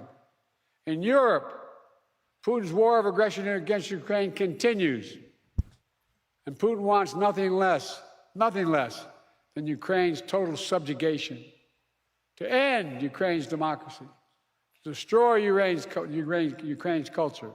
Who the fuck's the target audience for this? MSNBC liberals that have been primed into thinking that Biden expanding NATO is the most significant thing that basically shows his like elder statesman bona fides. That's it. For the overwhelming majority of the American electorate, they don't give a single shred of a shit. You are wrong on this issue. No, I'm not. I've been right on this issue. Non-fucking stop. I told you guys years ago that I really hope to God that the Democratic Party's winning strategy in their minds, I hope it's not, we beefed up NATO, we're defending Ukraine, because Americans don't give a fuck about anything. They don't care about anything that is going on overseas. Okay? They don't. You are misguided and deluded by what you see on your Reddit timeline, what you see on your Twitter timeline. If you think that there is a significant number of Americans in like outside of the DMV, okay, that legitimately cares about NATO. The ones that do care about NATO are obviously the defense contractors. But like, if you think that this is going to actually win votes, you are wrong.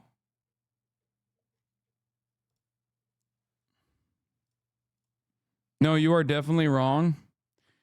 Okay. Explain why, or shut the fuck up. Ukraine with the equipment for 5 additional strategic air defense systems. And in the coming months, the United States and our partners intend to provide Ukraine with dozens of additional tactical air defense systems. The United States will make sure that when we export critical air defense interceptors, Ukraine goes to the front of the line.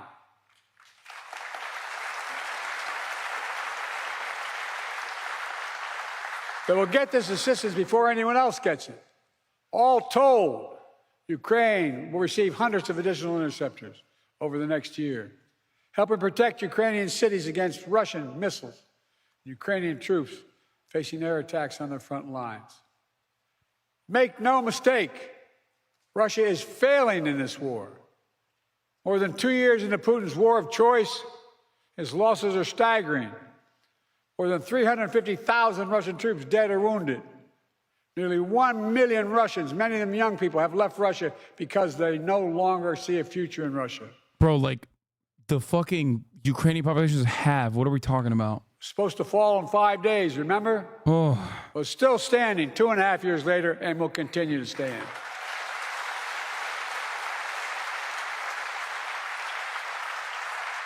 There's no way you believe that. I All believe the that at the top of the allies hour, knew. there's a 3-minute ad break, and I believe that this is a bad fucking debate. Yeah, exactly. There you go. The top of the hour is soon.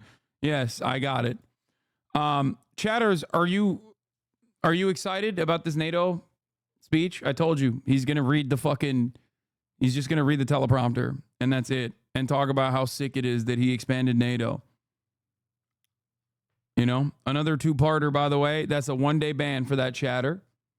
I know content, okay? I know what's good content and I know what's not good content. I knew that this was not going to be good content.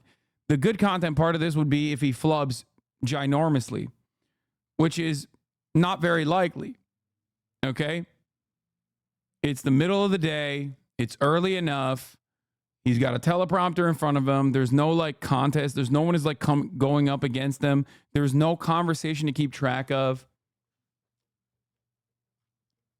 Okay, here's a 3-minute ad break now. There is definitely more significant, more important things to talk about. Before we get to Donald Trump flexing on Hannity and getting the guac 3000 from Hannity, as always. The other thing that I wanted to talk about today, obviously, is the Lancet study that came out. This is an important medical journal. And they had some damning findings, okay, on Gaza.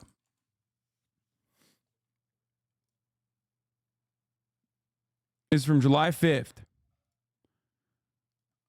Counting the dead in Gaza, difficult but essential. By June 19, 2024, 37,396 people had been killed in the Gaza Strip since the attack by Hamas and the Israeli invasion in October 2023. I think this is the one, right?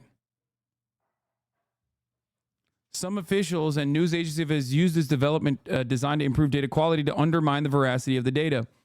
That some of the dead, there was no actual. I don't think it's a study; it's a correspondence, I believe. Yeah. Basically. What ended up happening is because of how difficult it is, because of how unimaginably difficult it is to actually collect an accurate death toll from Gaza, given the fact that Israel has destroyed and completely collapsed the healthcare infrastructure and basically killed pretty much every journalist in the Gaza Strip, killing 5 in one day 2 days prior. Okay. Reading literal Qatar propaganda. Yeah, as opposed to reading what? Literal fucking Zionist propaganda? Like, what do you mean? Pro-Israel propaganda is what I should be reading? Lancet is not fucking Qatar propaganda, you fucking idiot. What are you talking about? I can't believe you just 4chan green texted in here. You are the most disgusting person. Pick a goddamn struggle, dude. Pick a motherfucking struggle. The Qatar propaganda that you're referencing is simply just summarizing the fucking Lancet article.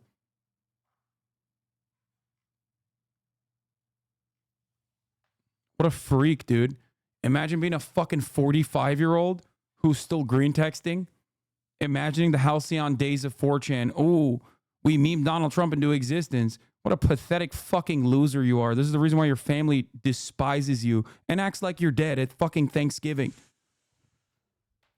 They bring your food to your room on Thanksgiving because they don't want to fucking disrupt the family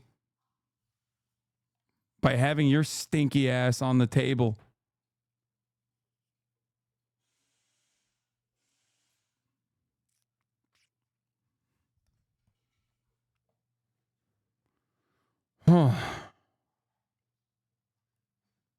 Qatar propaganda.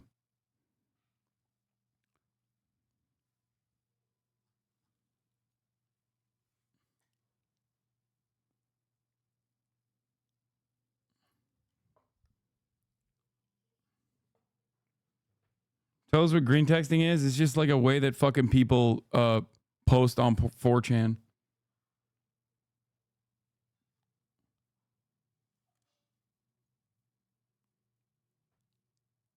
Anyway, Israel's deliberately destroyed the healthcare infrastructure. Israel's deliberately killed any and every person that is responsible for like civil governance in Gaza, pretty much. And for that reason, obviously, the accurate death toll is virtually impossible to assess.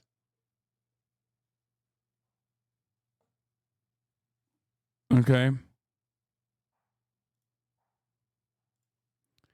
According to Gaza's ministry, the cumulative effects of Israel's war on Gaza could mean the true death toll could reach more than 186,000 people, according to a study published by the journal Lancet. According to Gaza's Ministry of Health, more than 38,000 Palestinians have been killed since Israel launched its military offensive on October 7 in the wake of the deadly Hamas attacks. The study pointed out that the death toll is higher because the official toll does not take into account thousands of dead buried under the rubble and indirect deaths due to destruction of health facilities, food distribution systems, and other public infrastructure. Yes, for those of you who don't know, Lancet is one of the oldest and most prestigious trusted medical journals in the world. Like, it's not... It's ridiculous. Now, it still doesn't matter, even if it's not 180,000, even if it's 40,000, you think that that's acceptable? Of course not. Conflicts have indirect health implications beyond the direct harm from violence, the study said. And even if the Gaza war ends immediately, it will continue to cause many indirect deaths in the coming months and years through things like diseases. I think this was slightly misinterpreted in some leftist circles. This is an empirical study. All it says that going by other conflicts, indirect deaths during and after the war, usually 3 to 15 times the number of direct deaths, and applying it to Gaza gives this large number that is overall deaths as a result of the war now and into the future. I think it's a reasonable estimate given the destruction we've seen, but remember, this is a letter to the editor, not a study. Yeah. No, I agree with you. The estimation comes from analyzing other conflicts. The study said that the death toll is expected to be far larger given that much of Gaza's infrastructure has been destroyed. There are shortages of food, water, and shelter, and the United Nations Relief and Works Agency for Palestine Refugees has seen its funding cut. After applying a conservative estimate of 4 indirect deaths per 1 direct death, it is not implausible to estimate that 186,000 or even more deaths could be attributable to the Gaza war, the study found.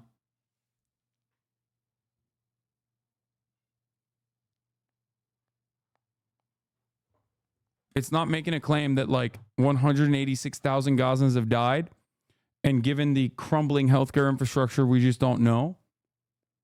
it is understandable to estimate that the number of Palestinians that have been murdered in Gaza is most likely higher than the 38,000 figure. Okay? Like right now, that is dead under the rubble. Having said that, however, this is not an estimation that is currently dead.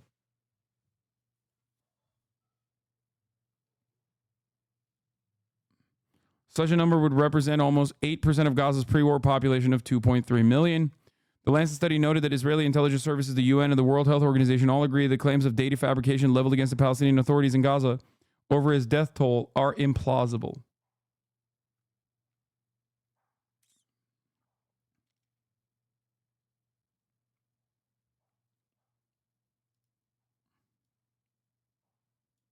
Hamas run. We won't know until years after this war ends. We don't even know the exact numbers of how many died in 90% of wars. This is literally made up. You can't dispute that. Hamas run. Lancet is a Hamas run. Lancet is a Hamas run publication. The UN is a Hamas run organization. Everything is Hamas. Your mommy made your chicken tendies too warm in the middle and it hurt the top of your mouth. It burned it. Now you have a scar. Ouchie. Your mom is Hamas. At some point, those who defend Israel so vociferously, so unconditionally, will recognize that they have deluded themselves so much that they are basically insane, like clinically. Okay? One day, if you have a sense of shame when that time comes, you will probably lie about the positions that you took.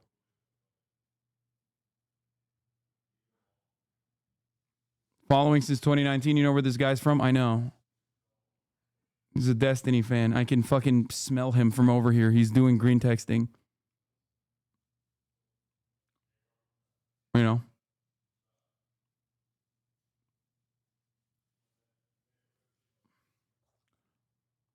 Anyway. It's all good. I wish you well. Ultimately, this finding or this estimation is damning.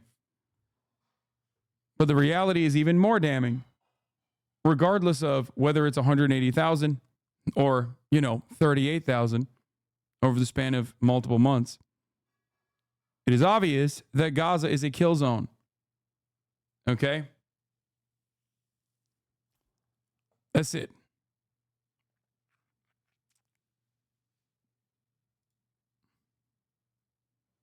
What? Hamas doesn't have women? And yes, 972 magazine did a insane coverage.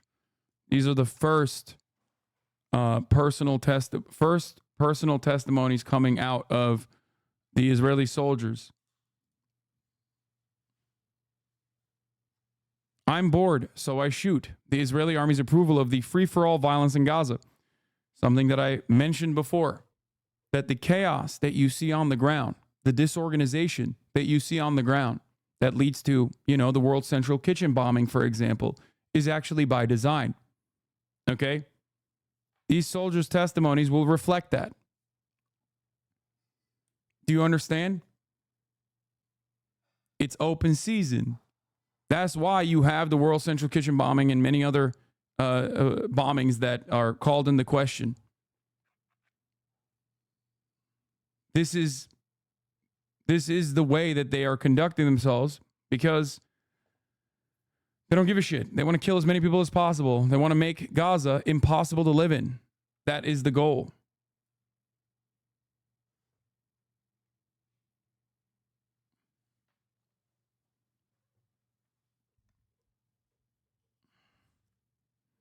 I'm bored, so I shoot. The Israeli army's approval of free-for-all violence in Gaza.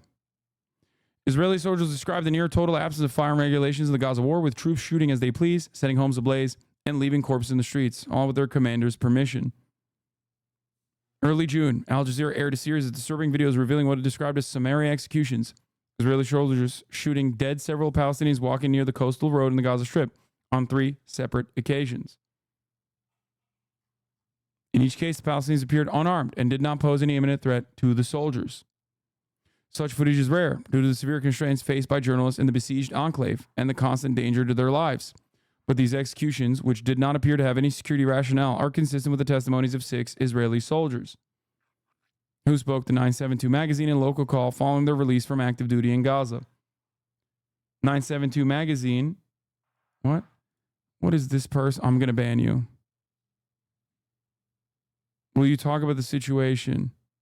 With the streamer sketch, I will stop bothering you. Will you talk about the situation at some point? I will stop bothering. So sorry for earlier. Respond. You're being fucking annoying, dude. I did talk about it yesterday. You're being fucking annoying, though. Like, you got timed out because you're being fucking annoying. And then as soon as you got out of that timeout, you continued to be fucking annoying. Please.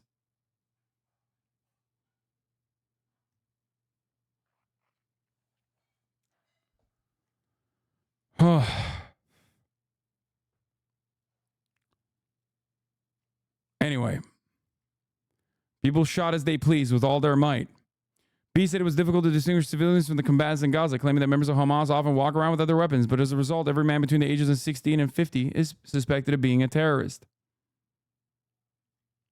It is forbidden to walk around, and everyone who's outside is suspicious. If we see someone in a window looking at us, he's a suspect. You shoot.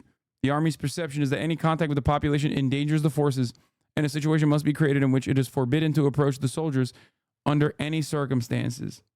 You were wrong. Biden ended in a big flub. You're fucking stupid. Okay?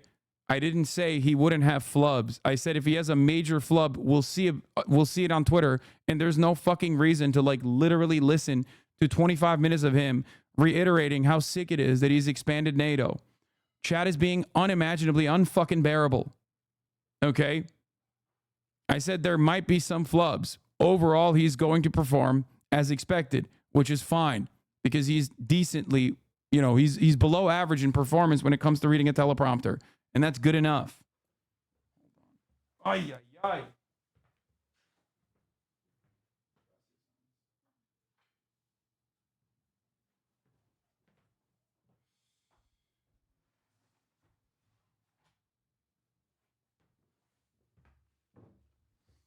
Oh, I know. I just wanted your attention. Oh my God. Why are people being so fucking unimaginably annoying today? What's wrong with me? What's happening? Am I wrong? There's something? Am I doing something? National. The vibes have changed dramatically over the course of the past 2 days. Biden, but the fact of the matter is, you look at the national polling, the generic congressional ballot choice for U.S. Okay.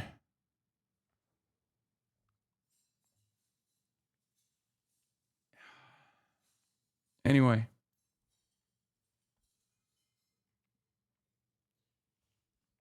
I don't know. You could just play it and pause to argue against NATO. Yeah, dude, that's incredibly fucking boring.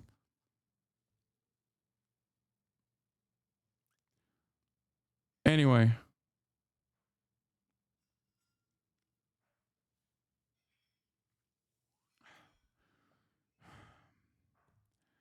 I don't know. I mean, this is just a reiteration of what we've known about what they're doing.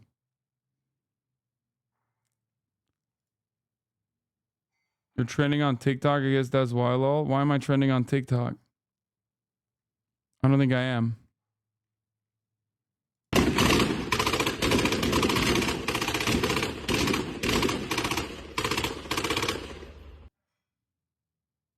There you go. Nothing groundbreaking in this article? Yeah, it's gut-wrenching, but it's not necessarily groundbreaking. Complete collapse. And we're paying for it. And both of the people that are currently the expected candidates are on board with what is going on there.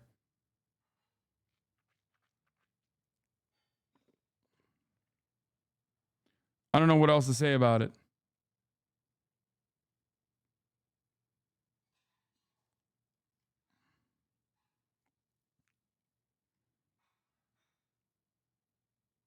Your Bizarro Hasan is trending. What do you think about Japanese food? Okay, bro, come on. We've watched this before.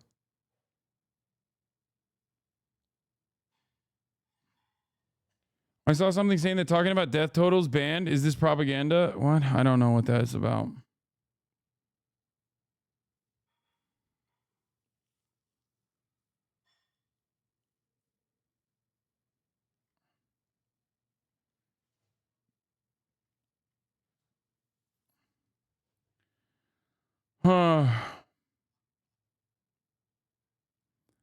Anyway.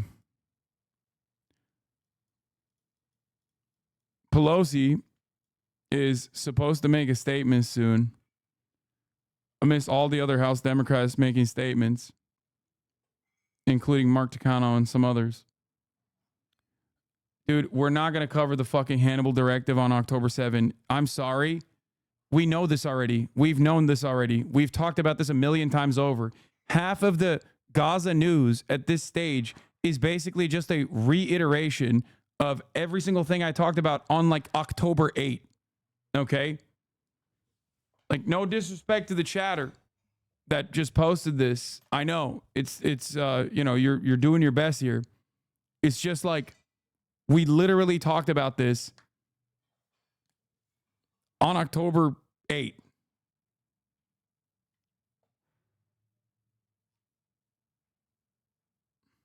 People thought it was unimaginable. The vindication I feel in this situation does not feel good. It just feels bad. It bums me out.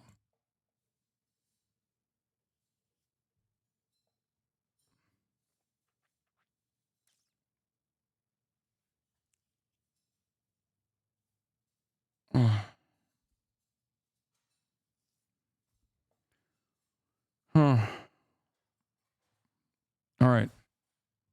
I'm going to get to Trump.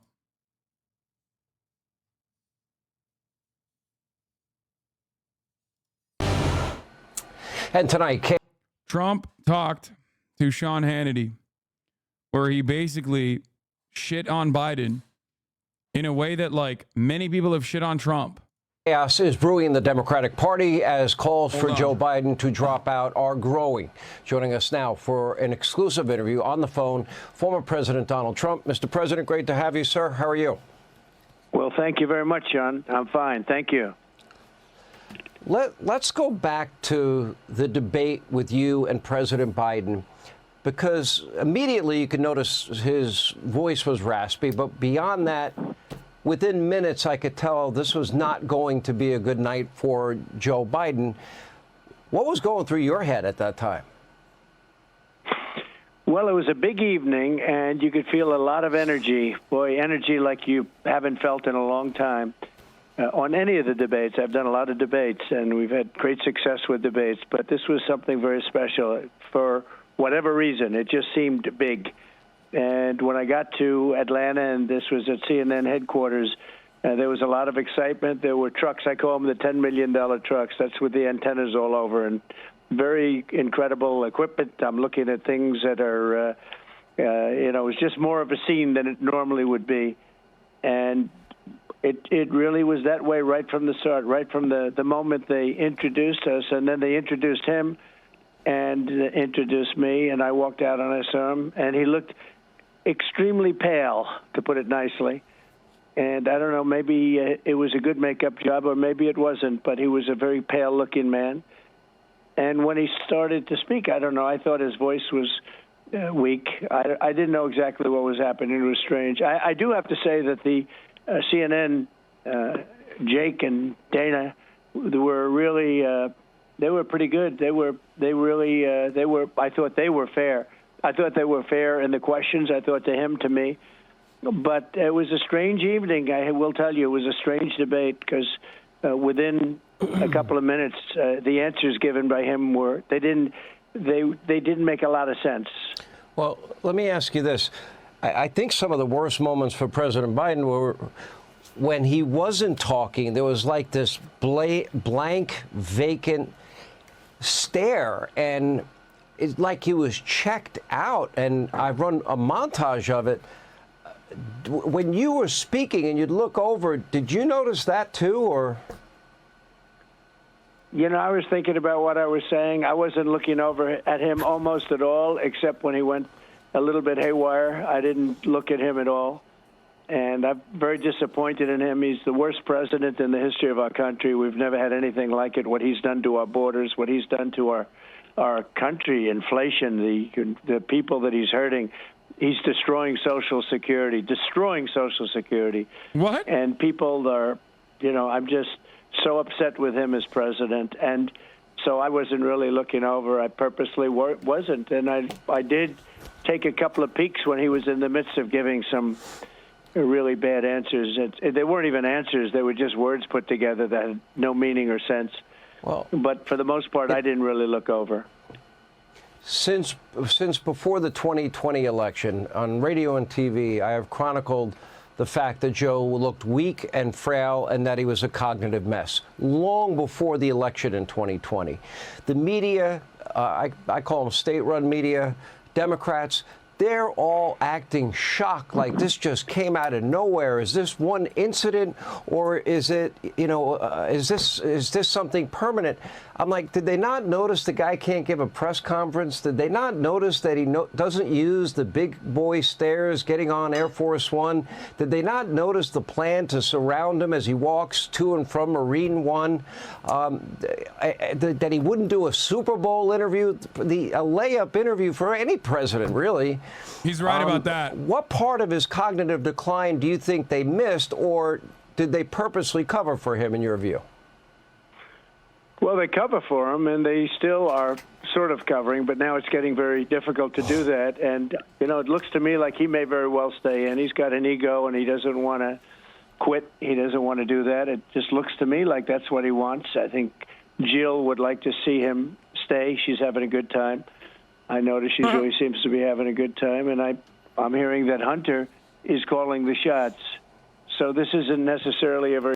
I can't begin to explain to you how fucking insanely stupid it is that Joe Biden would ever bring Hunter Biden into any kind of serious meeting. Because this entire line of attack against Joe Biden, by literally talking about how, like, Hunter Biden is, this, Hunter Biden is that, Hunter Biden is corrupt, Hunter Biden is doing this shit, Hunter Biden is doing that shit. All of that can be neutralized by pointing to the fact that Hunter Biden is nowhere near the fucking White House.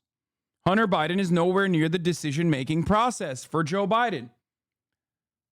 Now, you have once again given the Republican Party a major opportunity for no reason. You've given the Republican Party a major opportunity to say, yeah, remember that guy who we've been crying about nonstop, the convicted felon? Yeah, Joe Biden is getting advice from him. So we were actually right about all of our crazy nonsense about Hunter.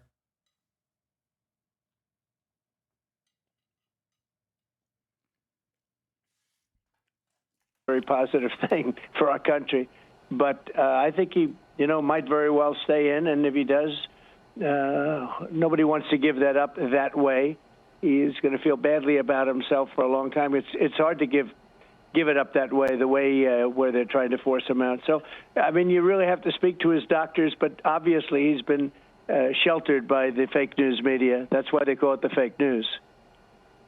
Do you, Mr. President, do you want Joe Biden to step aside? Do you care? Well, we've prepared for him, but I don't think it's going to matter. We had a great 4 years. Our border was the strongest ever. Our economy pre-COVID was incredible, the best ever. But then when we got hit with the gift from China, the China virus, that came in, and we did a fantastic job, and we got it back where the stock market was actually higher to just prior to COVID coming in. So, we've done a job. The military, we defeated ISIS, took out the worst terrorists in the world, and defeated ISIS. And that was a big thing. I was told it would take 5 years, and it took us a couple of months. The military is fantastic. By the way, the military is not woke. The people at top are woke, but the military is never going to be woke. Those are incredible people. What they did for me in the fight on ISIS. And then we had no wars. I mean, I had no wars. We're heading into World War III, in my opinion, with this man semi-running things, because he's not running things. The people that surround the Oval Office, the people that surround the Resolute desk, the beautiful Resolute desk, they're really running things in Washington, I suspect, and it's very bad. And, you know, he got them into the warfare and lawfare, many different terms you can use, but basically going after your political opponent, using the Justice Department, using local DAs, using local attorney generals, going after your political opponent. Nobody's ever seen anything like that. And, you know, there are those. I just read an article that it's been a positive for me, but it's not a positive. It's very unfair. It's fighting an unfair battle. But he's the one that got us into that. And all these lawsuits you see and everything else, that's all Biden-inspired, meaning Biden people inspired.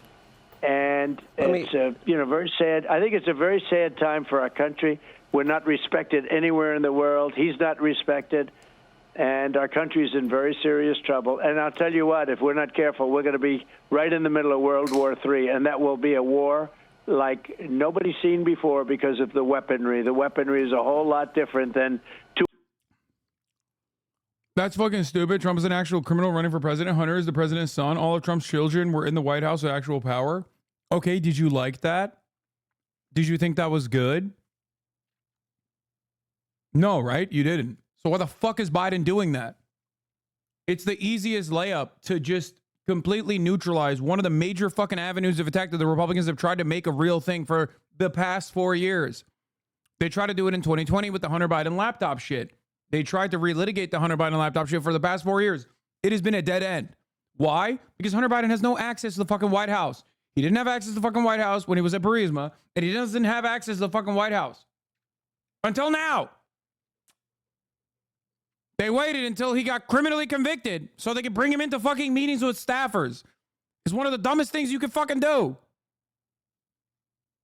2 army tanks going up against each other. This is a whole different world, and we don't have somebody that can properly represent us. There's no question about that. What do you make of all the talk that if Biden steps aside or is pushed out, that it would be Vice President Harris? Do you expect that much would change? Well, I think that it will be her. I think they are very concerned about the vote if it's not her. They are very, very, they're gun shy. They don't want to do it any other way. I've actually come to believe that's what they're going to do. I think she's an ineffective person. She was in charge of the border. She's never been there. She didn't do a good job, and she hasn't done a job on a lot of things. But it would seem to me that from a political standpoint, that's who they're going with. They're not even talking about alternatives. And it seems that if he gets out for whatever reason, and I don't think he wants to get out, but if he gets out, it will be her. Interestingly, he's got a lot of power because he's got the delegates. You know, when you have the delegates, unless he says I'm getting out, they can't do anything to get him out other than the 25th Amendment. If they want to do it in a different route, it would be the 25th Amendment. But let's assume with not very much time left. You know, there's not much time left, and then we can straighten out our country. We'll make America great again, right? But there's not a lot of time left. But I think unless they use the 25th Amendment, which they'd use in a different sense, he has all the power. He has the delegates. He doesn't. Bro, down to the 25th Amendment being a potential weapon against the sitting president, this is literally a rerun. It's the blue version of the same fucking shit that we watched when Trump was president. I don't think that this is good for all of the moderates that the Brandon campaign has tried to captivate for the past 4 years, especially when the reason why they voted for Biden over Trump was not even ideological. It was because he was seen as like a coherent elder statesman.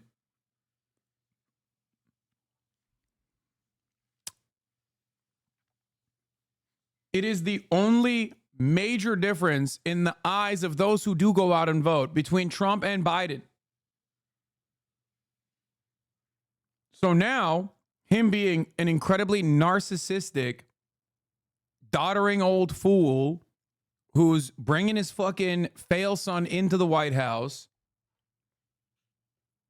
who's causing a state of panic within the Democratic Party that is disorganized, that makes, in the eyes of the moderates, that makes the Democratic Party look just as chaotic as the Republicans.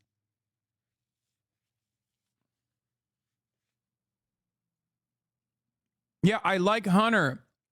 Keep him the fuck away from the White House. What do you mean? What do you mean I thought you liked Hunter? Yeah, he's great. He's a funny figure, okay? But what the fuck are you talking about? Like, you're trying to win an election, dude. What are we doing here? Doesn't have to get out. There's nothing they can do to get him out. So he'll get the nomination. He got the nomination, and then they'll have their meeting in Chicago, which, by the way, last week, 117 people were shot and 17 people were killed. That was last weekend in Chicago. And that's like a war zone.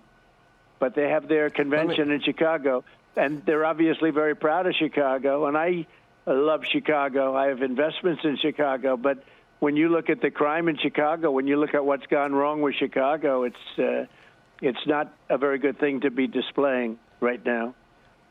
I still think every election is about the future. It's about peace and prosperity. In this case, it would be about the border. It will be about the economy, law and order, the green agenda, America's role in the world. The one issue that pops almost at the top of every poll in the minds of Americans, well, really two: the border and the economy. Let's start with the border. We have nearly 11 million unvetted Joe Biden illegal immigrants in this country from nearly 180 countries, but many from countries that have terror ties, countries like Iran and Syria, Egypt, Afghanistan, Venezuela, Kazakhstan, nearly 60,000 from China in just the last 18 months, tens of thousands from Russia. And I worry that this is now a clear and present danger for the country, and that the likelihood that terrorist cells are probably already here is very high. I don't think I'm wrong. I pray to God that I'm wrong. I don't believe I am. And the media, Democrats, have ignored the issue, and they've allowed it to happen. And Biden and Kamala Harris and Mayorkas have all said the border's closed and the border's secure, but they brag about ending the policies that you had in place when they got into power. I think a preventable problem. I'm worried about our national security like never before. Well, the one thing you haven't said tonight that you always say is that it's 100% certain that we're going to have a terror attack, and I agree with you on that. It's 100% certain. I mean, we're letting terrorists into our... I pray I'm wrong. I pray we're letting to God terrorists I'm wrong. into our country at a level that we've never seen before. Terrorists are coming in, and they're coming in, Sean, from mental... What does that mean? Like, that implies that there's a level of terrorists that we were allowing into the country. Like, there was a level of terrorists that we were just like saying, yeah, come inside. I guess he means like 9/11. Like Muhammad Atta. He's talking about Muhammad Atta, chat.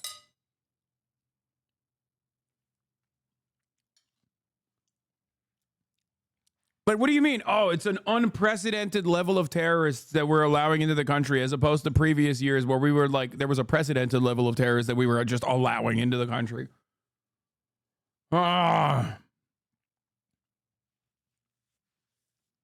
Before and after 2001, there's never been a moment where domestic terror did not actually beat foreign terror on U.S. soil.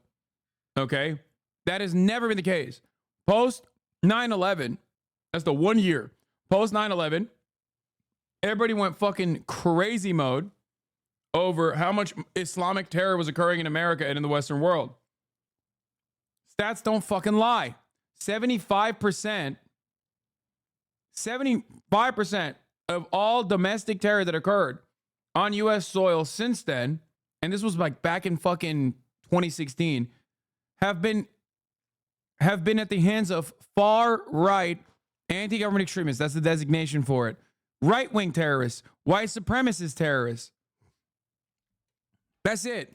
institutions and insane asylums. They're coming in from prisons and jails from all over the world, not just South America. They're coming in from the Congo and Africa. They're coming in from every part of the world. And some of these parts are rough parts of the world. And they're pouring into our country as prisoners, as mental patients.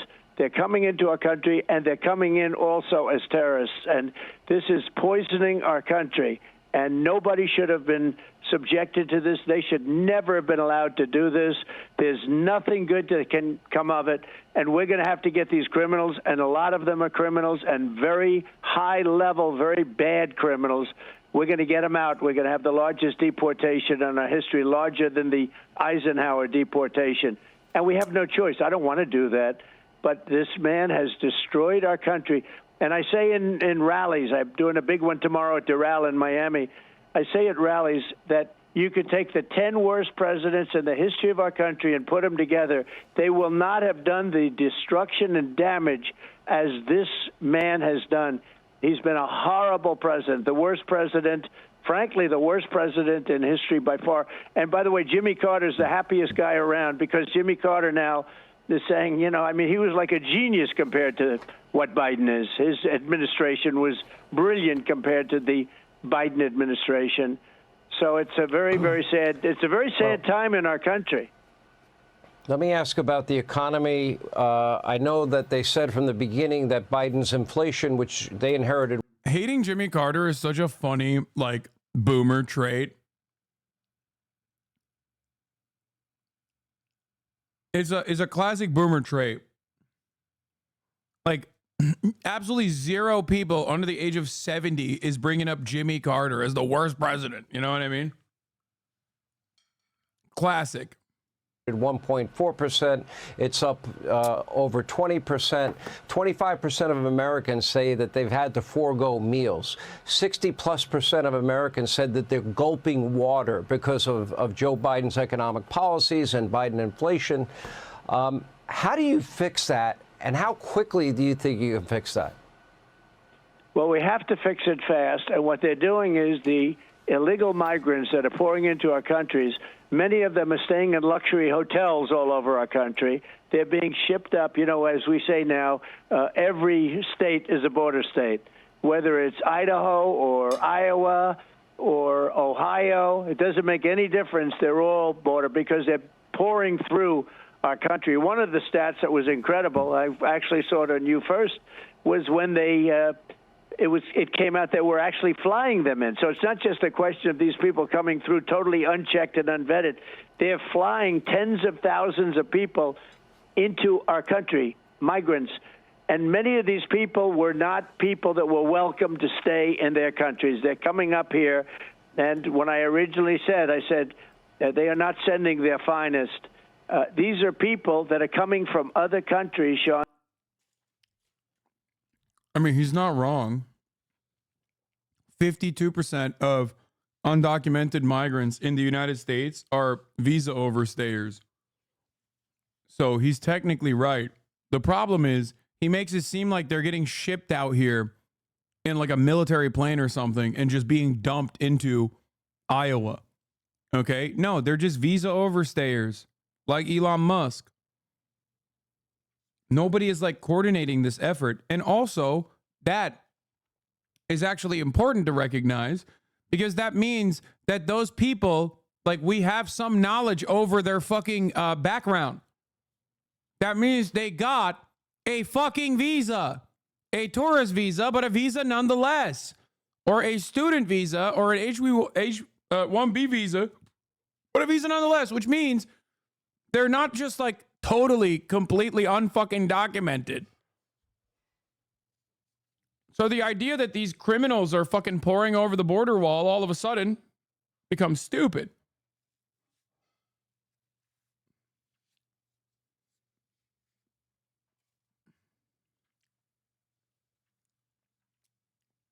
It's wild he's saying stuff like they're invading Ohio, who's buying this? Other people who are just as mentally ill. Who's buying it? People that live in Ohio that watch Fox News. So most of Ohio. Probably. I don't fucking know. People are so stupid, bro.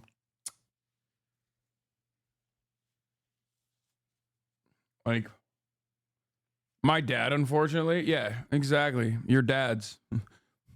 Those are the people that are watching and believing this shit.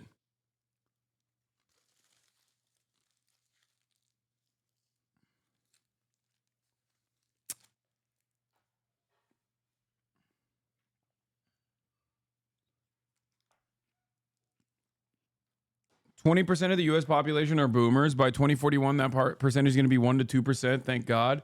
Yeah, dude, we're not making it to 2041, though. That's the problem. Because the fucking boomers are going to be our demise. The boomers also own like 75% of all wealth. This country is so goddamn cooked, brother. What are we talking about? Gen X Plus is a genuine fucking demon. It is a parasitic force. It is one of the greatest L's. Like, call me Robert F. Kennedy Jr. the way I'm actually going to shit on modern medicine, okay? Modern medicine has gone too far. Maybe some people don't need the health care, okay? We kept too many motherfuckers alive. Look at the results. It's so bad, dude. Where the president, whoever is running the country, including the dictators, they're sending them into our country. And if you look at Venezuela, their crime is down 72%. Their crime, think of it, down 72, and ours is up. And we're going to have a new form of crime because these people are just getting comfortable. They're just getting settled in. We're going to have a new form of crime, and it's called Biden migrant crime. And it's a new category. And it's a very serious category, and it might blow all of our crime out the window because, frankly, you could probably double. When I told you those numbers in Chicago with 17 people dying this weekend, think of it, over a weekend, over a 3-day period, 4-day period, you had over 100 people shot and 17 people dead. And that probably doesn't include the migrants, although I guarantee you there was... Why would that not include the migrants? Like, what are you talking about? The reason why it doesn't include the undocumented migrants is because they're significantly less likely to actually do crime, dumbass. That's it. Do you think that the police and the FBI are actually secretly conducting a conspiracy to cook the books, cook the numbers, and not report on casualties, fatalities, murders, when it's an undocumented migrant responsible for it? When an undocumented migrant does a crime, any crime, whether it be defending themselves against a police officer who's like fucking bullying them, or, you know, something as gruesome and as violent as like raping a woman, you hear about it. You hear about it all the fucking time. You hear about it for weeks on extent. The reason why, that is the reason why you think that there's actually a massive amount of undocumented migrant crime happening. This is like the COVID. The doctors are collaborating and conspiring to add additional fatalities to COVID numbers conspiracy over and over again. Yeah, dude. Now the cops are actually colluding. Like, I get why you would hate a doctor if you're a Republican. One, because if you live in like a rural enough town, you probably don't ever see a doctor.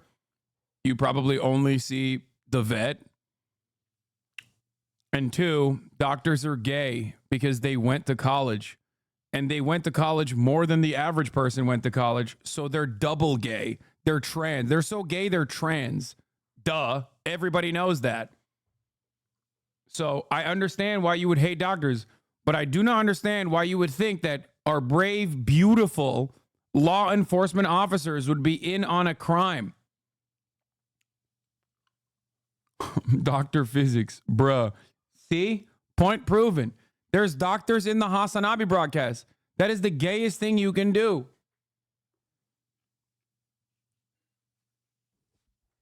Think about how woke you have to be to go to school for more than 4 years, okay?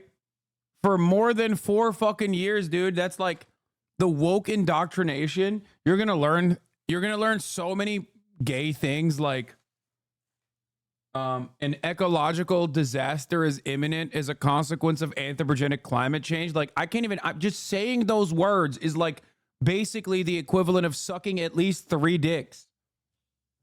Okay? I can't believe I just said this.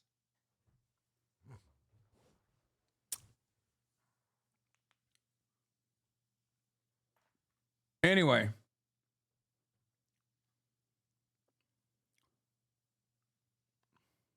Hasan's HRD dealer, thank you for the 5 tier 1 gifted subs.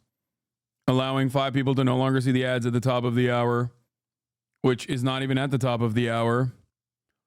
I don't know why I did that. You said climate change is real because you are woke and gay?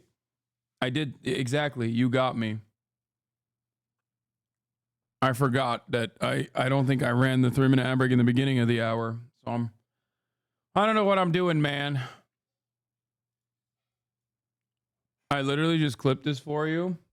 Thank you, Himbo MP3, for the 5 gifted subs. What?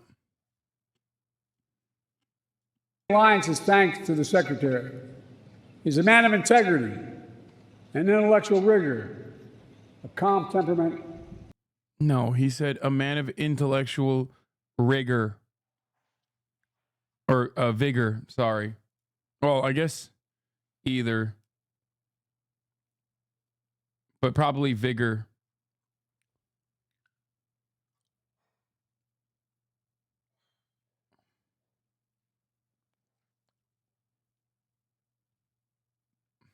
People don't have to, you don't have to have the Biden style brain. You don't have to have the Biden style brain now to just like dunk on him, okay? What's happening?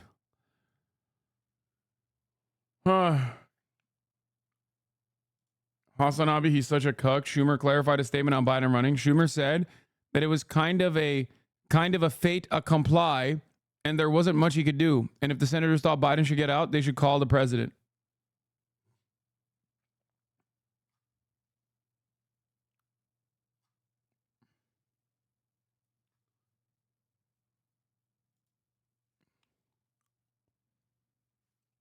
New entry in the New York Times headline analysis between Ukraine and Israel. At Ukraine's largest children's hospital, a horrific scene of destruction. Yeah, but they're white.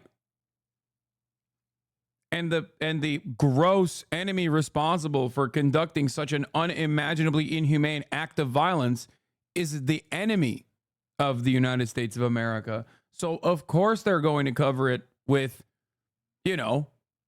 terms that are normal. This is how you would normally cover any kind of violence if you were like a person with a conscience.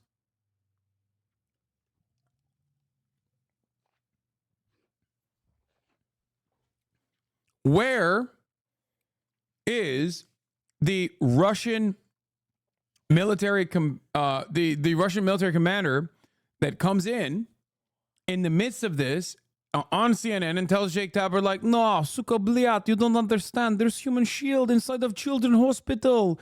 We go in there and we find anti-Americanish, anti-Russian things. It's so fucking bullshit. They have Mein Kampf. Well, they're doing denazification. They're doing Mein Kampf. They got Mein Kampf. The children, they're reading Mein Kampf. We are anti-Nazi. Suka bliat, we are anti-Nazi. You don't get it. There is, I almost said Hamas. There is command and control center. We found copy of Mein Kampf. There is command center underneath.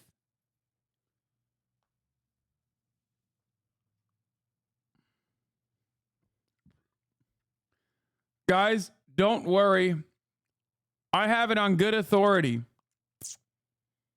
that Russia is gonna investigate itself for this bombing. Yeah. Yep. They're gonna investigate themselves. Okay. I know. I know.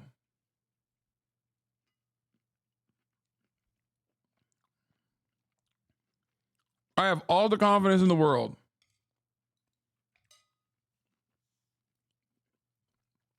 that the beautiful Russian commanders, who are very important allies fighting a very important cause, an existential threat,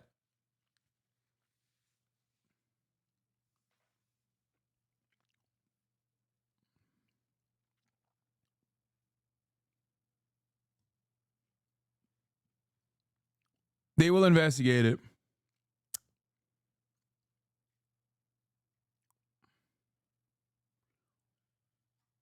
Guys, Russia has a right to defend itself.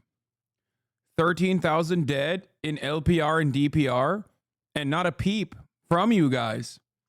Russia has a right to defend itself. Of course they're going to go in. Of course they're going to blow up a children's hospital. I have it on good authority that there is a command control center underneath the hospital.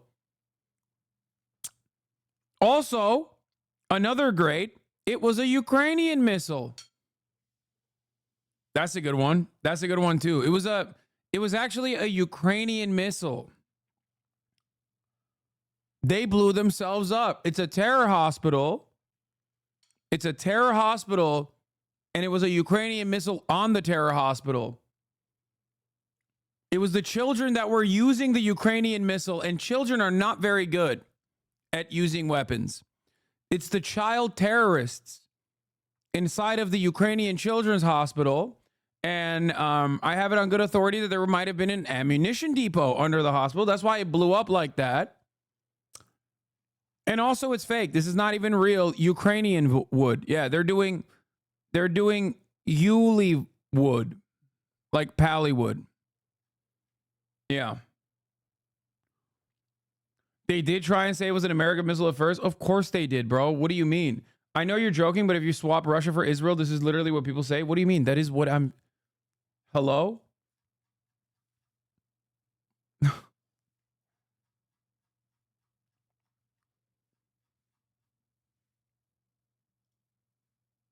I was also joking. Okay. Small crater, probably a missile, not Russian. Yeah. Where were you all when Google's lesser known underground style genocides or similar catastrophes? Yeah. None of you guys were talking about the Myanmar genocide. So you can't speak on this either. I could do this all day.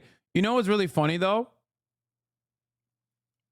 That is how literally fucking pushing Z, quote unquote lefties, unironically sound like. They do. There are people that sound like this. Not a lot. Not a lot. They are, unimaginably tiny as far as like a legitimate population who does act like this. That's how a lot of lefties act, regardless of pushing Z or not. I mean, I guess that's true. But there are Z pushers in here that will fucking unironically say shit like this. What the heck is pushing Z? People who defend Vladimir Putin.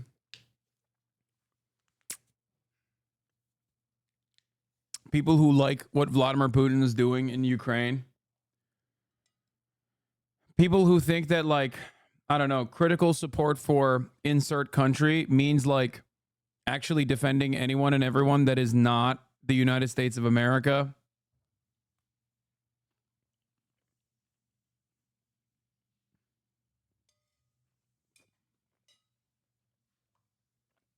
It's weird.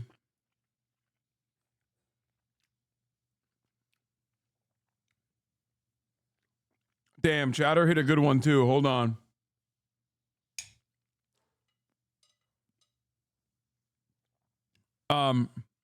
Someone in the chat said, oh man, someone in the chat had a good one.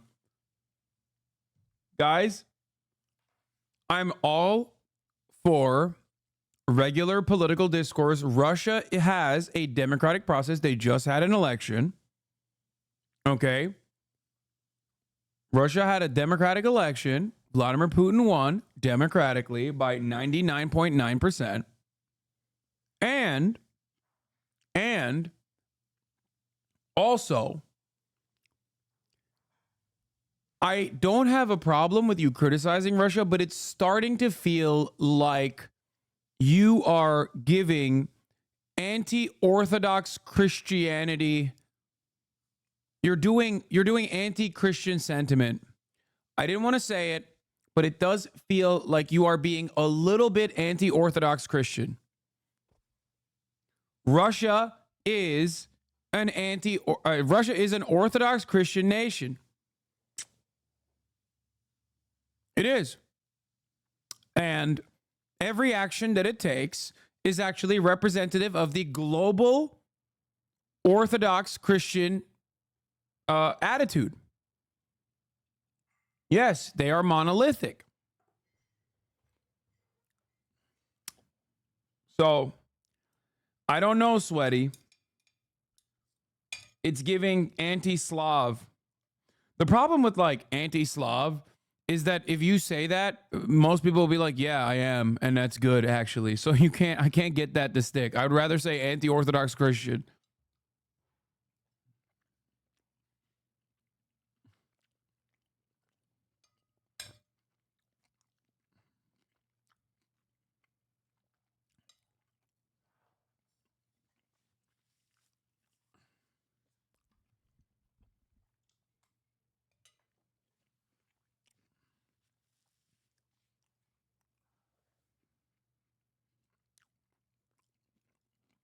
Pushing Z is one thing, but repeating and believing State Department talking points like a Reddit Warhawk lib is not much different. Surely there's nuance. What are we talking about, man? Russia is conducting a brutal occupation of a fucking foreign nation. The person doing it is a fucking hyper militant, far right capitalist oligarch. Like, I hate NATO. Okay, I hate NATO. That's why I hate Putin more. Like, I already wasn't a big fan of Vladimir Putin for the reasons that I just mentioned before the Ukrainian invasion. But after the Ukrainian invasion, you noticed Biden was talking about how fucking NATO has expanded, how sick it is. How do you think that happened? Do you think that that was slated to happen no matter what? No. It happened because Vladimir Putin gifted that shit to whoever was the president. He gave the greatest gift of all to the NATO generals. Okay? Like some of you gift subscriptions at the top of the hour to many chatters who don't want to see the 3-minute ad break at the top of the hour, but are forced to unless they subscribe for $5 or for free with a Twitch Prime or by getting gifted a sub.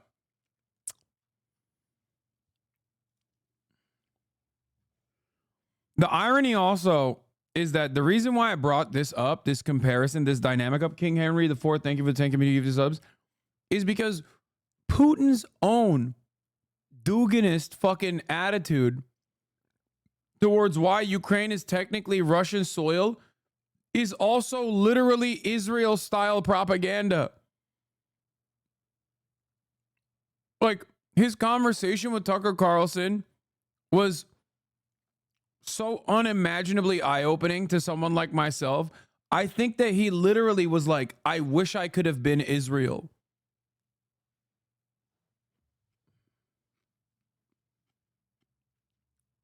I'm in no way doing that, but I'm saying Ukraine kills children too. Principal leftists are anti-war on all sides. They're meat grinders for the poorest. Yeah, no shit. When have I ever fucking not advocated for a ceasefire in Ukraine and even talked about America telling tall tales and selling a lie to Ukraine and basically throwing Ukrainian men in front of the brutal military invasion of Russia?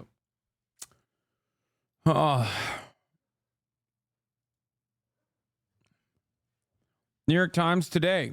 And in November on Gaza, 2 attacks on children's hospitals, 2 very different stories. Russia strikes children's hospital and deadly barrage across Ukraine. Israel says military has entered Gazan hospital grounds to root out Hamas.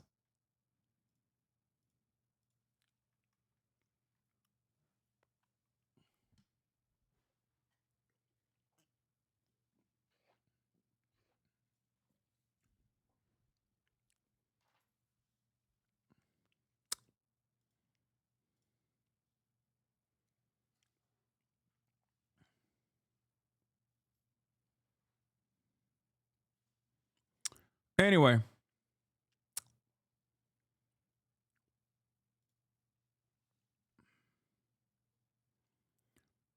Even The Guardian. IDF says he's entered Gaza's Al-Shifa hospital in targeted operation against Hamas. No words for this. Horror over Russian bombing of Kyiv Children's Hospital. Difference is, yeah, Putin, if we are to take the standard of Benjamin Netanyahu and Zionism, Vladimir Putin literally has more cause to claim Ukraine is, which means the border, by the way, is Russian, than Israel has cause to claim Israel belongs to Jewish people and must be a Jewish ethno-state. One is 3,000 years of history. The other is like 300 years of history. Of course, I am not saying that anything that Vladimir Putin has said about Ukraine is valid in terms of how it must be Russian.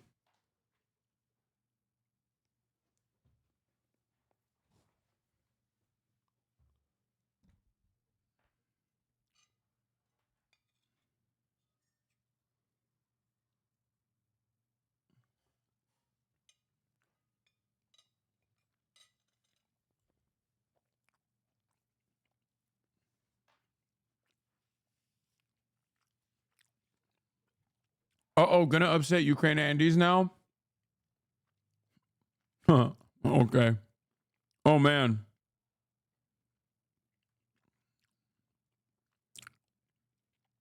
Oh, man. That'll be a real change of pace. That'll be a real change of pace in comparison to the last fucking 3 years of my life, dude.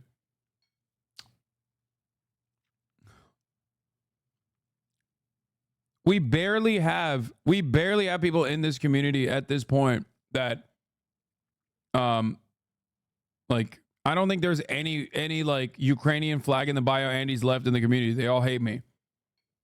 They spent the last fucking at least last 2 years nonstop crying. Their favorite day is when Russia invaded Ukraine. Literally, they're like, "Oh, my favorite day." That's the day where I got to say, "I told you so" to Hasan after he yelled at me and made me feel bad.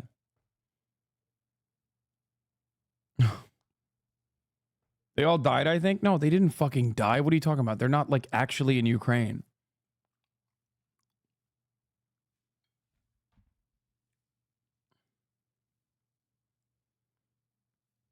I used to be a NAFO Andy, but to be honest, you convinced me otherwise. That's crazy.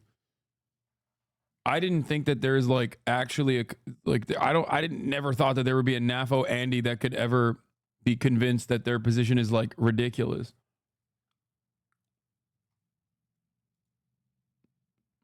Anyway, let's finish this dumbass chirping at Sean Hannity getting sucked off. Some of that in there too. We have a new form. It's this new category, and it's going to be very, very serious for a long time to come. And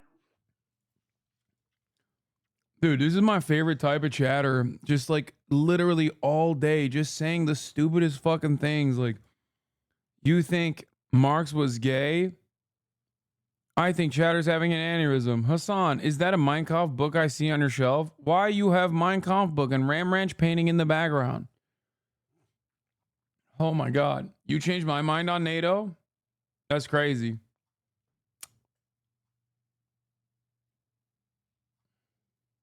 U.S. House. Look at this.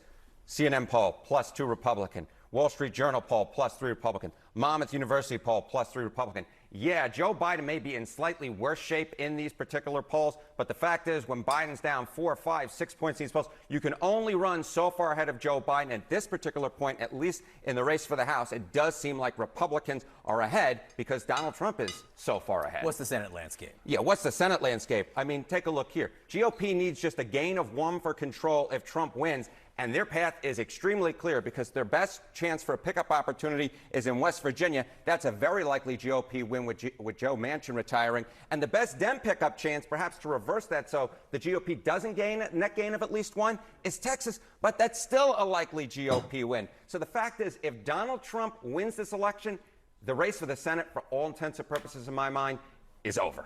One of the things I have heard from Democrats running for Congress is, okay, if President Biden's not doing well. I hope you guys understand this is why people are fucking freaking out. Like,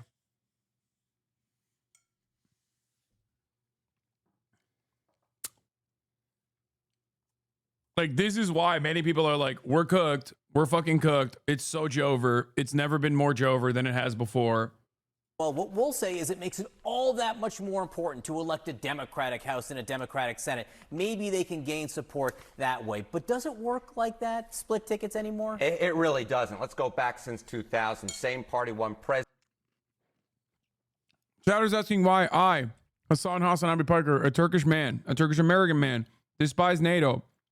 I refer to you to the best D Marks video on NATO in Turkey. This will be a very clear and very easy way to understand why I, a Turkish man who is a leftist, despise NATO.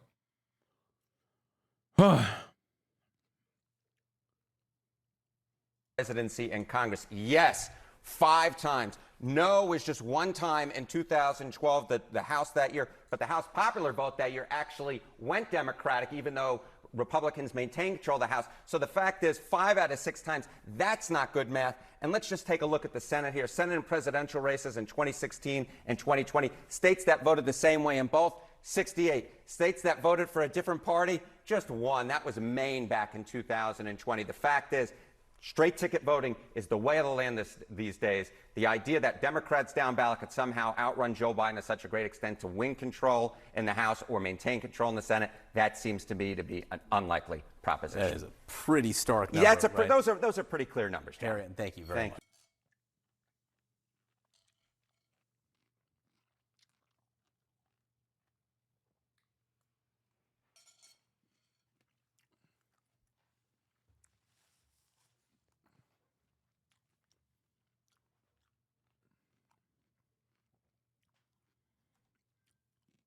People yelling at Biden should stay in because Project 2025 should consider the risk they may be handing Republicans full control over the government. Biden, but the fact of the matter is, you look at the national poll. Down ballot effects of Biden loss are clear for Democrats, says HEIGHTEN.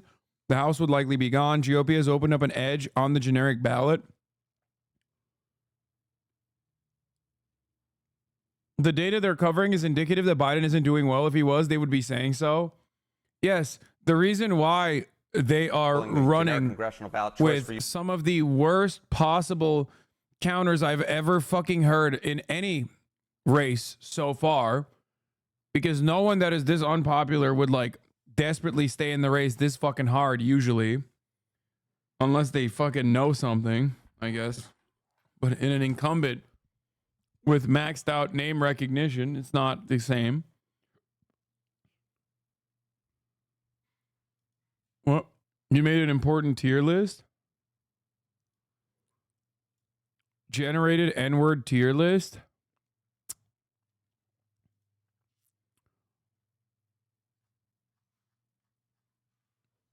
Has the pass. You gave Markiplier, Sean the Black, you gave Markiplier the pass. And I said in a past life. I got in a past life.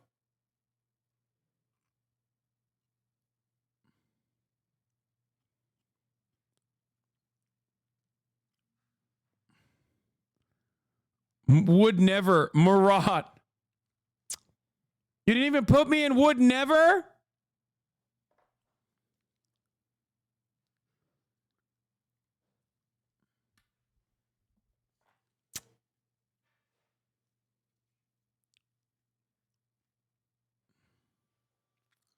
Black can't say it. Drake, DJ Academics. Racially ambiguous. S-Fan. Anthony Fantano is racially ambiguous?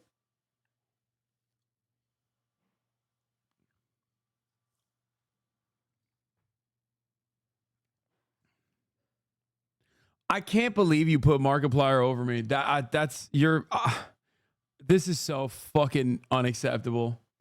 Literally, that's crazy. That's actually crazy.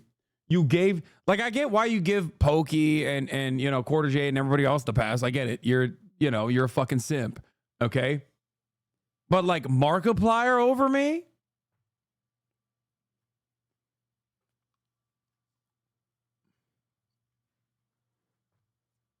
Markiplier? You seem like a guy who thought he could say it. Says it in private is spot on.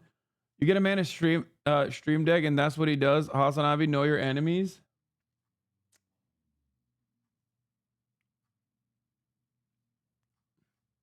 Yeah, Anthony Fantano being racially ambiguous is pretty funny. That's the only part of the conversation that I'm frustrated by. Like, either Markiplier doesn't get to say it and is categorized similar to me, or I get the pass too. That's bullshit. That's crazy. Except, regardless of whether I have the pass or not, I would never say it anyway. Okay? Go ahead, say it. I would never. I would not even think it. Okay? When that song comes on, and you know exactly what I'm talking about, the one that goes, my friend, my motherfucking friend. I'm, of course, saying friend because I can't even think of the word.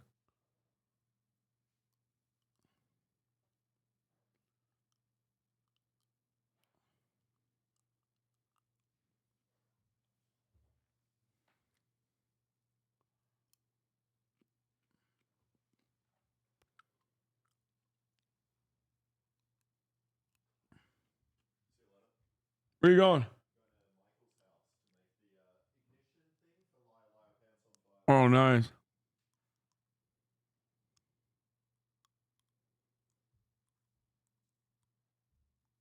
What word would that be? I can't tell you. I don't even know.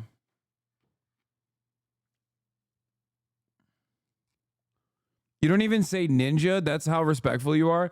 I think that substitution is weird. Like, I actually find that to be very odd. I'm not even kidding. Like, obviously saying it right now as is different. But, like, some people do that, and I don't know why. It, like, it rubs me the wrong way. I think it's, like, very weird.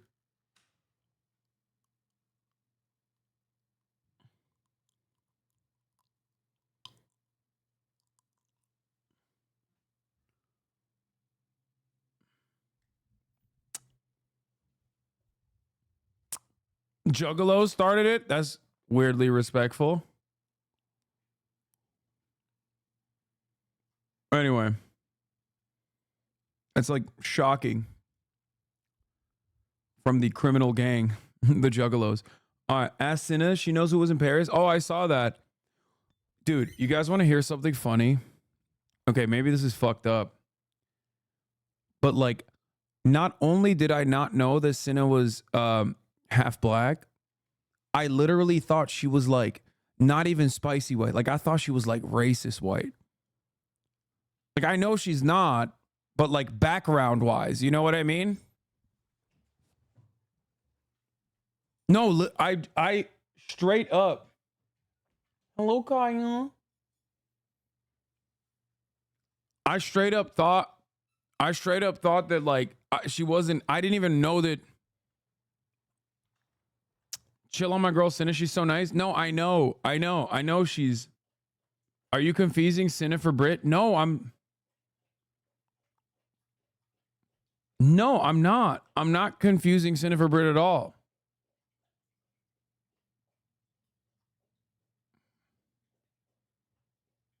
Her dad streams. He's an Alinity simp.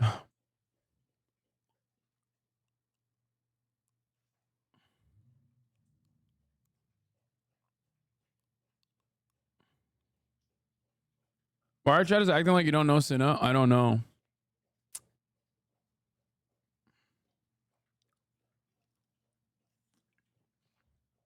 Yeah, nobody's confusing Cinna for Brit.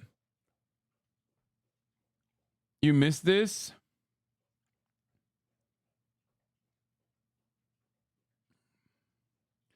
I get what you're saying, but I have no clue who you're talking about. So here's Cinna today. 3%. I think she's hanging out with my goat, at least. Chris next door, who I think is hilarious. Agent And I don't know this guy. I think he's like the manager or something. I'm 50%. Okay. Thank you guys for the 200K. I love y'all. My niggas. Oh! Oh my god!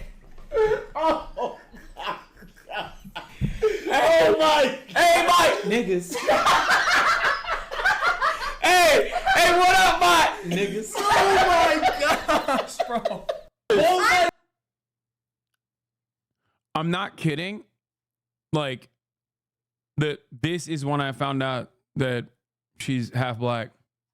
I did not know this.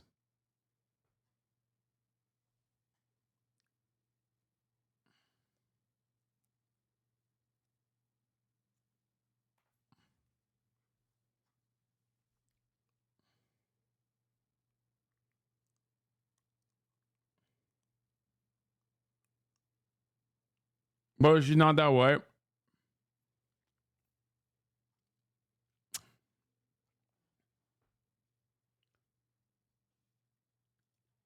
This is her I dad. was a little offended by the fact that Alinity would just assume that I'll just give it up like that.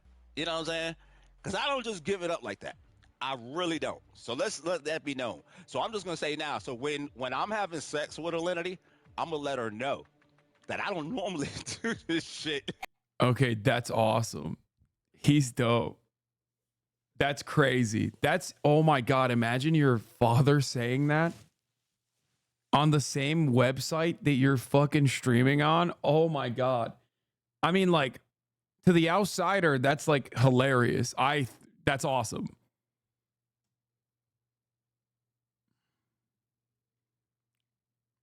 She has alt aesthetic. She must be white. I think that's like part of the reason why I thought so.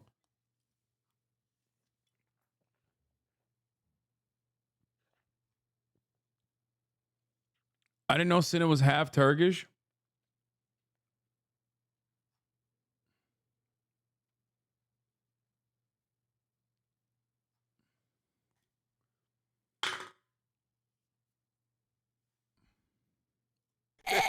This ain't the norm. This ain't.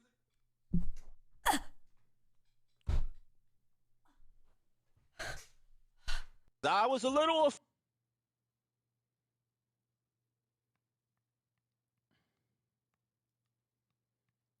Kai's reaction.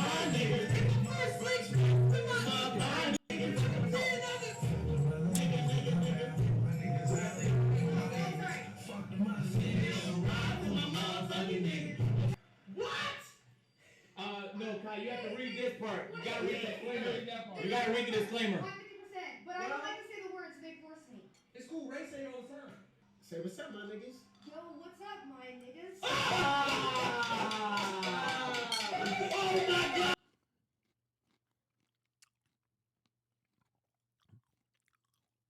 I get why she feels uncomfortable saying it, dude.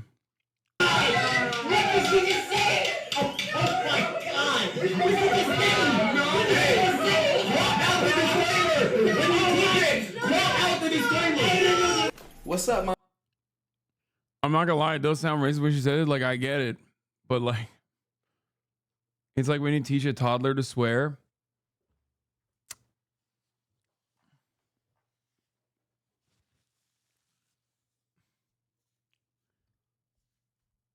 It's the Drake convo all over again? No.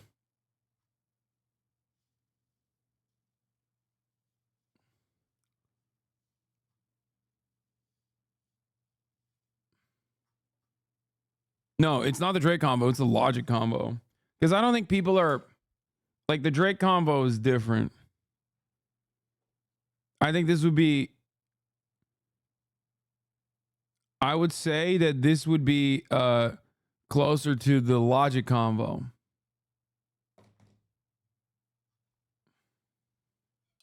Yeah, the argument around Drake is not because he's like half white or half black. It's just like a cultural combo.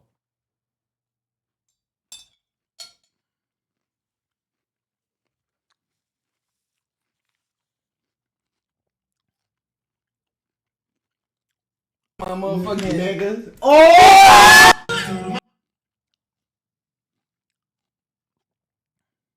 Halsey is another one. The white guy says it? No, it's not the white guy. It's Chris saying it, dude. What the fuck?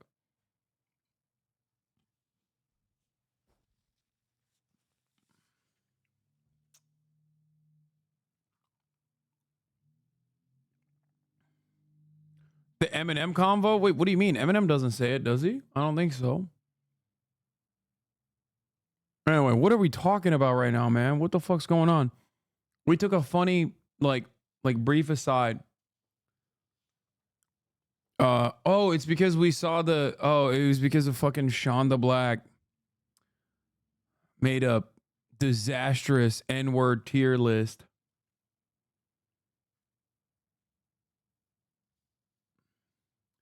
If you're a real sand N-word, you can say it? No, I can't. It's ridiculous. It doesn't work that way, man.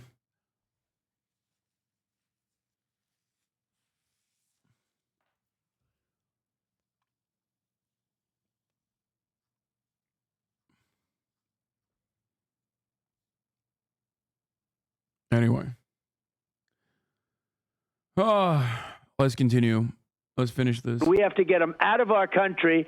We don't want them out. They drop them out of their jails and prisons. We don't want them in our country. It's not sustainable by any country.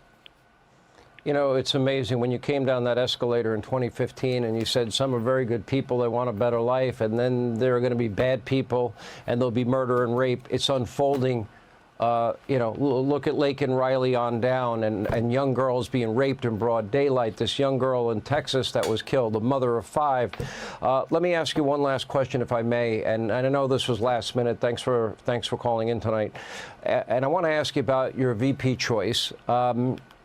How soon do you think you'll be making that choice, number one? Number two, we keep reading that there is a short list, and on the short list, we hear names like Senator Rubio, Senator Tim Scott, Senator J.D. Vance, Governor Burgum. Yes! Burgum maniacs, rise up. Burgum mentioned. Burgum mentioned. They mentioned Burgum. That's why I want to go to the RNC to defend Burgum. Are those reports accurate? Are there other people maybe people aren't paying attention to? And when do you think you'll announce that? Well, you know, we started off with a lot of people. We have a lot of good people. As they call it, we have a great bench in the Republican Party. The names that you mentioned, absolutely, they're under consideration. And I haven't made final decision, but I have some ideas as to where we're going. And a little bit, you know, we wanted to see what they're doing, to be honest, because, you know, it might make a difference. I don't know. I'm not sure that it would. But there are those that say Trump's waiting until he finds out what's going to happen with crooked Joe Biden. And we'll see what happens with Biden. But, you know, I think probably within the next week and a half, probably sometime. I'd love to do it during the convention. My people say that's a little complicated. You know, in the old days, they would announce the vice president during the convention. Today, with modern-day technology, you can't do things that you could have done 50 years ago very easily. But probably a little before the convention, but not much. It could even be during the convention that we'd do it. I'd love to do it during the convention. I think it would be a very interesting build-up and important for the convention. It would make it even more exciting. It's going to be amazing in Milwaukee. If you announced it right now on this show, I think it would make a lot of news. I'm just saying. God, he's such a bitch, dude. You're such a bitch-made motherfucker, okay? Oh, I would make a lot of waves. Like, come on, please, sir. I suck your dick hard enough. Well, if I did it, I'd love to do it with you. But we'll be announcing soon, and I think everybody's going to be very, very happy. The choice will be very, very good. It's going to be a great vice president, meaning a person that can do a fantastic job. Like, these guys constantly talk about how everything is woke and gay, and then he just, like, sucks Trump's entire cock, dude. He eats his asshole for, like, 18 minutes straight. This is unironically gayer than, like, actually just sucking on a penis. You know what I mean? Just enjoying a nice, fresh penis on a summer afternoon. Okay? This is way, way gayer than that. What are we doing here? The fuck is this?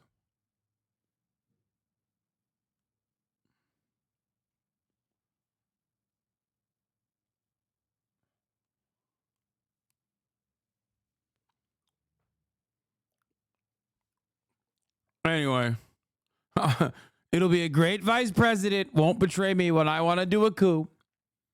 That's the funniest meme, by the way. Like, J.D. Vance, his pig, would absolutely betray him before he even did a fucking coup.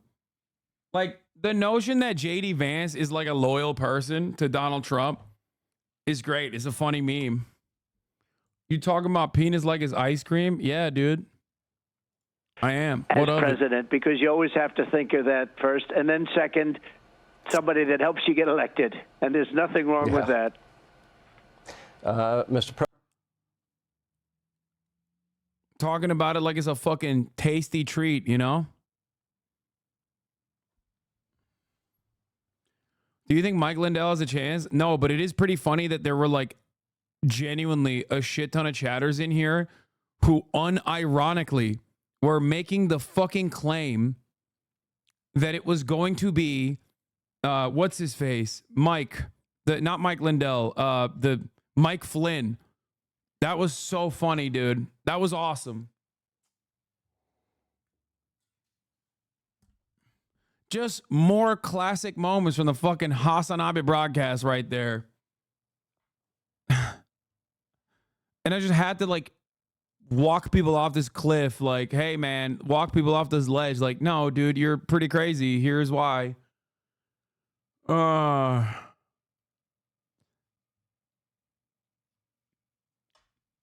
Wild. Can you hit that Mike Lindell accent real quick? I miss it. That's right. It's Michael Lindell. I've dropped everything for Donald Trump, and by God, I don't feel even a little bit of remorse or shame. Everyone is saying that I gotten worse since I got off the crack cocaine, but turns out the machines are coming after. Turns out the machines are coming after our president, Donald Trump.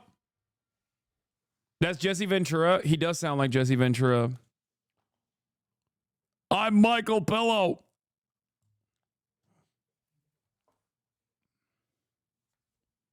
I don't know. I just think this is just a fading empire. It doesn't really matter at this point. But I wonder if the pillow's good. A fading empire. Yeah, of course. That's what you see us as. Yeah. Your parent. We hit a jackpot after World War II. We rebuilt Europe. Probably blew it in 1.5 generations. So the mafia. I was trying to distract from what you were vomiting out of your face. You're old. It's just so funny that he's like so disappointed and offended. Yo, pull up. What are you doing? Oh, he got so excited. He got so excited. Yeah, I see your face. Your fucking face, dude. Get over here. We're gonna do fun shit. Like apparently someone. I'll show you in a second. Actually, hold on. I'll show you in a second. We're just watching this classic Adam Friedland clip. I don't know. I just think this is just a. Oh, I've seen just a fading empire. Of course you have. You're a fanboy fanboy at this point. But I wonder if the pillow's good. A fading empire. Yeah, of course. That's what you see us as. Yeah. Your parent. We hit a jackpot after World War II. We rebuilt Europe. Probably blew it in 1.5 generations. So the mafia. I was trying to distract from what you were vomiting out of your face. You're older than me. Why are you drinking so much coffee? I'm really sleepy. You keep waking me up to lift weights. That is true. I don't do that at home. That is true. Dude, these guys, I'm killing them, by the way. Like, I make them play basketball sometimes twice a day. I make them lift weights. I won't let him eat, even though he snuck one by me today. He snuck a burrito by me. Yeah. Early in the day. But it's just like, I've never seen this man drink this much coffee before. This time around, he's like trying to keep up with the schedule that I've placed upon myself and him. And he's basically dying. Yeah, it's a hard time. Am I allowed to have this many coffees? I mean, part of the routine? I drink a lot of caffeine too. So, Ottoman Overlord training his Janissaries. Yeah, 100%. 100%. I need to make sure that these buxom young lads are plump and ready to go to battle.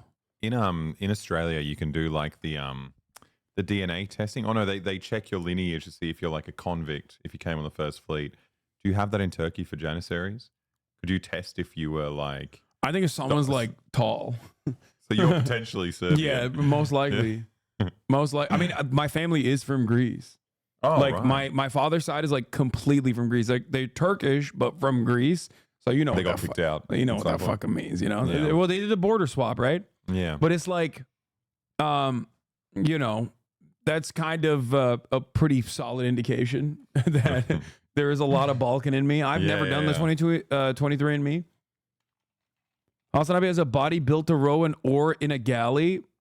Yeah, but I'm Turkish and he's Serbian. So it'd be our job. I'm the one making him work. To be fair, if I wasn't, we enslaved his people. If I wasn't a slave, my job would have been to raise pigs, because no one else in the Ottoman Empire could do it. It's just dirty. You're not allowed to exactly. touch 'em. We can't touch I would them. have been the pig man. Yeah, it's haram. And you had to. That's I'm gonna try a another big one. I've never had a big one before. Okay, didn't hear. This is a fresh. I mean, don't open a fresh one. If I like start convulsing and having a panic attack on stream, is it like a safe word? Is there something? No. I just have to sit here and cry. Serbian, but he's white. Wait, what? What do you? That's what I was talking about when you were in Melbourne. What? Oh, I forgot what was even the. I don't know. I don't remember the rationale. I just remember Serbians being people of color. Yeah, I would have been cracked at rowing. 6C with some goofy form, 6'10", 2K, and a free ride to an Ivy. Yeah, no, I was built to row. I found that out when I started rowing. When I started rowing for fun, like as my cardio, I was hitting like unimaginable numbers, even when I was like significantly more out of shape than I am now. And I think it's like naturally my body was built to row. I was It's the only time in my entire fucking life where I have literally picked up something and was like immediately good at it. I've never been good at anything from the start. You've done it on a boat?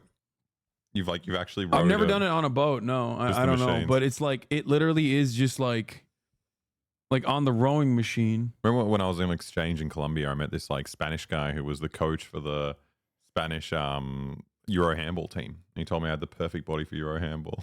He might have been coming on to me, to be fair. It was a hostel, that is what the Croats play. But so they have that. The Hrvats, they play handball. Yeah, they love it in Serbia as well. Yeah. They have that thing. Have you measured your ape index? No.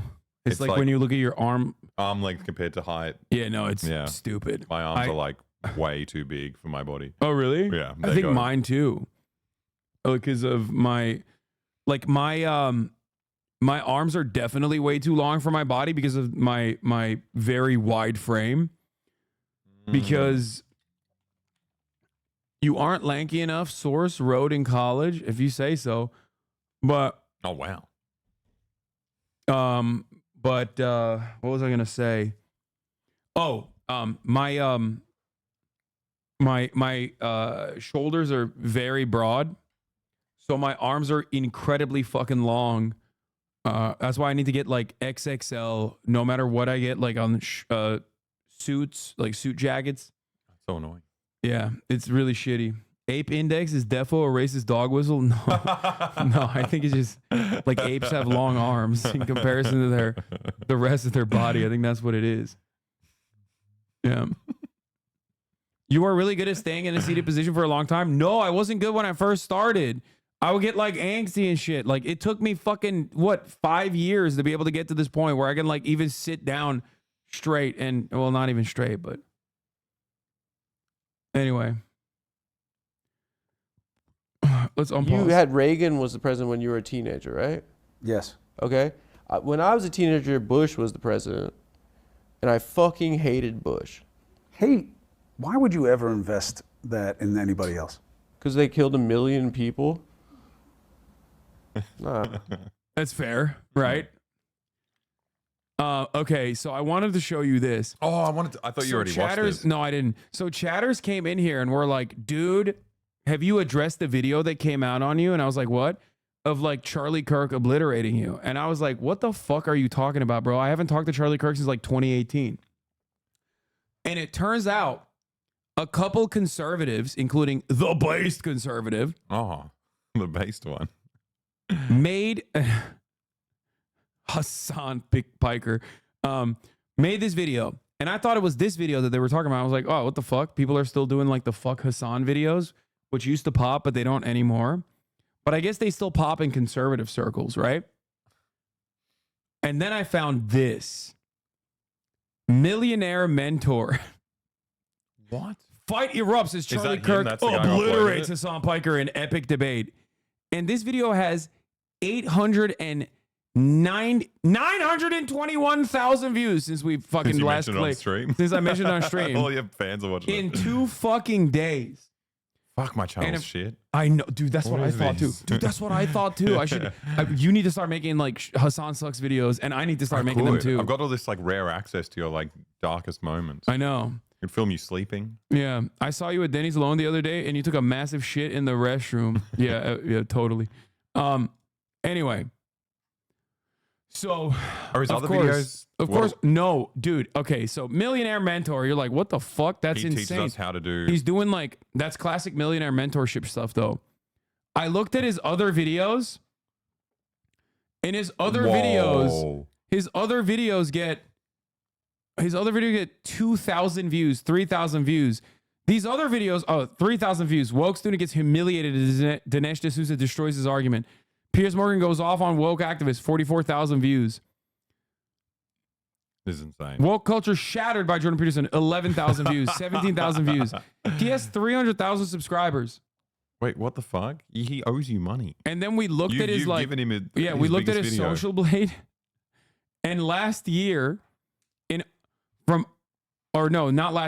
the month of August last year, he had minus 58 million video views, which means he like privated. Oh, they took him off. He probably took off a bunch of videos. Oh, that's so lame. Yeah. So like last year alone, my man lost more than like a total of 60 million views. What's nuts is that he can still do it.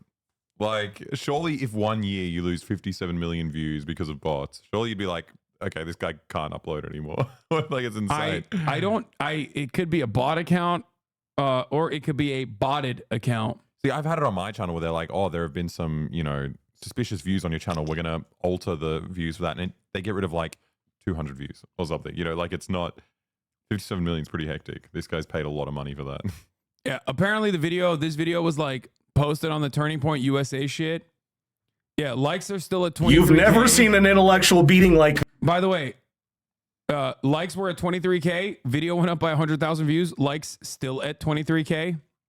But, that's besides the point. Anyway, so let's take a look at this video. You're ready? It might not be nice to watch yourself being obliterated. Dude, I would not want to watch myself being obliterated. I know. It's going to be really sad. Well, luckily I was there, so I know what actually happened. What's the occasion? What gets you and Charlie Kirk together? Politicon. Back when that used to be a thing. So it was a convention. It was a political convention where they would just like bring, leftists, Democrats, right-wingers, Nazis together and have them duke it out. So I debated Charlie Kirk in 2018. The video, I've done videos on it. I've done analysis on it. I actually had former friend of the show, Destiny, back when I was just starting off on Twitch, do analysis on it and stuff like that. Bro, that isn't even him in the video. He hired someone to dunk on you. Jason Stone, are you ready for the next level? He's a serial entrepreneur with multiple seven-figure...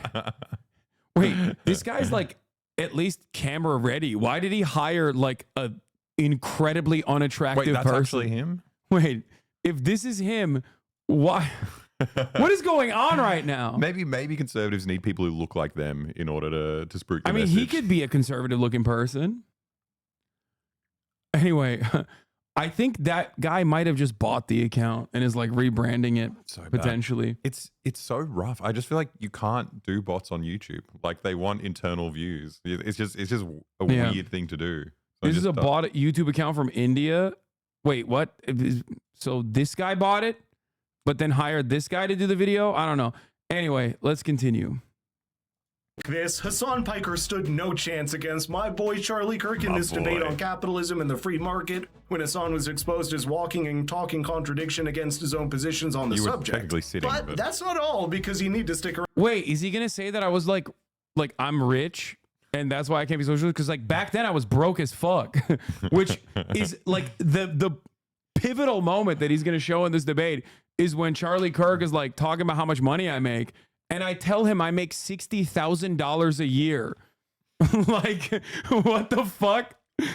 Well, then you're angry at him because you're jealous. Yeah, exactly. Then you switch it. They're like, oh, you're just jealous of rich people. Exactly. Around to see the debate nearly turn into a wrestling match as the Young Turks' Cenk Uygur starts screaming from the audience for no reason at all. Just subscribe to the channel for more discussions like this. Let's jump into it. By the way, this is precisely why I say like it's so much easier to be a fucking right-wing grifter. Like this fucking guy looks like shit, sounds like shit, is resurfacing a debate from like 8 fucking years ago. Not 8 years ago, but whatever. And is like, yeah, that's right. He got fucking owned. Instant 1 million views in 2 days. It's amazing. I'm not gonna lie. Both of us are jealous of the numbers, by the way. Let's make no mistake. I am, dude. I gotta write obliterating in my title a bit more. Dude, no, YouTube just like pumps right-wing shit so fucking hard. I swear to God. I mean, I found him. I think he's just a host they hire. Wait, they hired him and put him in this apartment so he looks like a millionaire. He doesn't look like this anymore either, by the way. But anyway, let's see what my boy's doing here. Currently, the economic system that we're living under is inherently exploitative, it's inherently oppressive, and we're now actually feeling the devastating impact of that more than ever. We live in a country... Wait, how is 60K broke? How the fuck is 60K broke? There's always some like dumb motherfucker in the chat. How is $60,000 broke? I live in America, in Los Angeles, California, bro. What are you talking about? Things are very expensive here. What the fuck are you talking about, brother? Like, it is... Like, there's always a guy who's like, oh, dude, $60,000? You were living a life of luxury. I'm actually signing off from a potato right now. I'm homeless in Uganda. Like... Okay, man. Thanks. What the fuck? Socialism is famously a race to the bottom. Yeah. It's just, yeah. That also is the other side of the equation that we don't even ever fucking get to discuss. But also, $60,000 now is pretty much broke everywhere in the United States of America. $60,000 back in back in 2018 wasn't great for California, but like might have been pretty solid for like Oklahoma or whatever. What's the median in America? Because this is like the median wage in Australia, $60K US. Right now, I don't know. Let's see. Times have changed. Median wage in the US is $45,000. Why'd you say $45,000? I don't understand. Well, maybe the different cities in America are cheaper, but I could like... Wait, $60K USD is the median wage in Australia? Pretty no high. Shot. What? It was 45 just like 5 years ago. Oh my God. 65. Is that Australian or is it 98? Yeah. 98 is me. 98's high. 98,000 per year and the median salary around 65,000. Oh, the average is, median 65. Wait, that's not American? No, that's got to be Australian dollar dues, right? Yeah. Because like a teacher's starting salary is like 55,000 Australian. Yeah. Anyway, let's continue. Where there are 40 million Americans, we live in the wealthiest nation that has ever existed, the wealthiest nation on the planet, and we have 40 million Americans living in poverty. We have 18.5 million Americans living in extreme poverty, according to the latest UN reports. Climate change is happening no matter how hard people try to deny its existence, and its outcomes are devastating, especially for millennials, and this is something that we need to focus on. And unfortunately, every single time we tried to bring about any sort of socialized solutions to these problems that the free market obviously fails to provide solutions for, we get called socialist and that idea is inherently damaging. We live under an inherently oppressive capitalist dogma, and I'm here to talk about that because I think that at least questioning that and striving to find a better system is exactly what young people should be doing right now. Right. So, inherently oppressive. So small business owners are oppressing their employees. Come on, you're hyper-focusing on small business, dog. I'm talking about capitalism versus socialism. Even though 85% of all jobs in this country are created by small businesses, even though under this president, poverty rates have gone to the lowest level in the last 65 years. Do you want to ask questions? Wait, hold on. Let me finish. I let you finish, right? Okay, go ahead. Let me finish. 3.9 million Americans have gone off food stamps and into the labor force under this president. That should be applauded by everybody. When less people have to... They cut. That's my favorite one. Food stamps. Yeah, when they cut food stamps and they force people into even worse conditions, and they're like, "What a fucking dub! What a whopping dub that was!" They'd be like, when we killed poor people. We created lots of jobs. These people are doing 3 jobs now. Yeah. People used to do 1 job back in the day. That was some pussy shit. Now they're doing 3. Oh, it's awesome. To go to government for money and for meaning, and they instead are able to go to a job and have a paycheck. That's a good thing. And so the final thing I'll say is this, and you'll find disagreement. Just because someone gets rich does not mean someone gets poor. In order for you to get rich in a free market system, you must have a good idea. You must create value. You must employ people. You probably borrowed money. And you have an 80% chance of that business not succeeding. In a free market, yes, we applaud success, but you must take... Why is Hasan objectively hotter then, but I'd much rather have him now? Hey. I don't think I look that different there than I do now. Responsibility for failure, and you have seen in the last 100 years I'm just wearing a suit. The standard of living increase for all people across the world. Things get better, prices go down, and we are able to enjoy the abundance that only a free market system can create. And you know what? I don't have to call you guys socialist. Bernie Sanders got it calls mounted himself like a socialist, 10 meters and in we the should air. reject socialism. Conjecture versus hard statistics, that's the bird's eye view of this debate, but I want to pick at something that Hasan Piker just remarked about capitalism as supposedly inherently exploitative. Okay. Let's hear. 6 years later, he's got the comeback. Yeah. It took him. I can't wait. I suspect that he's going to talk about the extraction of surplus labor value is good, actually. You fucking idiot. Poor people don't know what to do with all that money. That's true. All that money that they're generating for their bosses, it's much better served in the hands of their bosses. Duh. Easy. How can Hasan make that explicitly Marxist talking point and yet not claim to be a Marxist? The entire edifice of Marxist thinking lies in Dog, that was literally fucking 6 years ago. I think we're way past that point. People call me a terrorist now, okay? We've moved beyond like, oh, Hasan, is he Marxist? Is he not a Marxist? No, they're like, Hasan is a Marxist, Islamist, fundamentalist, Al-Qaeda supporting terrorist now. That's like Hamas Piker. Yeah, Hamas Piker is what they call me nowadays, motherfucker. This guy's still talking. This guy's arguing against me from 6 years ago. Oh, back when things were so much better. Then I could. They were better for him as well. He was fucking hot 6 years ago. Oh, damn, that's rough. It happens to us all.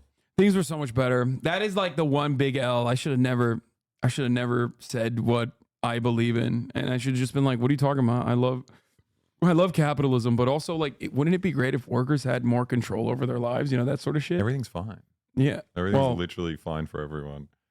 No, I don't mean it like that. I just mean like advocate for the same things I advocate for without saying I'm a socialist. I think that I would have a better way of being able to reach a broader audience and convince them. Well, it's just such a dirty word here. Yeah, I know. It's so fucked up. During the profit motive as an exploitation of the working class and as a means to extract their labor with minimum possible compensation. But the problem is... Wait. Okay, Marxist the entire edifice of Marxist thinking lies in construing the profit motive as an exploitation of the working class and as... It's not construing the profit motive. It's just descriptive. Like, it's not... You're describing what profit is. What do you mean? As a means to extract their labor with minimum possible compensation. But the problem is... no boss is like, I would love to pay you above market rate. The concept of market rate is literally determined on that exact principle. What are you talking about? No, you make profit by coming up with good ideas, like starting a channel and paying for bots. That's a really good idea. Make lots of money. Millionaire mindset, baby. No, but like actually, like so selling tacos. That's like, the B-roll's really good as well. Yeah. No, the person handing that taco is making like $2. Yeah. Or they're their own boss, baby. You know, true. be. Oh, It's okay. construing the entire system of the free market as exploitative when it is the same system that has accomplished more to uplift people from poverty. Okay, he just moved past the exploitation. He literally he didn't even like try to tackle surplus labor value. He just said like, oh yeah, it's exploitative to pay people the least amount that you can pay them. So stupid. Think about how awesome capitalism is at uplifting people from poverty, which like there's two different schools of thought on this. Either you look at like the change of what was considered to be extreme poverty to what it is now as a reason as to why so many people have been quote unquote uplifted from extreme poverty, or you look at China, which if I were to ask this person, I suspect he wouldn't say China is like a state capitalist enterprise or something. I think he would. I think they're pretty versatile. These guys. I feel like China's capitalist when it's bringing people out of poverty. Okay. Yeah. How does that? Oh, so slave work is fucked up? Oh, so you think the pyramids suck? Yeah. Yeah, exactly. Oh, someone doesn't like cotton clothes. Weird. Anyway. Slavery has done more to clothe people than any other system. Yeah, exactly. How dare you? How dare you talk about that with such unseeming terms, such mean terms? Isn't Walmart the most socialist corporation in America? No. Okay. Overall, yes. The reason why billions have been lifted out of extreme poverty is Chinese development. Take China out of the equation, the situation is not great. We're going backwards. Yeah, we're not going forward. We're going backwards. You're fucking delusional. But maybe he loves the CCP. Probably. Maybe he's like, yeah. Maybe he's gonna say that now. Let's see. Across the world in any centralized system of government or socialist economy could even fathom. Since the turn of the last century, humanity has dropped the share of people in extreme poverty from 6% to less Oh than... yeah, he is doing the extreme poverty. So no, we he changed the metric for... Oh yeah. Okay, not only is the metric changed, okay, but also beyond that, it's still China. He's a dentist. Yeah, no, I was wrong. My bad, bro. He's questioning my... He's questioning my leftist bona fides. He's like, excuse me, sir.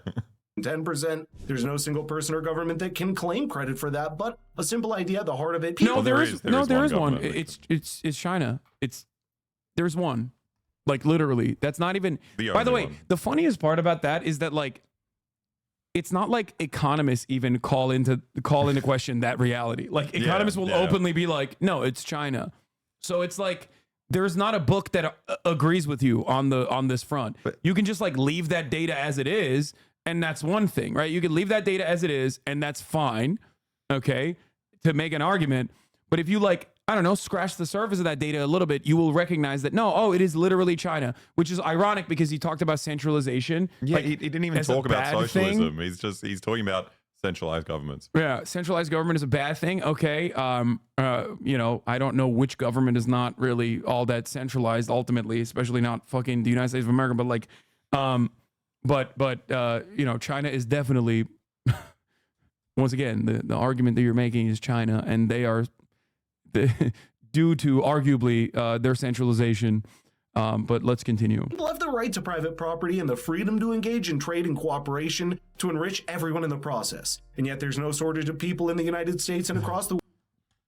I love these like theoretical arguments. Like, dude, it's lifting people out of poverty, not China. Also, everyone's getting wealthy along the way. True. Yeah, that's why there's like people fucking taking shits on the sidewalk in the United States of America. They do that. That's their choice. Yeah, because That's it's a moral failure. Fuck, you're right. Yeah. I didn't even think about Capitalism that. works if it wasn't for all these degenerate people who don't know how to make good decisions. Who aren't watching Millionaire Mentor. Exactly. If you're mentored by the right people, Yeah, that's wouldn't be so homeless. true. Yeah, I mean, here is the socialist. Here's the socialist. This is a Trotskyist paper. The BBC is China lifted 100 million people out of poverty. China's poverty figures. Poverty is defined by China as everyone in rural areas earning less than 2/3. Oh, wait, what is this? Wait, what the fuck? This graph, this World Bank graph shows that extreme poverty fell in China by a lot. Like 800 million people. That's so. Wait, is the World Bank like? Is that a Marxist institution? Yeah. No, they're globalists, which is the same Jewish. The same thing. Yeah. Got it. Okay. Yeah. But let this guy talk. I want to hear. I got so excited when he started talking, like he actually was addressing Marxist theory. I was like, oh wow, this is gonna be. He like did for like a second, only to just completely sidestep and be like, "Capitalism is awesome, you fucking idiot." World that are willing to sacrifice these two fundamental principles to the altar of some unattainable utopia. Watch Hasan Piker struggle to make sense of that, even to himself. You know what socialist is? Bernie Sanders wants an 80% tax rate on the rich. Venezuela That's too, right? Dude, listen. Bernie Sanders wants to keep our fossil fuel assets in the road. You want me to explain it to you? Because you obviously don't understand it. Do you want me to explain it to you? Is Cuba not socialist? Is North Korea not socialist? Cuba is socialist and it's awesome. Suck my dick. The most doctors per capita. Vietnam not socialist? Was Zimbabwe not socialist? You can laugh all you want. Okay, do you but want me to 100 explain it million to you? people died under socialism in the last 100 years. Oh wait, I wonder if he cuts off my argument because I actually fucking dunk on him pretty hard here, where I talk about like global capitalism, the deaths under global capitalism under the similar principles would be akin to 14 million due to famine alone before we even factor in like other diseases. Who was it? Arundhati Roy, who's someone like compiled like just India alone over the past 100 years, deaths from capitalism. It's just like mind blowing. Yeah, And you have the gumption to continue. You can keep laughing. Hold on. Yeah, 100 million people died under socialism, which includes the Black Book of Communism figures, which is so funny. Literally talk about all the Nazis that were killed, okay, and also factors in the possible children they would have had. Are you fucking insane?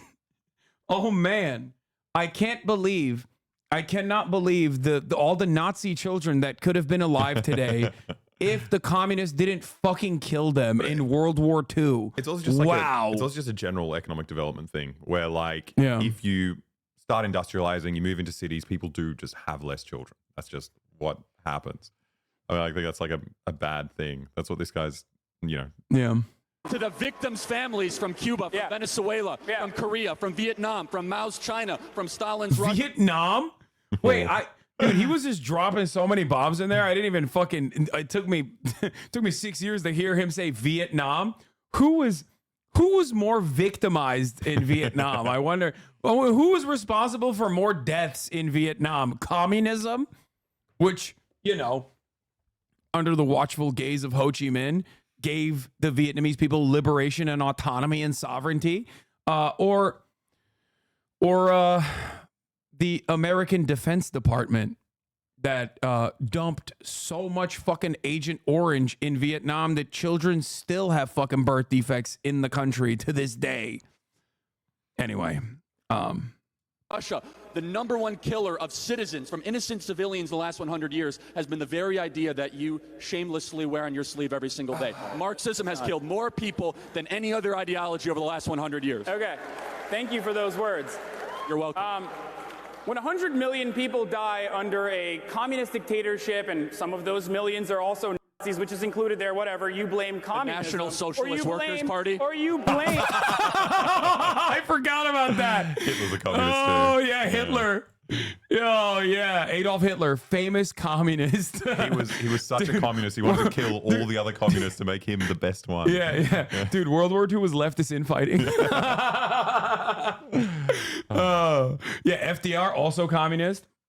Yeah. Think about it. Yeah. Wow. Let him cook. You blame socialism, But when 7 million people die every year under our current global capitalist environment, where just by famine alone, before we even talk about imperialism and before we even talk about the damaging wars that are happening all around the world, then it's the individual. So you're essentially telling every single person that's poor, it's your fault that you're poor, it's your fault that you die under a capitalist system, but if you were under a communist system... I have never said that. I mean, that's literally what you're saying. No, it's not. So whose fault is it? Whose fault is it that 7 million people every year die just by famine-related diseases and famine under our current global capitalist structure? Which, by the way, has a massive abundance of food production. Like when you know, we're killing all the fucking birds, or when we're trying to maybe restructure under, you know, when you're trying to move an agrarian society to the industrial giant over the course of and engaging in collectivization efforts over the course of multiple decades, while also fighting a massive fucking war against the industrial might of the Nazis. Obviously, there's gonna be some miscalculations along the way with, you know, crop rotations. Like that's I would say that in and of itself is, you know, still pretty bad, but nowhere near as horrific as like having an abundance of food, like a surplus of food. It's just there. That's just there, but because of the profit motive, like it's funny, you know, people have to die. They focus on these guys coming in like Stalin and these famines, and it's just like, what about the famines like under the Tsarist Russian Empire? Like, that shit was brutal. Like, it's just like, no, that's irrelevant. You know, all the famines that were going on up until then don't count. It's the ones that when the communists came. No, personally, I think it's unconscionable. It's unconscionable. Sorry. It's unconscionable to have an abundance of food and have like the capacity to basically feed every single person on this planet, and simply have a logistical problem and a lack of interest to do so due to the profit motive, that and allow at least 7 million people to die due to famine every fucking year, then you know, fuck up on your efforts of you know, miscalculating on your efforts of how to manage an entire economy. You know, I think it's significantly worse. Whose individual fault is it? Yeah.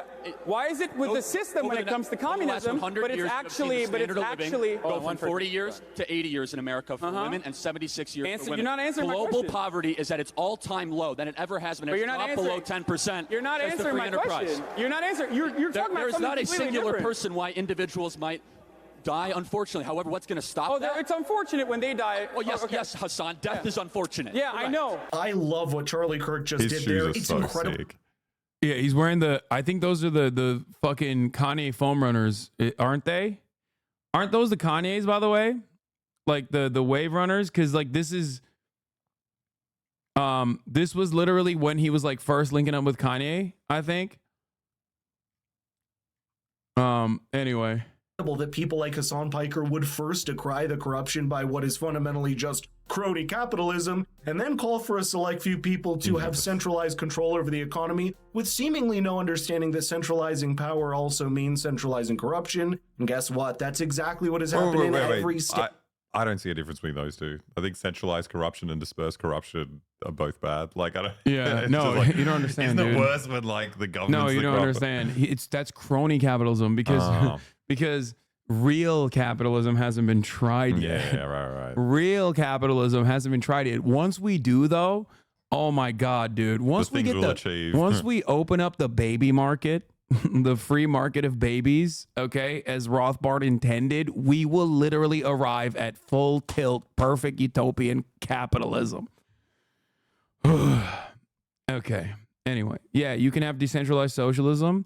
Yeah, in your mind. Okay. I mean, I think that sounds nice. It's just like, if you do, the Americans are going to come in and wipe the floor with you. Yeah, that's great. It happens sometimes. Could happen. That's a nice idea. Yeah, I like it. Anyway, let's continue. State and country that has tried to implement socialist economies, where people's greed for wealth makes them want to seek political power rather than... I don't understand. Like, dude, the greed for wealth is good under capitalism. like that's your modus operandi. Like, that's literally your operating principle. That's what your starting point is. Like, greed is good. Like, what the fuck? Produce something and sell it into a marketplace, but let's give Hasan the benefit of the doubt, because maybe what he really is calling for is socialism in the sense of redistribution and welfare systems. Looking from this perspective, there's... Oh, he's saying maybe Hasan's a Keynesian. I want to think that he just wants a welfare state, like a robust welfare state. Like, no, dude, I don't just want a robust welfare state.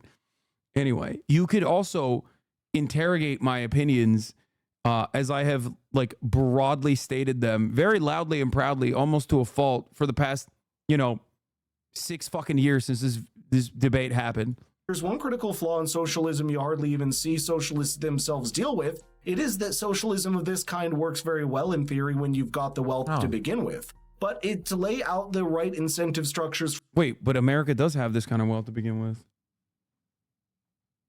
Sounds great. So is he saying that like this kind of socialism would work in the United States of America? Oh, thank you. So nice. Thank you for agreeing with my point, I guess. It's the red shirt. He's on our side. Yeah, dude, I'm telling you, he's literally advocating for socialism with Chinese characteristics. For people to create the wealth in the first place. That's similar to what the debate is with something like the medical industry in the United States. The world needs the United States medical industry to invent new medicines, surgeries, and equipment in order to benefit the field across. This is also just a straightforward lie that like Republicans say all the fucking time. Every single novel chemical compound discovery still happens ultimately with publicly funded research. That's number one. And number two, the United States of America isn't even the leader in novel chemical compound discovery when you look at novel chemical compound discovery per capita. As in, other countries actually spend a significant less amount of money for novel chemical compound discovery than the United States of America does. And the only reason why America is good at novel chemical compound discovery in general is because obviously there is a massive fucking country with a shit ton of immigration specifically for this kind of work. So that's it. It's also funny when you look at Cuba that has like the GDP of 10 houses here in LA, Yeah. and they were the first ones to fucking stop HIV transmission from mother to child.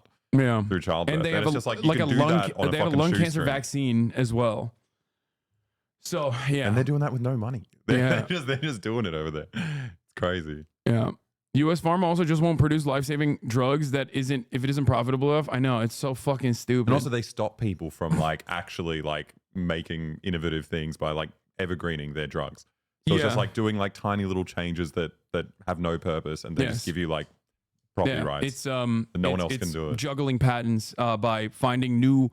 A lot of the R&D spending when a patent goes into the hands of a private pharmaceutical corporation, a lot of that R&D actually is just finding new delivery mechanisms so you can extend the life of the patent for long periods of time. But even that's just like anti-capitalist. I don't know. It's kind of funny because you got India that it's trying to make these changes, and they just keep getting like bullied out of it by like the kind of property rights of Western pharma companies. Yeah. Across the world, and yet the socialists still live in some kind of utopia where both benefits of that innovation can be socialized, while the incentives for people and companies to produce that innovation can be retained by giving them enough of a profit motive. For example, 90% of new drugs and medicines fail to make it to that phase 3 of trials, and more than 90% of... Now he's just talking about America. Like he's talking about the FDA. And again, yes, the fucking failure implies that this cannot be a capitalist endeavor. What is he talking? I feel like he's making an argument for socialism every time. Maybe that's why so many people like it. Yeah, maybe that's why they liked it. views. Except when you look at the comments, they're like, Hasan is dying from a famine of common sense. The problem with socialism is that you eventually run out of other people's money. Margaret Thatcher. Imagine fleeing your country because of how socialist it was, only to come to America and say capitalism is shit and socialism is socialist Turkey. If socialists understood economics, then they wouldn't be socialists, as Hayek. If Hasan Piker makes only $60K a year, how did he afford a $3 million mansion he just bought in Los Angeles? 2 days ago. You can't, bro. How are you supposed to? A rich boy complaining about capitalism. You can't have a conversation with a person who's that stupid. Like, in his mind, there is no way that this video is like 6 years old. Like the debate that he is watching, and he just thinks like, oh, dude, I can't believe like this guy's just lying to so many people about how he's making 60 grand a year. What an idiot. He tried to hide it and he bought a $3 million mansion. What a fucking jackass. But also, if one of their guys, what is this guy called? Millionaire Tips, Millionaire Mindset. I don't know what his name is. But if one of them was like, I make $60K a year and I bought a $3 million mansion, they'd be like, that's my God. I love this guy. Like, teach me how to do it. You know, it's just, yeah, I don't know. Yeah. I mean, yeah, this shit is so old. It's been 3 years since I bought the house, by the way. Like, that's how, even the fucking house memes are old. Why is Hasan rich? Why does he not divide his wealth? Why do people come over to America not to migrate to social countries like North Korea, China, including Hasan? Hasan and Jake, millionaire socialists? I mean, the reason I migrated to Australia was because America bombed my country. Like that's I think that's a pretty normal reason to flee, but I don't know. Charlie is a walking, talking encyclopedia of facts against socialism. Isn't Hasan the same guy who said Americans deserve 9/11? I never want to hear someone rich talk about socialism unless they're willing to start it themselves and give their money to others. This man is saying, like, why don't you arm and facilitate a people's revolution? But also, if you gave your money to others, you wouldn't be rich. Like, I don't understand what he's saying. I don't want to hear a rich person do this unless they weren't rich. The OG fuck HasanAbi from 200 years ago. After the Austro-Turkish War of 1788, Serbians would again fall under Ottoman rule. For the next 16 years, they would face extreme oppression and slaughters by their tyrant lords. But this was about to change, when in 1804, a young Đorđe Petrović, after being elected by local chieftains, would rebel against the Ottomans in an attempt of independence. He just didn't know what was good for him. He just didn't know. But I want to see what happens. He didn't know. He would lead every battle and even earn the respect of Napoleon. Although the revolt would fail, he would be remembered for his bravery and rage, being nicknamed Karađorđe. What is this music? It's funny as well because he doesn't speak Serbian. The guy who's doing this, like, why are you making like a This is thirst very trap odd. for a nationalist hero? His name is Balkan Guy. Come on, bro, learn to pronounce it. What kind of Balkan does he do? You think he just only does like Serbian edits? I've never seen like an American. Dude, his name is Balkan Guy. There is a 75% chance he's a straight up Nazi. Okay, I'm sorry. His name is Balkan Guy. It is depressing the kind of fans you get as a Serb. It's so bad, bro. I met this guy. He's like fucking liberal politician in Australia. Liberal over there is right wing. Yeah. And he's everywhere just, else outside of America. And he's just like, yeah, I love Serbs. I was like, oh, okay, that's cool. I haven't heard that. And he's like, yeah, the way you guys did to the Muslims, we got to do that here. And it's just like, oh, thanks for the support. Like, what the fuck? Yeah, you just get the worst people become fans. Would you say that if the Ottoman Empire had successfully reformed and modernized, it would be better for everyone under it? I mean, he would say that. Yeah, I would say that. Oh wait, can you put on? I sent you a video on Discord earlier in the day. Oh yeah, about. I only saw. Did you watch it? No, I only saw the comment that you made after the video, and I didn't see the video at first. And I was like, "What the fuck? Why did you send this to me?" Because you said Serbia is the greatest country in the world, and I only saw the comment. And I was like, "What the fuck?" We've got like the highest level of cooperation with China out of any European country. Even more than Hungary? We're smashing it. Yeah. Damn. Where they're only like, what do they have like weird terms for it, partner for the future or something. Vassal state. You're the Belarus for China. I'm fine with that. I am fine with that. Serbia has visa-free travel to China? Yeah, Whoa. that's how I first went to China. Yeah. What? Are you okay hiding the fact that you are a god, but scared to let people know? Whoever asked me, tell everyone you're a real god, Hasan, and your friend as well. Both of you are gods now. Yeah, I'm the god of serving the top of the hour ad break, dude. Fucking let's go. Damn, I did the schizo leap, dude. That's a debate that you never see, okay? The schizo debate. The alley-oop. Anyway, at the top of the hour, there's a 3-minute ad break. And if you no longer want to see those ads, I guess you can imagine not seeing those ads if you're that chatter. But for the rest of you, you're going to have to subscribe for $5 or free. Here's the 3-minute ad break now. Biotech startups fail, somebody has to bear the cost of that, and somebody has to invest that risk. It's only fair that... Y'all ever feel like you're forgetting talking points and becoming worse advocates for socialism? No. Not really. I mean, I do. But that's because I'm not as good as talking. There you go. You demonstrated that perfectly. No, I mean, I don't know. I don't really think about that at all, actually. Whoever is responsible in case of loss is also deserving in case the drug or company is successful in turning a profit. That's the lack of understanding you see from Hasan displayed over and over again. How about a 30-year patent on a drug You don't that seem to understand disallows that someone with a 90% better of the idea that would stuff we bring down the create price of doesn't the drug? work. It's just a weird point. He's like, Hasan doesn't seem to understand that 90% of the stuff that we make doesn't work. Like, doesn't pass the trials. Yeah, that, like you don't understand. None of that, like, nothing he just addresses my point at all. Yeah. That, like, yes, novel chemical compound discovery is a costly endeavor, just like massive fucking foundational leaps in technology, okay, require a shit ton of money to be spent on the research and development of it, including, but not limited to, the internet. And you cannot arrive at world-changing discoveries like this in technology without a shit ton of fucking publicly funded research, especially under the increasingly shorter-term profit-seeking that is required under a capitalist organization of the economy. Well, that's it. It's much more lucrative just to make make tiny little changes to keep your property rights, and you keep exploiting that.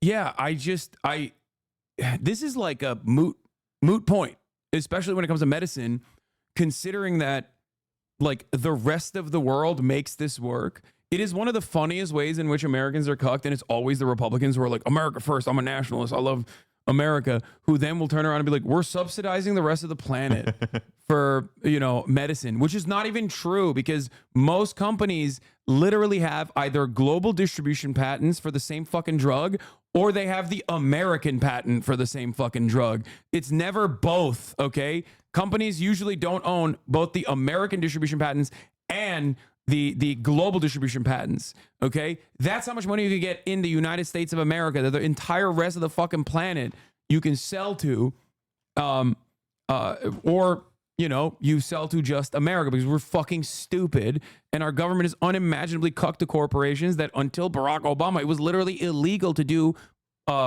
it was illegal to do any kind of price negotiations for bulk purchases of pharmaceuticals, even for the fucking VA. That's the saddest shit. Dude, that makes me so sad. It was literally illegal, dude, which is crazy. These guys love soldiers. Yeah, and another one of the obviously funniest parts of this conversation is that why are corporations selling, let's say a corporation owns the distribution patent of a drug to both the United States of America and the rest of the world. Let's say they own the global distribution. Why would they sell to the rest of the world at much cheaper prices if they're not still turning profit? Are you fucking stupid? What a stupid fucking... Oh, they're magnanimous to China. Yeah, we love they those just guys. love, yeah, they're just like so nice to Australia and China. But when it comes to America, they're like, oh, well, we're going to fucking milk them. Like, what are you talking about? Anyway. No, it's ridiculous that they can make profits in almost every other marketplace that does engage in price negotiations, because they have some kind of socialized form of medication where the government purchases these drugs in bulk, right? And then even after, they're like, oh, those profits are not enough. We want extra profits from the dumbass, fat fucking Americans who are going to pay for it because there's nothing they can do about it. drug so that the middle class could have the same sort of treatment that the rich and powerful have. That's the regulation that you think I'm against? No, I'm not saying you're against it. I'm saying what I'm for, Hasan. I hope No, I think that. we should look. Again, let me finish. Okay, go ahead. Sorry, you're right. The free market allows itself to three really, really big things. It allows prices to go down, quality to go up, and abundance to go outward. Everywhere it's tried, whether it be grocery stores, whether it be housing, if the laws of the market. Yeah, housing. Another phenomenal free market. Was this 2018? Yeah. What was the housing situation like back then? It was never pretty good great, in America. great It was never 2018. good. It's like, yeah, that's why literally all of the countries with the highest fucking home ownership rates are like former Soviet bloc countries and just socialist countries still, like have some semblance of existing socialism. Oh my God. Ridiculous. Market do not stop working just because it's in healthcare. Whether it be LASIK eye surgery. LASIK eye surgery used to cost $20,000 per eye. This is the funniest one. LASIK eye surgery is like the John Stossel argument. That's like the only argument that libertarians have, which is why it's like so fucking bad. What, it got deregulated and got cheaper? No, it was just never. It was never properly regulated, and that's why it was trash for the longest fucking time. Libertarians love talking about LASIK and how affordable LASIK is, and it's like it literally sucks. It sucked for so fucking long. Insurance companies, technological advancements that are because of the free market, more affordable. The insurance companies would not cover the LASIK eye surgery. It was a cash business. Doctors went outside of the traditional system, and all of a sudden now it costs $500 per eye for LASIK eye surgery. Everything you're saying is flat out false. And also, what's false about that? Because we live under a mixed economy, Charlie. So it's a consequence of both publicly funded research and also certain private elements. So when you try to turn around and look at technological advancements that are happening in virtually every field, okay? Virtually every field on an international scale, and assume that this is just a consequence of free market capitalism, well, let's talk. Yeah, no, it's actually unicorns, dude. Unicorns are giving us magically the Hasan, answer me a question. If we're going to lie about this stuff, then we might as well just go all the way out. Does insurance cover LASIK? Does insurance cover LASIK? What does that have to do with anything? Because when you don't have the insurance lobby within the negotiating of prices, then the consumer knows exactly what everything costs. Are you going to? The reason why healthcare costs so much in this country. Wait, what?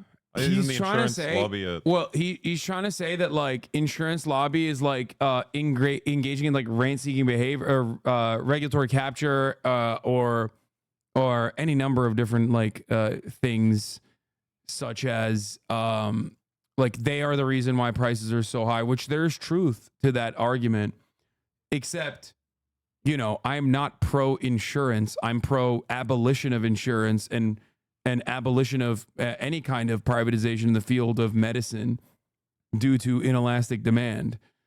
So I don't know why he's making that argument at all. You go into a hospital, no one knows what anything costs. No one knows what anything costs for how long you stay there, for how long the procedure is. Yeah. The greatest counter to this is like, you're in an emergency room, okay? You got shot in the gut because luckily we have a lot of freedom and everyone has a gun and can use to shoot you. Right? Thank God for that. Bald eagle screech. Okay? What are you going to do? Are you going to pull up on your fucking Google Marketplace to try to figure negotiate here. Come on. To figure out which hospital is cheaper for their emergency room facilities? Like, what do you mean?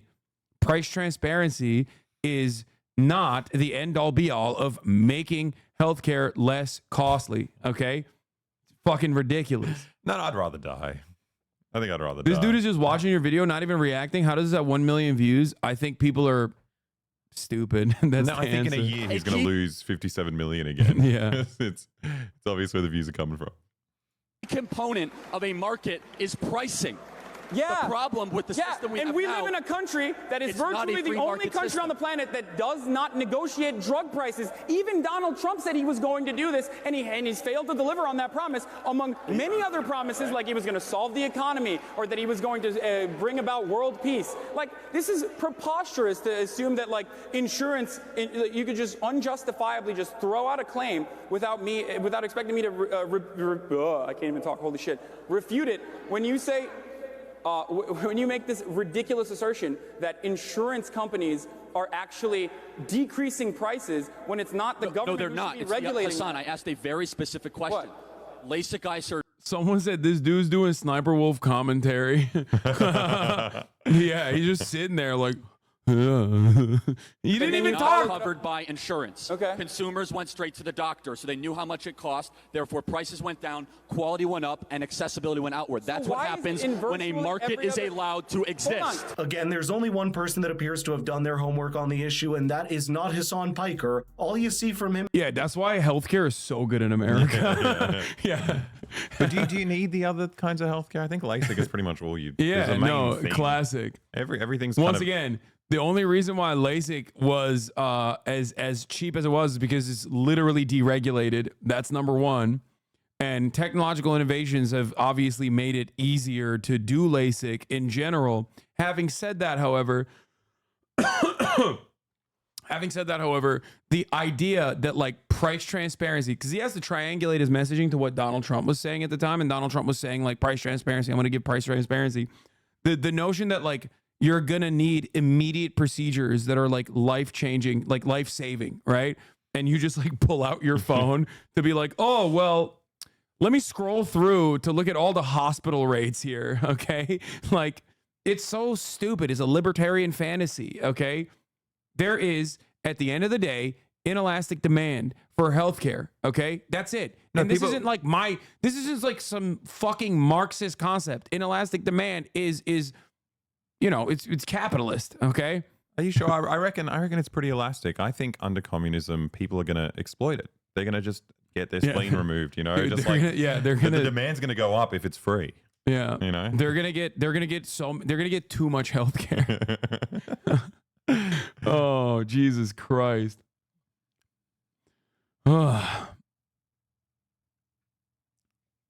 Is listing out a bunch of problems that exist in the world and making no effort to connect that to anything that fundamentally stems from the free market. The truth is that most of the world's problems that he listed have no clear line drawn to capitalism inherently. For example, British researcher Alex de Waal did an extensive study and found out that most of the world's famines today are not a result of lack of food, but from military and political action in places like Africa and the Middle East. Which is famously not a capitalist endeavor. No, for the past 20 years, communist countries have been rampaging through the third world. It's so fucked up.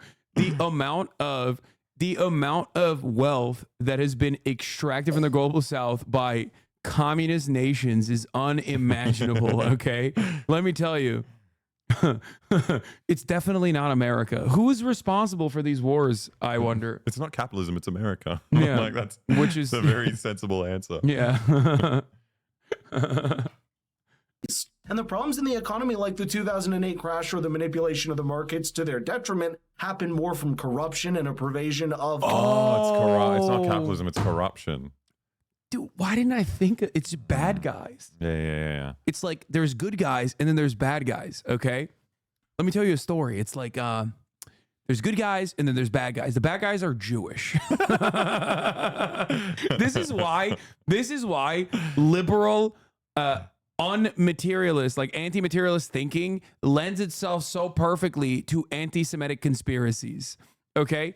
Because ultimately, you have to find an outgroup of bad guys who are like, you know, controlling everything.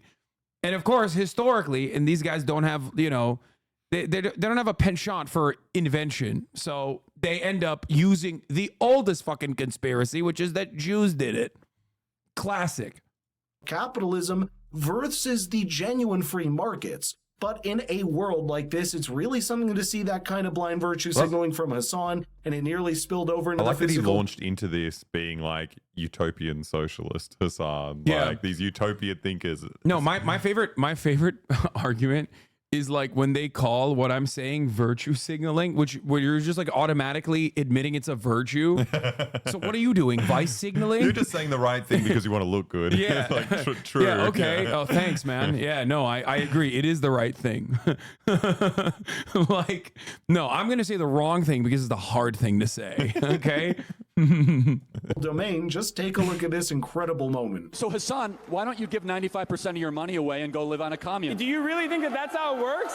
Do you really think Why that's not? how it works? Go This is go as live silly. what you preach. Look, Because every single this let me is finish. as You silly. talked uninterrupted for 5 This minutes. is- Hassan, let me Okay, finish. go ahead. Sorry, you're right, you're right. I live You're right. what I practice. make I'm your a free market ridiculous capitalist. tweet, I point. employ people. I took a risk. I have my own. Yeah, I enslave them. I'm a free market capitalist, which is why I exploit the third world every day, and it's awesome. I'm living by my principles. I love the whole taking a risk thing because, like, what are you risking? Just being someone who works for you? You know, No, he didn't even do that. He took a risk by going to a very wealthy, Foster Freeze, who died like a couple years back. His risk was going up to Foster Freeze, who his dad knew because his dad was a fucking contractor, and asking him for money. That's pretty which risky. he got. That's risky though. It could have been embarrassing if he said no. Would have felt bad for a little while. But regardless, don't you love that they're doing why don't you give away all your money? When I was making $60,000 a year, like that doesn't even make sense even now. Obviously, like it's the same argument that they make to me now. They're like, Hasan, you're rich, give away all your money then. And it's like, yeah, dude, if I gave away all of my money, okay, if I gave away all my money and we eradicated global poverty, I would do it in a fucking heartbeat. What are we talking about? But the amount of money that I have, unfortunately, is not going to do that, okay? It's ridiculous. Foster Freeze went out of business too. Yeah, maybe he gave too much money. Well, he went out of business because he's dead. But go live in a commune. Oh, man. Start a business every single day. I practice what I preach. He wants other people to contribute to what he considers to be a good idea, what he considers will make the world a better place. You have the freedom to go live as a socialist. Go do it, Hasan. What's stopping you? Okay, right. So here's why this is ridiculous. This is And the last point. The last point I will make is this. Here's why that conversation is absolutely preposterous. If I gave away the measly earnings that I had and gave away 95% of that, How much do you make, that Hasan? wouldn't necessarily even push the needle. I will be very honest. It's really embarrassing, especially because my boss is sitting right there. I make $60,000 a year, okay? And that's a really good salary, but it's not like what Ted Cruz's wife was talking about the other day when she said $174,000 salary a year. It's not like we're going to buy a second home anytime soon, but that's besides the point, okay? You're trying to attack me, which is ridiculous, like asking me what my salary is. Sure, I'll reveal it willingly. You brought it up in context. I'm asking, why don't you live like a socialist? Okay. Go live like a socialist. That's so like, oh yeah, dude, how much money do you make? It's like, okay, I make 60 grand. Like, what am I? Who am I saving with that? I need government assistance, dumbass. Oh, that's so funny. Oh, Jesus Christ. Yeah, he fucking owned him. He has a lot of money now. Why didn't he give it away? How many people can I save with the amount of money that I could redistribute? It's like, I love when these guys basically turn into like anarchist babies on Twitter who are like, oh, if I had Hasan's money, I'd open up a soup kitchen immediately. I'd like stop streaming and immediately just open up a soup kitchen. It's like, okay, so then what next? Like, where's the stream of income coming from to maintain the soup kitchen? Like, what are we doing? Oh, I haven't really thought about that. Yeah, that's why, because you're a fucking 14-year-old anarchist, okay? You read Kropotkin, and now you think you unlock the secrets of the world. You fucking baby. The end. Anyway. The point is larger than that, Charlie. I live like a capitalist every single day, Hey. Shank. I live as a capitalist. Hey. I live as a What do I do? I get charity every single year. Hold on. What's my salary? Less than his. Charlie, take a Come on, seat. Shank, let's go. Charlie, What are you doing? Sit down. Take a seat. Take a seat. All right, no. Take a seat. You're gonna take a seat. You're gonna take a seat. I love that the fucking people that, dude, that's so awesome. Oh, that was a legendary moment. I think. What was he yelling back to him? You couldn't pick up. Shank's thing. What Jank was saying? I don't know. I don't remember. But I do find it really funny because he's like, I live like a capitalist every day, Jank. I give to charity. And it's really funny because, like, normally these are the same people who are like, oh, you got emotional, you lost. But of course, like when Charlie Kirk is like crying like a baby on stage, you. yeah, when he's crying like a baby on stage, they're like, "Oh, that's actually cool that he did that." No, he got emotional as fuck. Oh my God! What's my salary? All right. Ridiculous. All right, behave, everyone. Jesus Christ. Okay. I practice what I preach, Shank. Charlie. You Stop. do not practice what you preach. Charlie.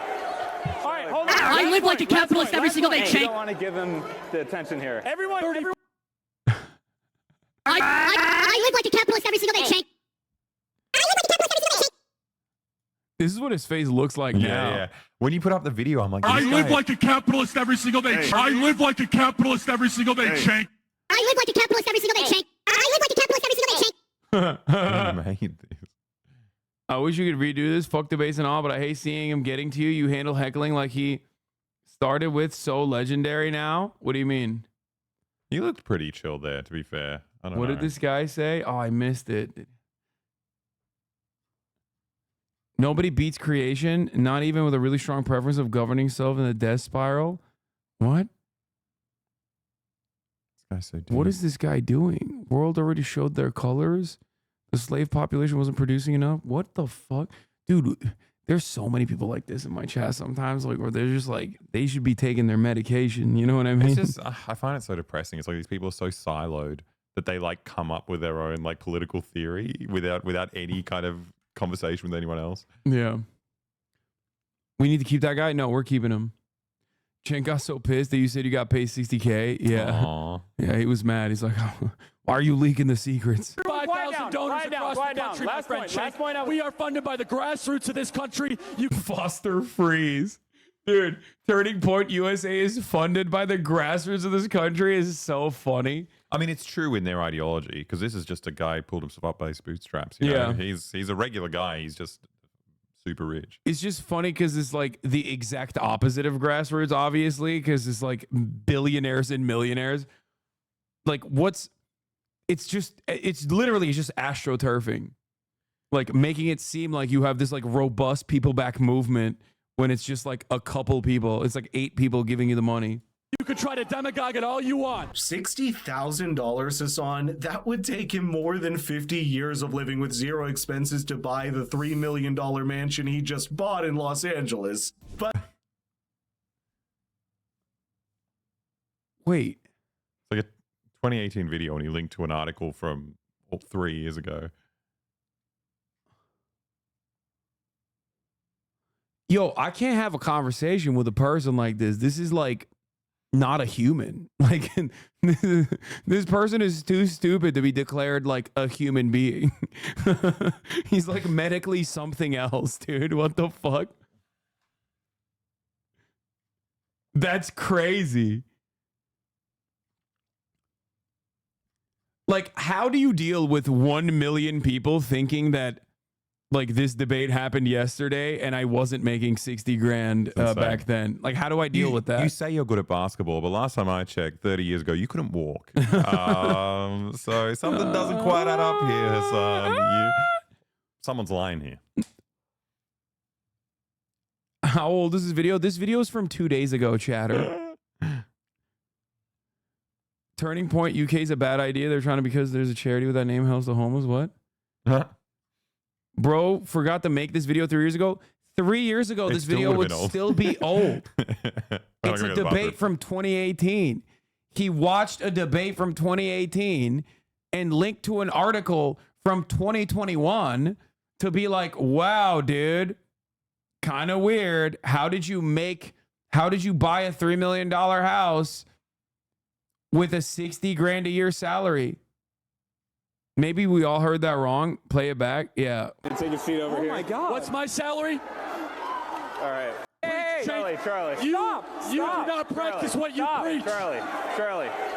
All right, hold on. Last point.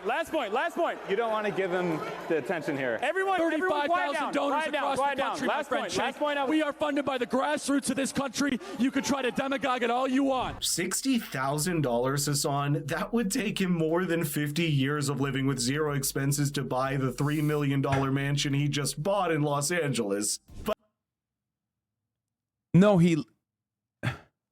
oh no, he's stupid. He's just dumb. So much of conservatism just revolves around you being stupid. Like, I don't know how to argue against that. I don't know how to argue against a person that doesn't understand concepts like the passage of time. Like, how do you, like, that's not even like a baby. I think a baby can understand the passage of time. This person has failed to comprehend that. I think and there's like an entire, like there are a million people who are like, yeah, that's a good point. That's, I think it's insane though, like how quickly the housing market has degraded. Like it was at a shit position back then. Now things are so much more expensive. I remember like 2021 when I heard about your horrendous, garish $3 million house. I was like, that's a, hefty sum of money. Like now in Sydney, there's no house in Sydney, even in the periphery, that's under $1 million. Also, I didn't buy it with a lump sum of cash. Like I got a 30-year fucking mortgage on it. Like what the fuck?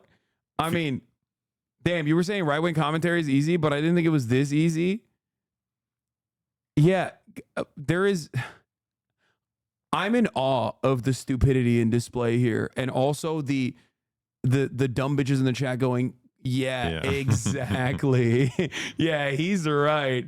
You got, baby. Like, dude, you have no object permanence. Like, what the fuck? He doesn't understand the passage of time. He does not have object permanence. How do you deal with a person like that? You just can't. Like, you just send him to a mountain so he can just slap rocks for the rest of his life. I don't even think he's like trying to argue with you. He's trying to make a YouTube channel. Like this is a business. Like, it doesn't really matter. I'm not gonna lie. You did get cooked. 60K does not equal 3 million.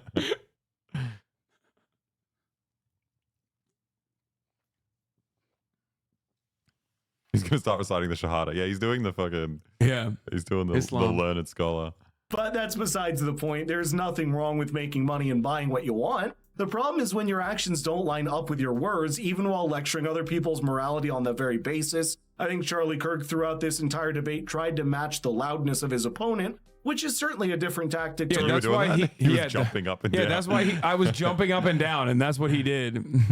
he was panting like an animal, jumping up and down, just like me.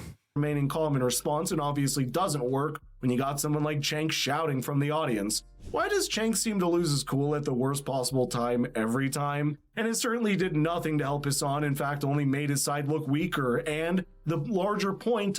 Wait, so Cenk made my side look weaker even though I was calm and collected in that moment. Charlie got up and started screaming and crying. And... Wait. He didn't mean his son, right? No, he meant his side. No, nothing to help Hasan, in fact only made his side look weaker. Yeah, he didn't say his son. And the larger point, I think, it's the conversation like this that reveals just how much intellectual depth there is in the pundits and streamers that so many people go to.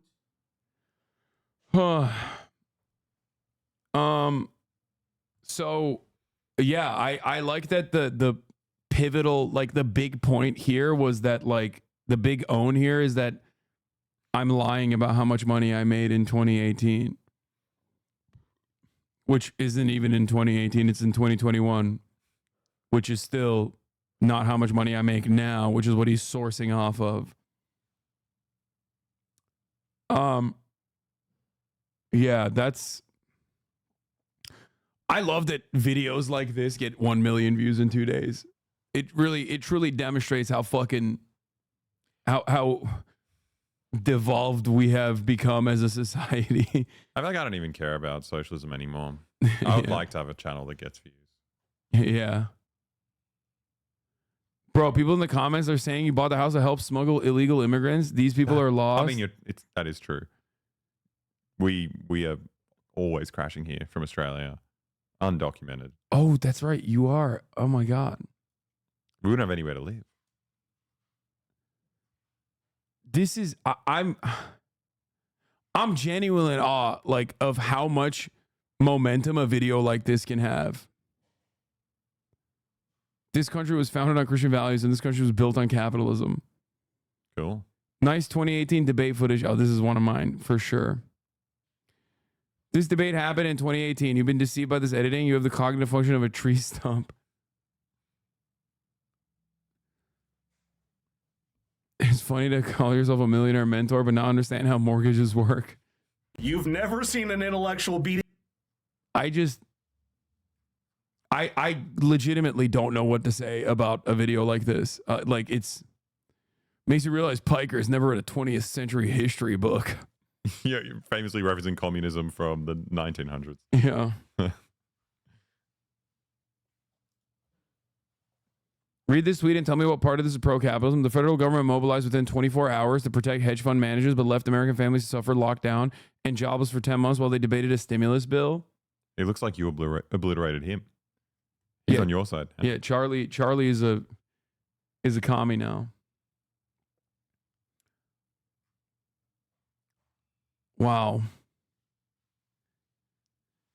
Alexa, make sure your CIA torture video is titled Obliterating Hasan Piker. Oh, yeah. True. That's never coming out, though, but good point. I'll do that. Wow. That was awesome. I kind of want to watch the other one too now. Wait, there's another one of you or just There's another people one getting of this obliterated? debate. I don't know why people were like, this debate is the shit. We should bring that back. Like this guy also did a video a month ago or like in May. Get into it. Currently, the economic fails to...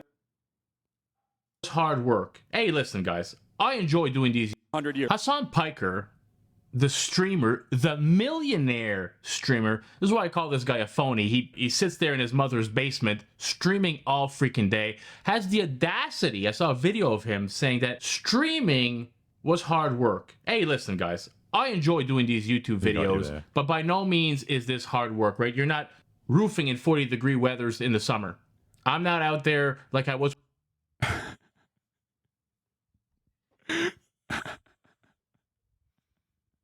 Bro, none of this has to make sense. I'm in my mother's basement, but also it's a $3 million mansion, and I'm also a millionaire. Like, which one? What is it? He literally took all debate and made a video out of it. That's usually what most of these videos are. I think it's super unfair. Imagine being like the base conservative doing this video and seeing someone do exactly the same video like a month later and getting 1 million views. Yeah, I'd be sad. Yeah.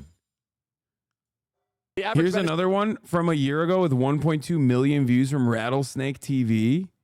Capitalism is not done yet. Before we get to this next clip, guys, if you don't mind taking a second to quickly chuck a thumbs up on this video and chuck a thumbs up in this video. Wait, I want to see like what their commentary is. I want to see if I can like click a random point of the video and have them address the exact same talking point about how I'm a fucking millionaire socialist.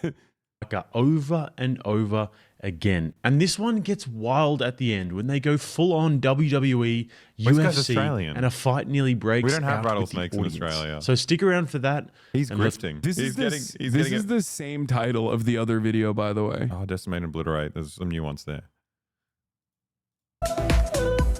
And yes, they have generous social safety nets. But this is in some cases because they have so much money and also because they have a high value added tax or VAT, otherwise known as goods and service tax, which disproportionately affects the poor and middle class. Because obviously they spend a higher amount of their income on goods and services. Furthermore, they also have up to a 200% tax on cars. And that went down to 100 recently, but that's why they're always riding around bikes with baskets on the front like idiots. And lastly, who's he talking about though? Just general rest of the world. Yeah. So very culturally homogenous and traditional societies. And traditionally, they're actually the hardest countries to get into.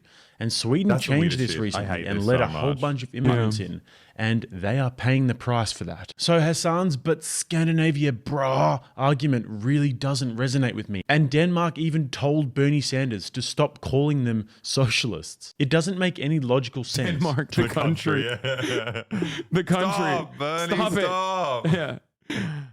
Also, none of those countries are socialist. They have higher degrees of socialization, which is as a filthy little revisionist myself, I use as an argument to go towards the right direction, ultimately, while beefing up unions and potentially building a vanguard party so you can collectively seize the means of production in a violent way. That's what I mean when I say that. But like, these guys don't even want a social democracy. Like, what are we talking about? I really like the argument. I've actually heard this one before, that like these European countries have walkable cities and people ride bikes because they can't afford cars.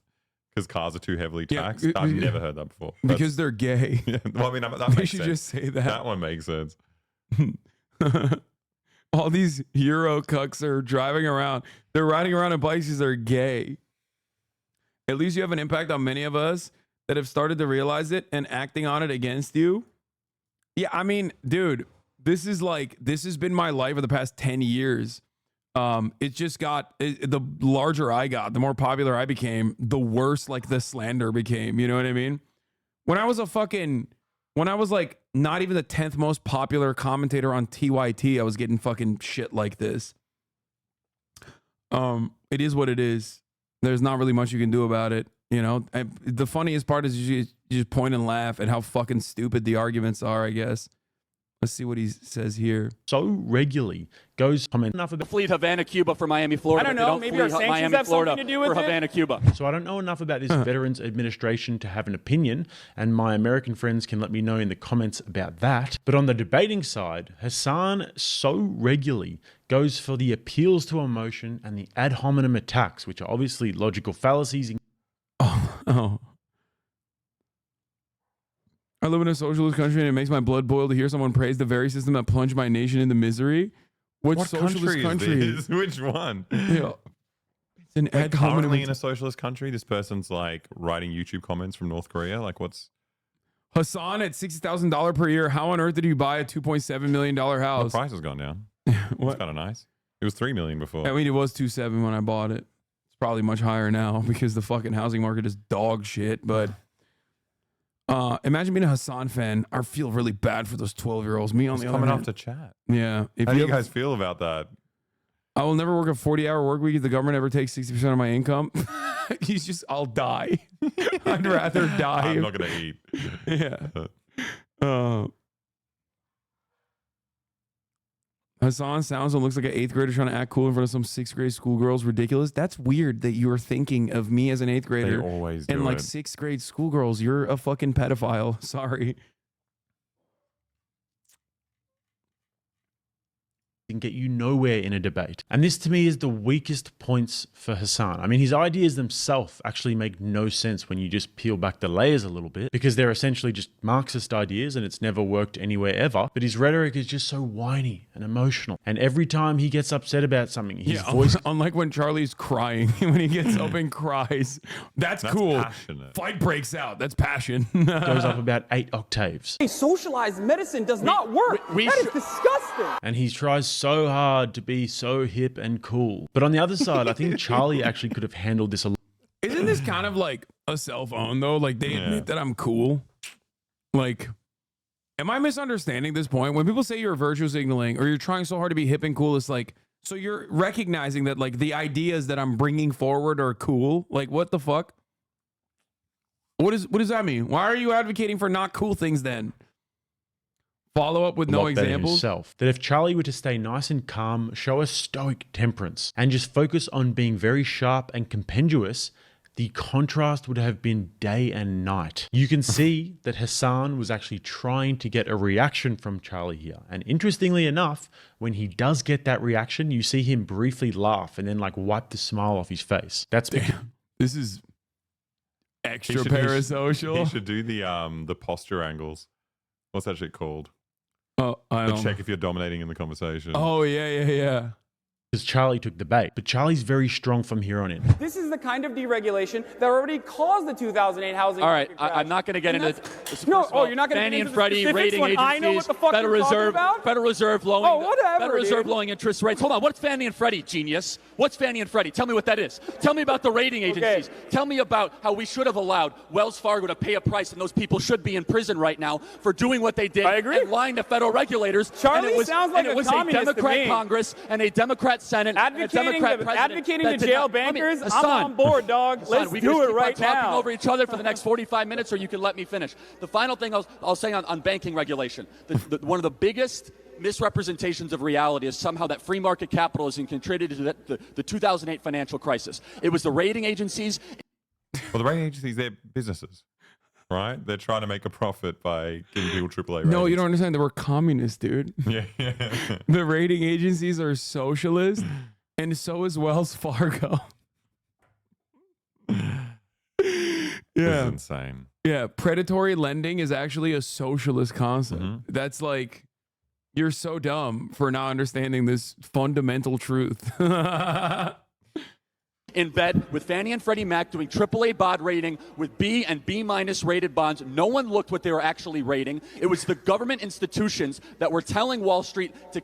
Yeah, what's the ideological position of the American government? I'm pretty sure they're communist. Yeah, Pretty that's sure. right. Yeah, no, that's right. That's what happened, I think. That's...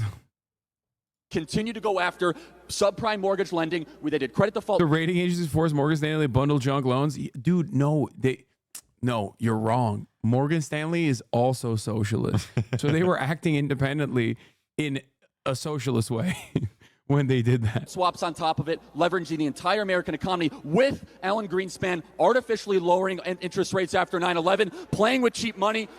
Pair that with the community.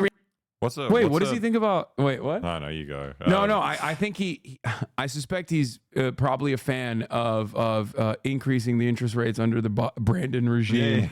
Yeah, he probably That's loves not that artificial. because he loves that. He loves that now that the interest rates are so high, right? I suspect because he's saying like it's really fucked up. Like, why are we doing quantitative easing? Like, I can't believe it. Which, by the way, Alan Greenspan, famous socialist. Oh yeah, famous socialist.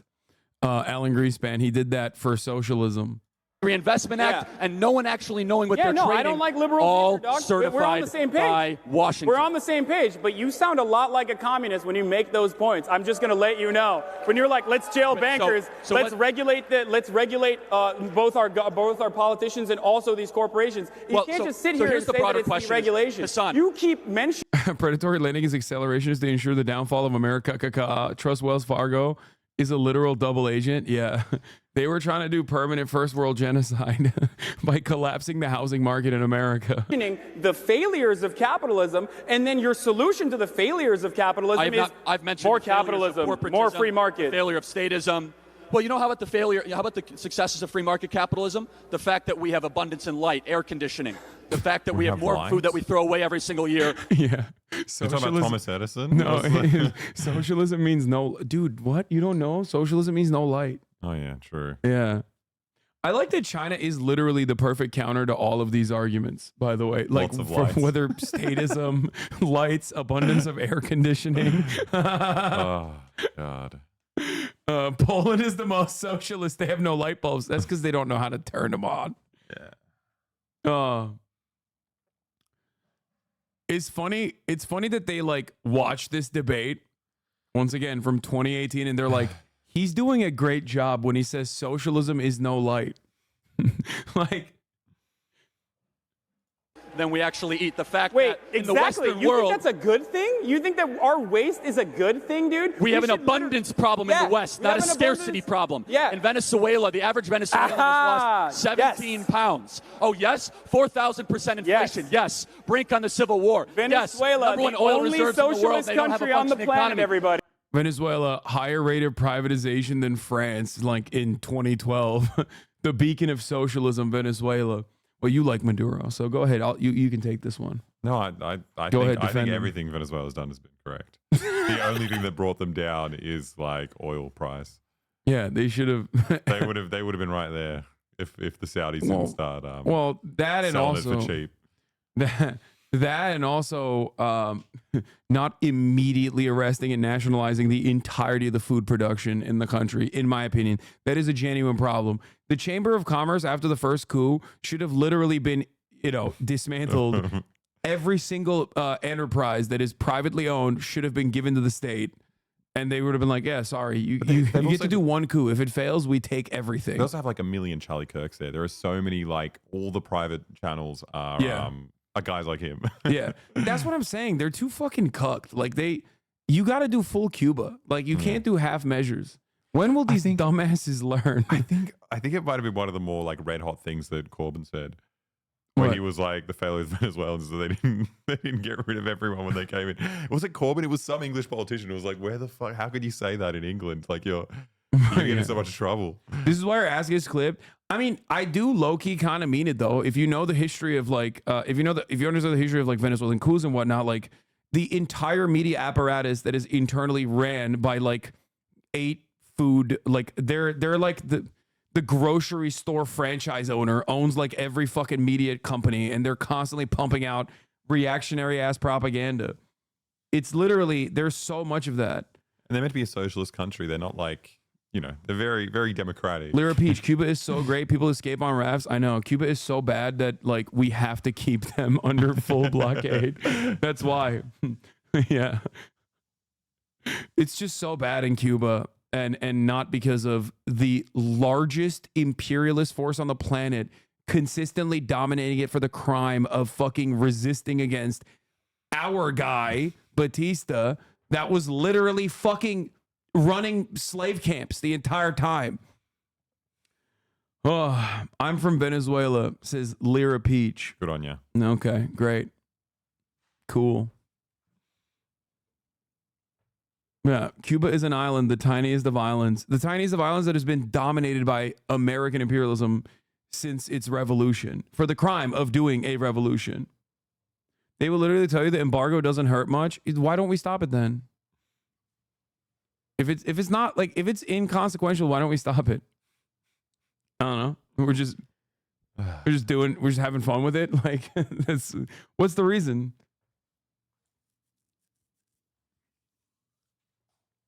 I don't think people getting in rafts from Venezuela to go elsewhere are just looking for a fun vacation. Wait, what?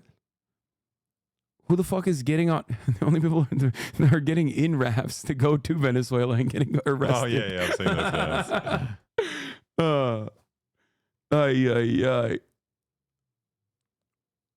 Oh, my God.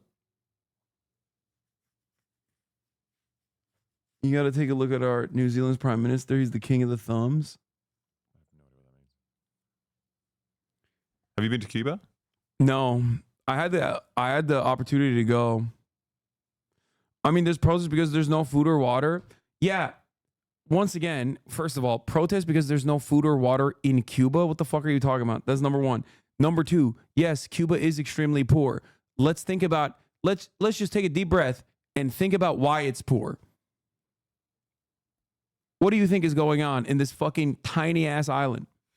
Like, what do you think? What do you think is happening? You think that it's just like, it's run by pure evil people? Is that why they're like, haha, we have so much food and resources, but I love not giving it to people. Oh. But I love that it's always like taken in a vacuum. You look like next door to Haiti, who doesn't have these issues. And you're like, what's happening to them? Why aren't they fucking famously, you're super right. rich?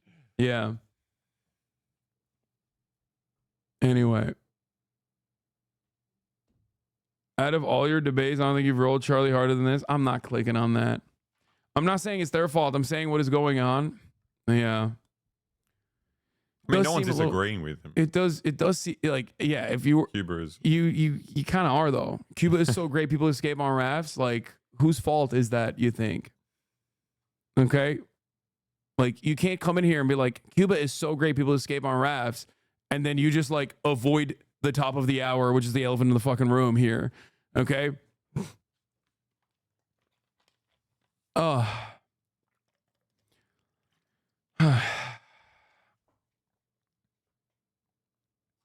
Anyway. Yeah, isn't it suspicious that all of these countries that are that have so much discontent or so much poverty happen to also be on the receiving end of crippling sanctions? I think it's coincidental. That's probably just a coincidence, right? Like America, America's actually doing helpful sanctions. Well, they're on these sanctioning countries. them to get rid of the regime that caused all these problems. Yeah, Like, that's the true. thing. Once they're gone, that's sanctions true. are gone. Like when the problems didn't exist, though, when obviously like Venezuelan oil was a pretty hot commodity, and Venezuela was like seen as like this beacon of light. What did they do? Oh, that's right. They tried to coup then. Back then, that was also a helpful coup, though. Anyway, what is America's doing so great? It will not sign the war crimes treaty. Yeah. It was a good coup, not a bad one. I've learned from you that the USA has a hand on it. Yeah, because you know, you're probably consuming a lot of, without recognizing, a lot of right-wing content. It's probably not signaling as right-wing content, but that is what's going on.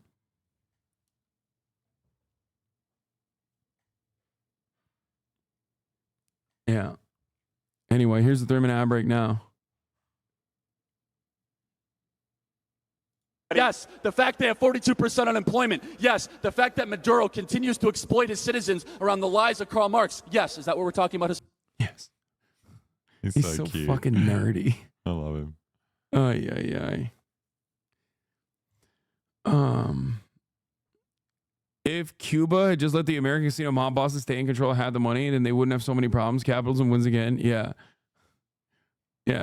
It was so good. That's why they were sending a steady flow of weapon shipments into Cuba as the revolution was happening. That's why. Just to, defend Cuba, obviously. Which was good. Everyone was happy about it when that was going on. Is this the event that he asked? Yeah, he did. I think it was this event, yeah. Do you want to hook up with you? What's the...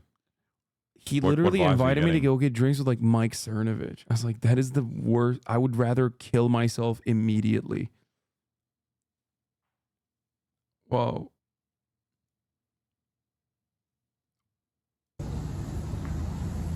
George Stephanopoulos just made a stunning comment. He told someone with the shoes in New York that he doesn't think President Joe Biden can serve another term. Why is this groundbreaking? Hey, how you doing? What do you think? Do you think Biden should step down? You talked to him more than anybody else have lately. And you could be honest. You don't think he can serve 4 more years? All right. That's an answer. You talked to him more than anybody else have lately. And you could be honest. You don't think... This is how we'd edit a Boyboy video if nothing happened. I'm not really sure what's going on here. Don't know who he's talking to or what he said. What is this? White House lied again? New. POTUS saw Dr. Kennard on January 17th as a part of his neurological exam that was reported a month later, White House says. That's despite the White House saying today that the meeting between Kennard and O'Connor was not related to care for the president. He just hangs out with doctors every now and then. Yeah, what do you mean? He hangs out with both of his doctors, his own personal physician and the neurological specialist. That's why, because he likes to have fun. What? Political streamer isn't a real job. You have 5 cars and 6 houses. Also, your dog is trans. What? Your dog is trans. That's the one bit. Yeah.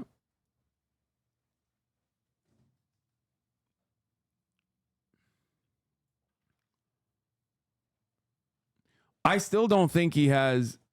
I still personally don't think he has Parkinson's. I think he has Alzheimer's. Yeah. They're working with Dr. Kennard to develop a cure for Havana syndrome, but you guys are ruining the surprise. Anyway. You are not a neurologist? Yeah. So is he saying you're not fit to diagnose the president? I don't think any neurologist would diagnose him without actually seeing him. But it's so good. Yeah, I'm not. I just don't think he has Parkinson's. I think he has Alzheimer's. That's all I'm saying.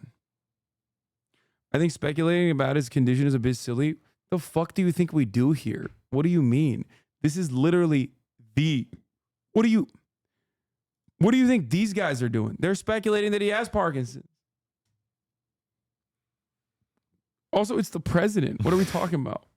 No, I will speculate on his health all day, every day.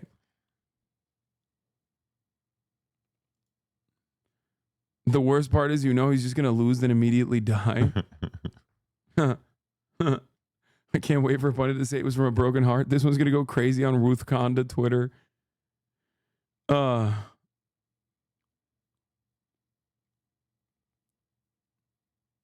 This is definitely illegal. Yeah, arrest me, sir.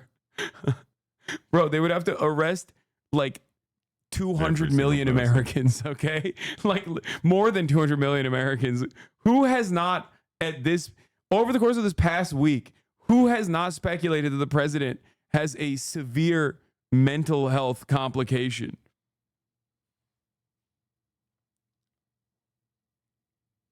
I mean, Jimmy Carter, will it be at Biden's funeral? Probably. He's still alive. Yeah, he is. He looks so barely, rough. barely. Wait, what is this guy doing? Is he at a concentration camp? Soviets took control of the North and started building a Soviet-style socialist economy. Today, North Korea is languishing in desperate poverty. It's just this thing happened in what, like 1945? Yeah.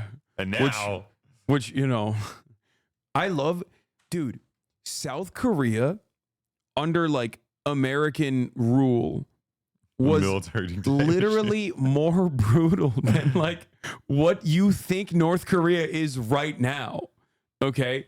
And also, I wonder what massively consequential global event happened to yet another country that not only was like almost completely wiped out, wasn't even a country. They designed it as a country on their own, wiped it out, and then also dissolved the only other country that was their lifeline.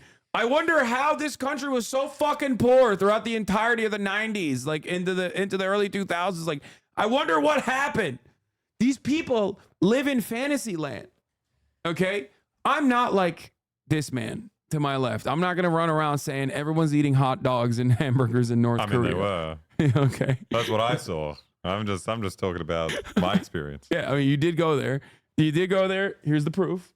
You have the poster that you stole, Otto Warmbier style. Skill issue for Otto. you didn't. Fuck. Messed up. But rest in peace, Otto. That was fucked up. The glorious kingdom of Goryeo didn't exist for a full 400 years for you to claim Korea is a fake country. And extreme political corruption and totalitarianism, whereas South Korea is a rapidly developing and thriving economy. And all of the fastest growing economies in the world, i.e. China, India, and many African nations now, have been able to do so because they've instituted free market principles. There are literally... when I think of the bounties of free market capitalism and decentralization, I think of Somalia. Like these guys literally forget that the overwhelming majority of poor countries that are still being absolutely ruthlessly stolen from are still capitalist countries. Oh, they're more capitalist than a lot of these countries. Yeah. So like, what the fuck are we talking about? Yeah, India, another socialist country. Oh, Jesus. Zero countries that make the same progress by instituting Marxist policies. They literally all fail and normally turn genocidal. But I'm sure that if Hasan had his way, then the socialist utopia would be brought about. But Charlie is about to put... I love the non-genocidal capitalist countries of the United States of America and Israel. The nails of logic in the coffin and show that Hasan's arguments just don't stand up. They're too weak. Like, people always come up to me and tell me, free market principles, South Korea in the 70s is literally national capitalist country. What do you mean? It still is. They just literally turned a military dictatorship into like two companies owned by like two families. It's still the same shit. It's just instead of a military dictatorship, now it is run by literally two families. It's the same shit still. people always come up to me and tell me, hey, Hasan, why do you want to take away my earnings? And I told them, I'm not trying to take away your earnings. I'm trying to make sure your bosses give back what is rightfully yours. These are your earnings. You worked for them, okay? And it is very obvious that corporations are not magnanimously going to, anytime soon, give you back those wages. So we have to implement regulation. We have to implement certain policies. This could be UBI. I don't really like it that much, but this could potentially be taxes on the wealthy and corporations. Like, there are many different ways to do it. Or this could be regulating the wages in some way, or allowing unions to exist in countries. I can't believe you're booing this, man. Here's the big philosophical difference and problem, is that Hasan says, well, I don't want to take your worker earnings away. I want to go after your employer, essentially to make sure. I don't have the right to tell anybody what to do with any of their money. That's the big difference. Yeah, no, totally. That's the why boss I think has the right to. Yeah, the boss has the right, which is why we should bring back slavery. Like, I don't understand. Wait, I don't have the right to tell this guy what to do. I don't with know. I can't do that. No, what do you mean? Just like enslave people again. What the fuck? Hasan, is that you're trying to It's their money, Charlie. It's the workers' money. They are just taking No, away it's and not. accumulating the profits for themselves. I'm not. And by the way, I'm not even saying abolish all profit. Marxist argument. How by come the he way. gets Just a because it's microphone Marxist doesn't and- mean it's a bad What are you idea. Stop yelling being an into? idiot, dude. God You damn got a it. little lapel? Like, What? How come you got a little lapel and he gets the microphone? I don't know. Yeah, I don't know how that worked out like that, but it did. Oh, okay. So I'm so glad. So glad you admitted it. You mentioned that. So it's so silly. Like as if we implement Hasan, socialized medicine, Hasan, we're I going to didn't say eat it- rats like Venezuela. I didn't or say that it was because bad. It's I Marxist. said it was Marxist, and now I'm going Okay. to tell you why it's bad. Oh, okay. The problem with the Marxist Venezuela. argument is the incentive structure. In a free market system, incentives, everybody is incentive to create value, get a job, or take a risk and employ people. Under a Marxist socialist system, you're incentivized to either run for political office, get as much power as you possibly can, to try to extract money away from people that don't have it. What about cooperatives? Like, I don't understand. There's multiple different ways to do Then this. do that Like- voluntarily. Go do what No, the but- Amish but do. you Go don't live in northern understand. New York. No, but In a- Famous communist Amish people. They are pretty sick. Sam Cedar was pissed about the microphones too because it meant that he couldn't talk back when he was getting yelled over.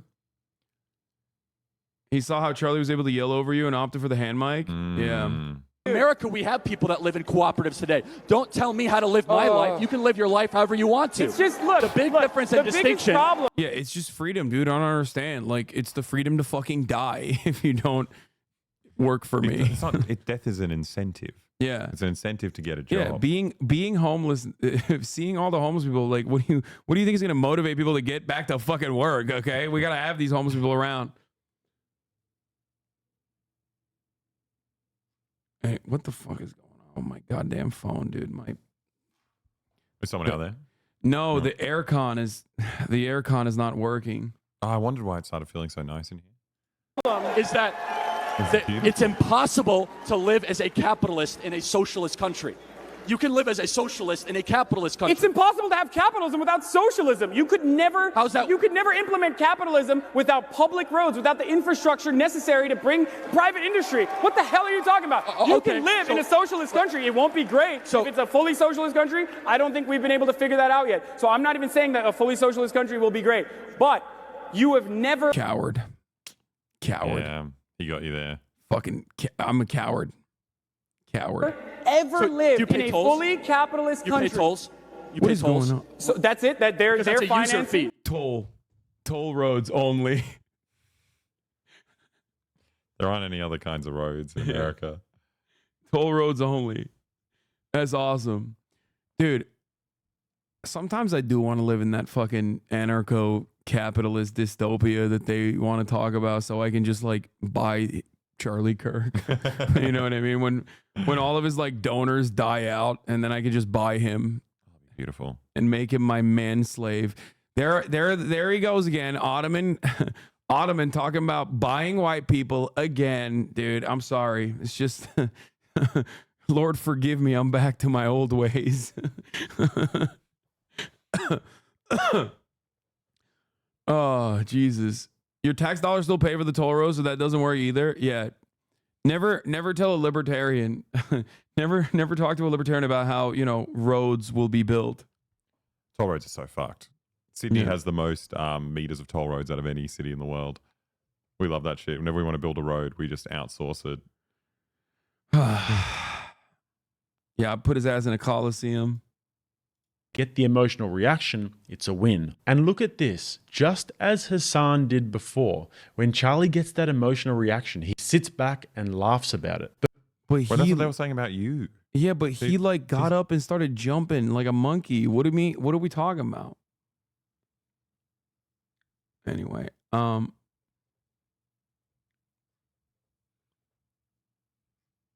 why is this fucking AC not working? This shit's so annoying. We were tough Trump, for all you people in Cuba, congratulations. on it, and we would not have Russian warships warships and nuclear submarines surrounding Cuba 60 miles off our coast. You know that, right? For all of you people in Cuba, congratulations. You're now being protected by Russia. Congratulations. Can you imagine that the press, the fake news, those people, they don't even talk about it. We have nuclear submarines and 5 warships in Cuba, and they don't even talk about it. What do you have to say to that? I say that sounds kind of nice. I don't know. Like, Good on ya. Good on ya. Sad that it has to be the Russians to do it, but like, does your electric company automatically change your thermostat like they do here in Portland? Yes, they try to do rush hour rewards, and it's like, I don't want it. I don't want the rewards. Man, you guys are so insane with air conditioning in America. What do you mean? It's fucking hot in here, man. It's summer. That's like, you can't be living in winter your whole life. It's weird. I was so excited. Last night it turned off, and it was the best sleep I've ever had. Yeah, I had to fucking fix the breaker. I'm lying there with like cold air just like going into my ear, like punching me in the brain. Like, I don't understand. I like a neutral feeling. Yeah, it sucks.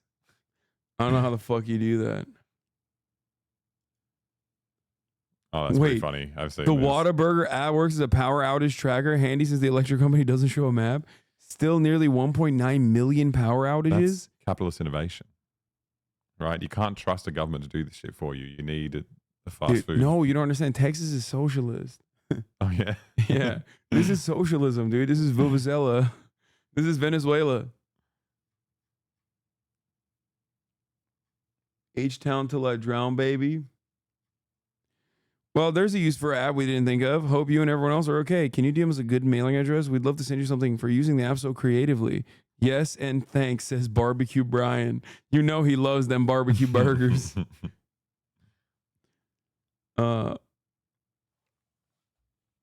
Abundance of AC equals capitalism. Your house is just communist temperature. Yeah. You just got to turn off the lights. Then you'd be there. All of our internet was out for most of the day too because Spectrum sucked their own dicks too hard. Oh, fuck yeah. The AC's back on. Let's go, baby. Oh, God. I love America. I love capitalism. In America, you have to check power outages on a hamburger app because the privately owned utilities are incompetent.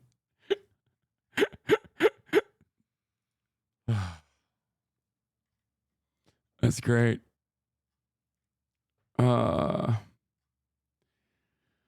Oh, what are we doing, man? What the fuck are we doing? Gaming. No. What? Any tips for adding to the meat department? Eat more.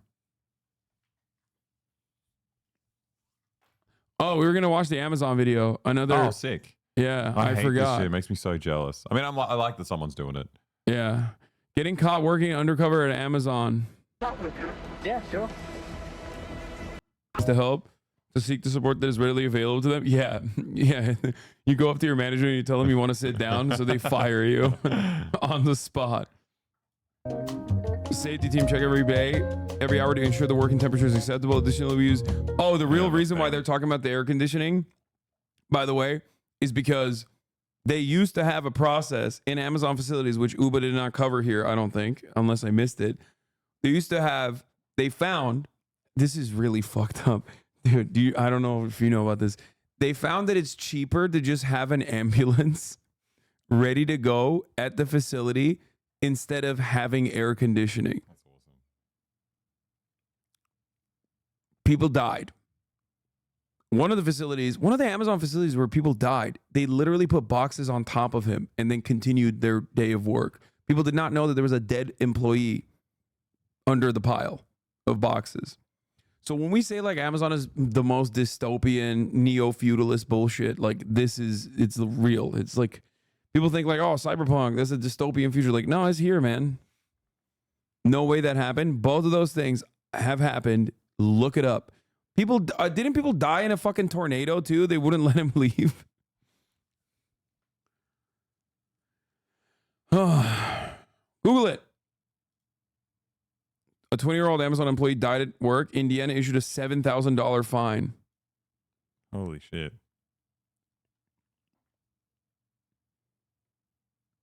He was en route to the jam in an elevated lift when his head collided with a conveyor and became trapped by the machinery. He died of blunt force injuries. Fucking gruesome. After an 11-week investigation, Indiana safety officials found that Amazon failed to ensure a workplace free from recognized hazards.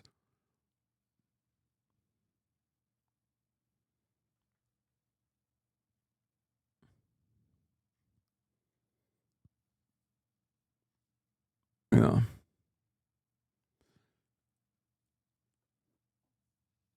Yesterday, the Coventry Union voting began again. Oh my God, Oobah blocked me? That's crazy. Wait, what? I'm blocked by this dude. Why? What did you do? I don't fucking know. That's crazy. I'm gonna text Alex right now and tell Oobah to unblock me. The fuck? That was such a good video. Holy shit. That's amazing. Why am I blocked by this fucking guy? Is it because I say so much shit about British people? His previous stuff felt like kind of apolitical, you know, just like regular pranks. This is like so hectic. Yeah. It's perfect. It's really, yeah. Yes, the tornado thing happened in Pontoon Beach, Illinois. Lack of respect. Outcry over Amazon employee's death on the warehouse floor. Work carried on as usual in the facility as workers were not informed of colleague's death even as the body laid on the floor. Yeah.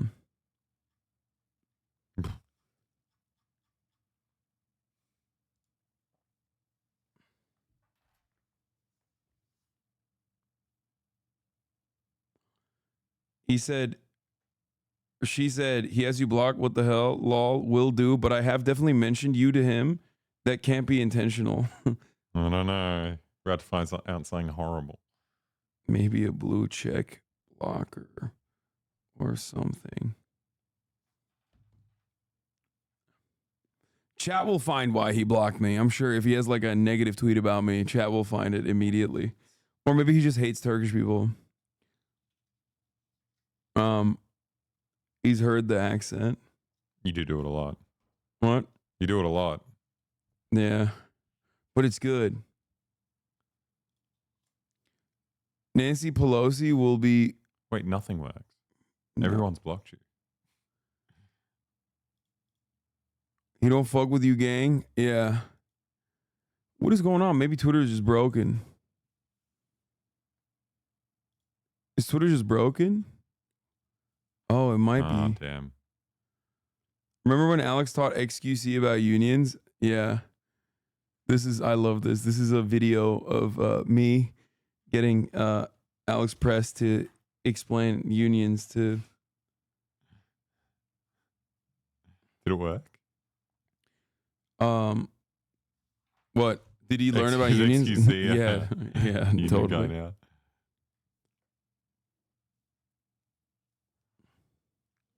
Why the fuck did you pay for a blue check? Do you honestly think I paid money for a blue check mark? I use my friend's Hulu account still. Like, you must be out of your fucking mind. No, dumbass. Elon Musk gave me a blue check mark because I'm a fucking Twitter power user for free.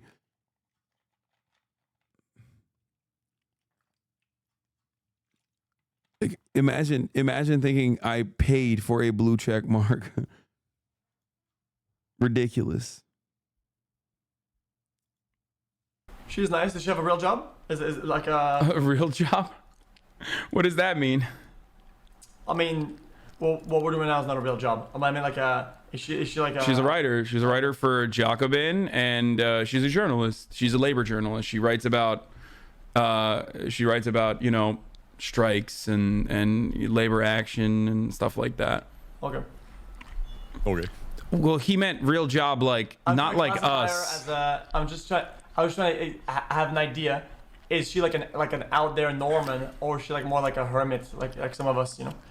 I mean, it's in between. Being a journalist is kind of like that. Oh, by the way, gotta run that ad at the. Anyway. Trump challenges Biden to another debate this week. Oh my God, that's so sick. He should do that. You aren't really a power user since you uninstalled Twitter. Yeah, I fucking barely tweet in comparison to how much I used to. Bro, what is? I got scared because I went homepage. Trump challenges Biden to a golf off. That's not true. They are dropping his ass. Probably not. Tomorrow, Michigan Governor Gretchen Whitmer and House Speaker Emerita, Speaker Pelosi join Morning Show to discuss President Biden's candidacy. Yeah, they're not fucking dropping. They're not dropping him. Posture is diabolic right now. Yeah, because I'm fucking tired. It's 8 hours, bro. It's been 8 hours. 6 a.m. Eastern is fucking nasty work, dude.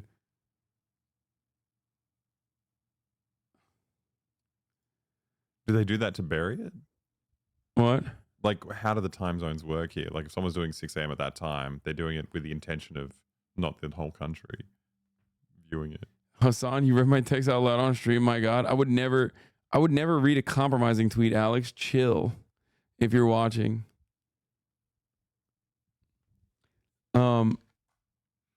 Every old person on the East Coast, go to bed so I can go back to watching My Hero Academia. You got me addicted. Oh, dude, My Hero Academia is so good. The special is great, but also you would not believe what Oobah's next couple projects entail. I know this because when I try to explain to him to friends, they think I'm lying. Dude, he's awesome. I would love to help him out. Yeah, it's sick. Alex, if you're watching right now, tell Oobah I'm substituting him. I'm swapping this Alexa out with actually a talented infiltrator. I was beaten by the best. Yeah. You know? Like, Alexa can keep going while HasanAbi goes to sleep. No. What do you mean? They just want to keep. You'd get 50,000 people on this stream if I kept going solo. Yeah, like way more. Yeah, That's what you 50,000 meant. more than what you have. Yeah. Okay. Looks like you're not blocked. No, I am. This is his next project. This is, yeah. I'm blocked by him. What the fuck? Anyway. You need to do a full convention with all the Alexes to be great content. You guys have very interesting ideas on what great content constitutes, honestly.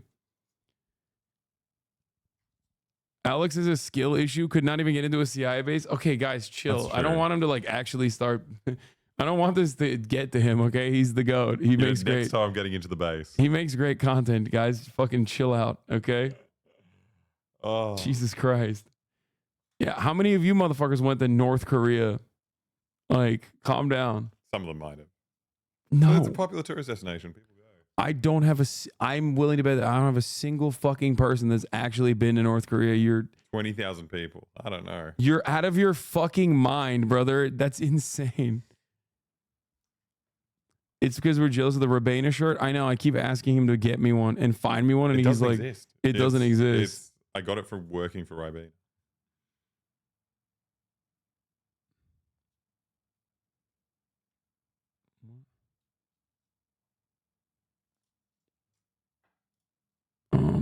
Ribena. Follow him with the alt account? No. There you go. You got a chatter from the DPRK right now. No, I don't. Yeah. People are saying I'm in the DPRK. Yeah, that's believable for sure. All right. That's it for today. Thank you, Alex. Thank you. Oh, I keep saying Alex. Thank you, Alexa. I get it. You don't want me here. It's Which is fine. another It's form fine. of Alex. We'll play spooky games one day. Anyway, love you guys. I will see you all tomorrow, okay? Peace from the Middle East. Bye. I went to the border as far as you can get doing the tourist thing. I got my stamp on my passport. Isn't that a liability? This man didn't even get to I experience. didn't get a stamp. They gave me like a fake passport to go in. Oh, so you don't get questioned? Yeah. Okay, well you shouldn't admit that. You know how many fucking how many FBI agents are probably watching right now? No, Like, I had to get a different kind of visa to come to America because I went to North Korea. Oh, really? You can't get like the normal day before visa. You have to go for interviews where they ask you Nice. what's so great about North Korea, and then you convince them and radicalize them. All right. Love you all, everybody. Thank you, Alexa, for coming on. Peace. Bye-bye. Again, Hasan is streaming. Hasan is streaming. Reviewing the P.O. box, Uncle Uger's face. Sat in Discord at your prop. Great names take embrace. Tiny Bernie Sanders, LGBTQ Air Force. The whole left at your fingertips, Ane at your door.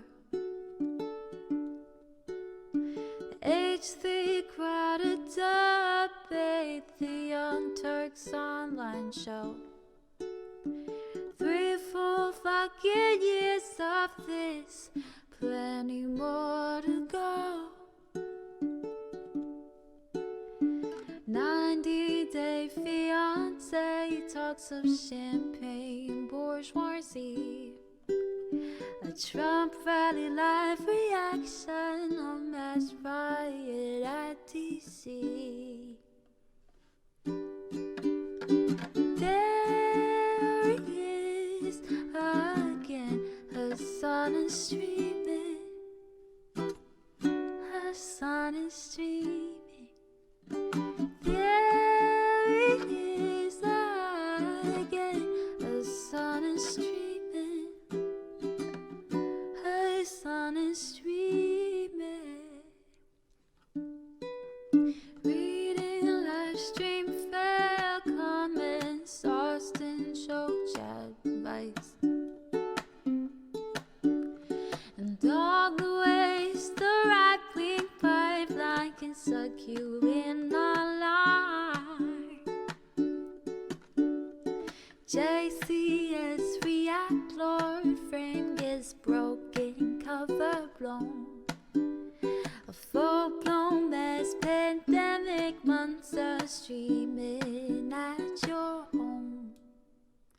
Total radicalization coming out to find. The system you were taught to trust in was broken the whole time.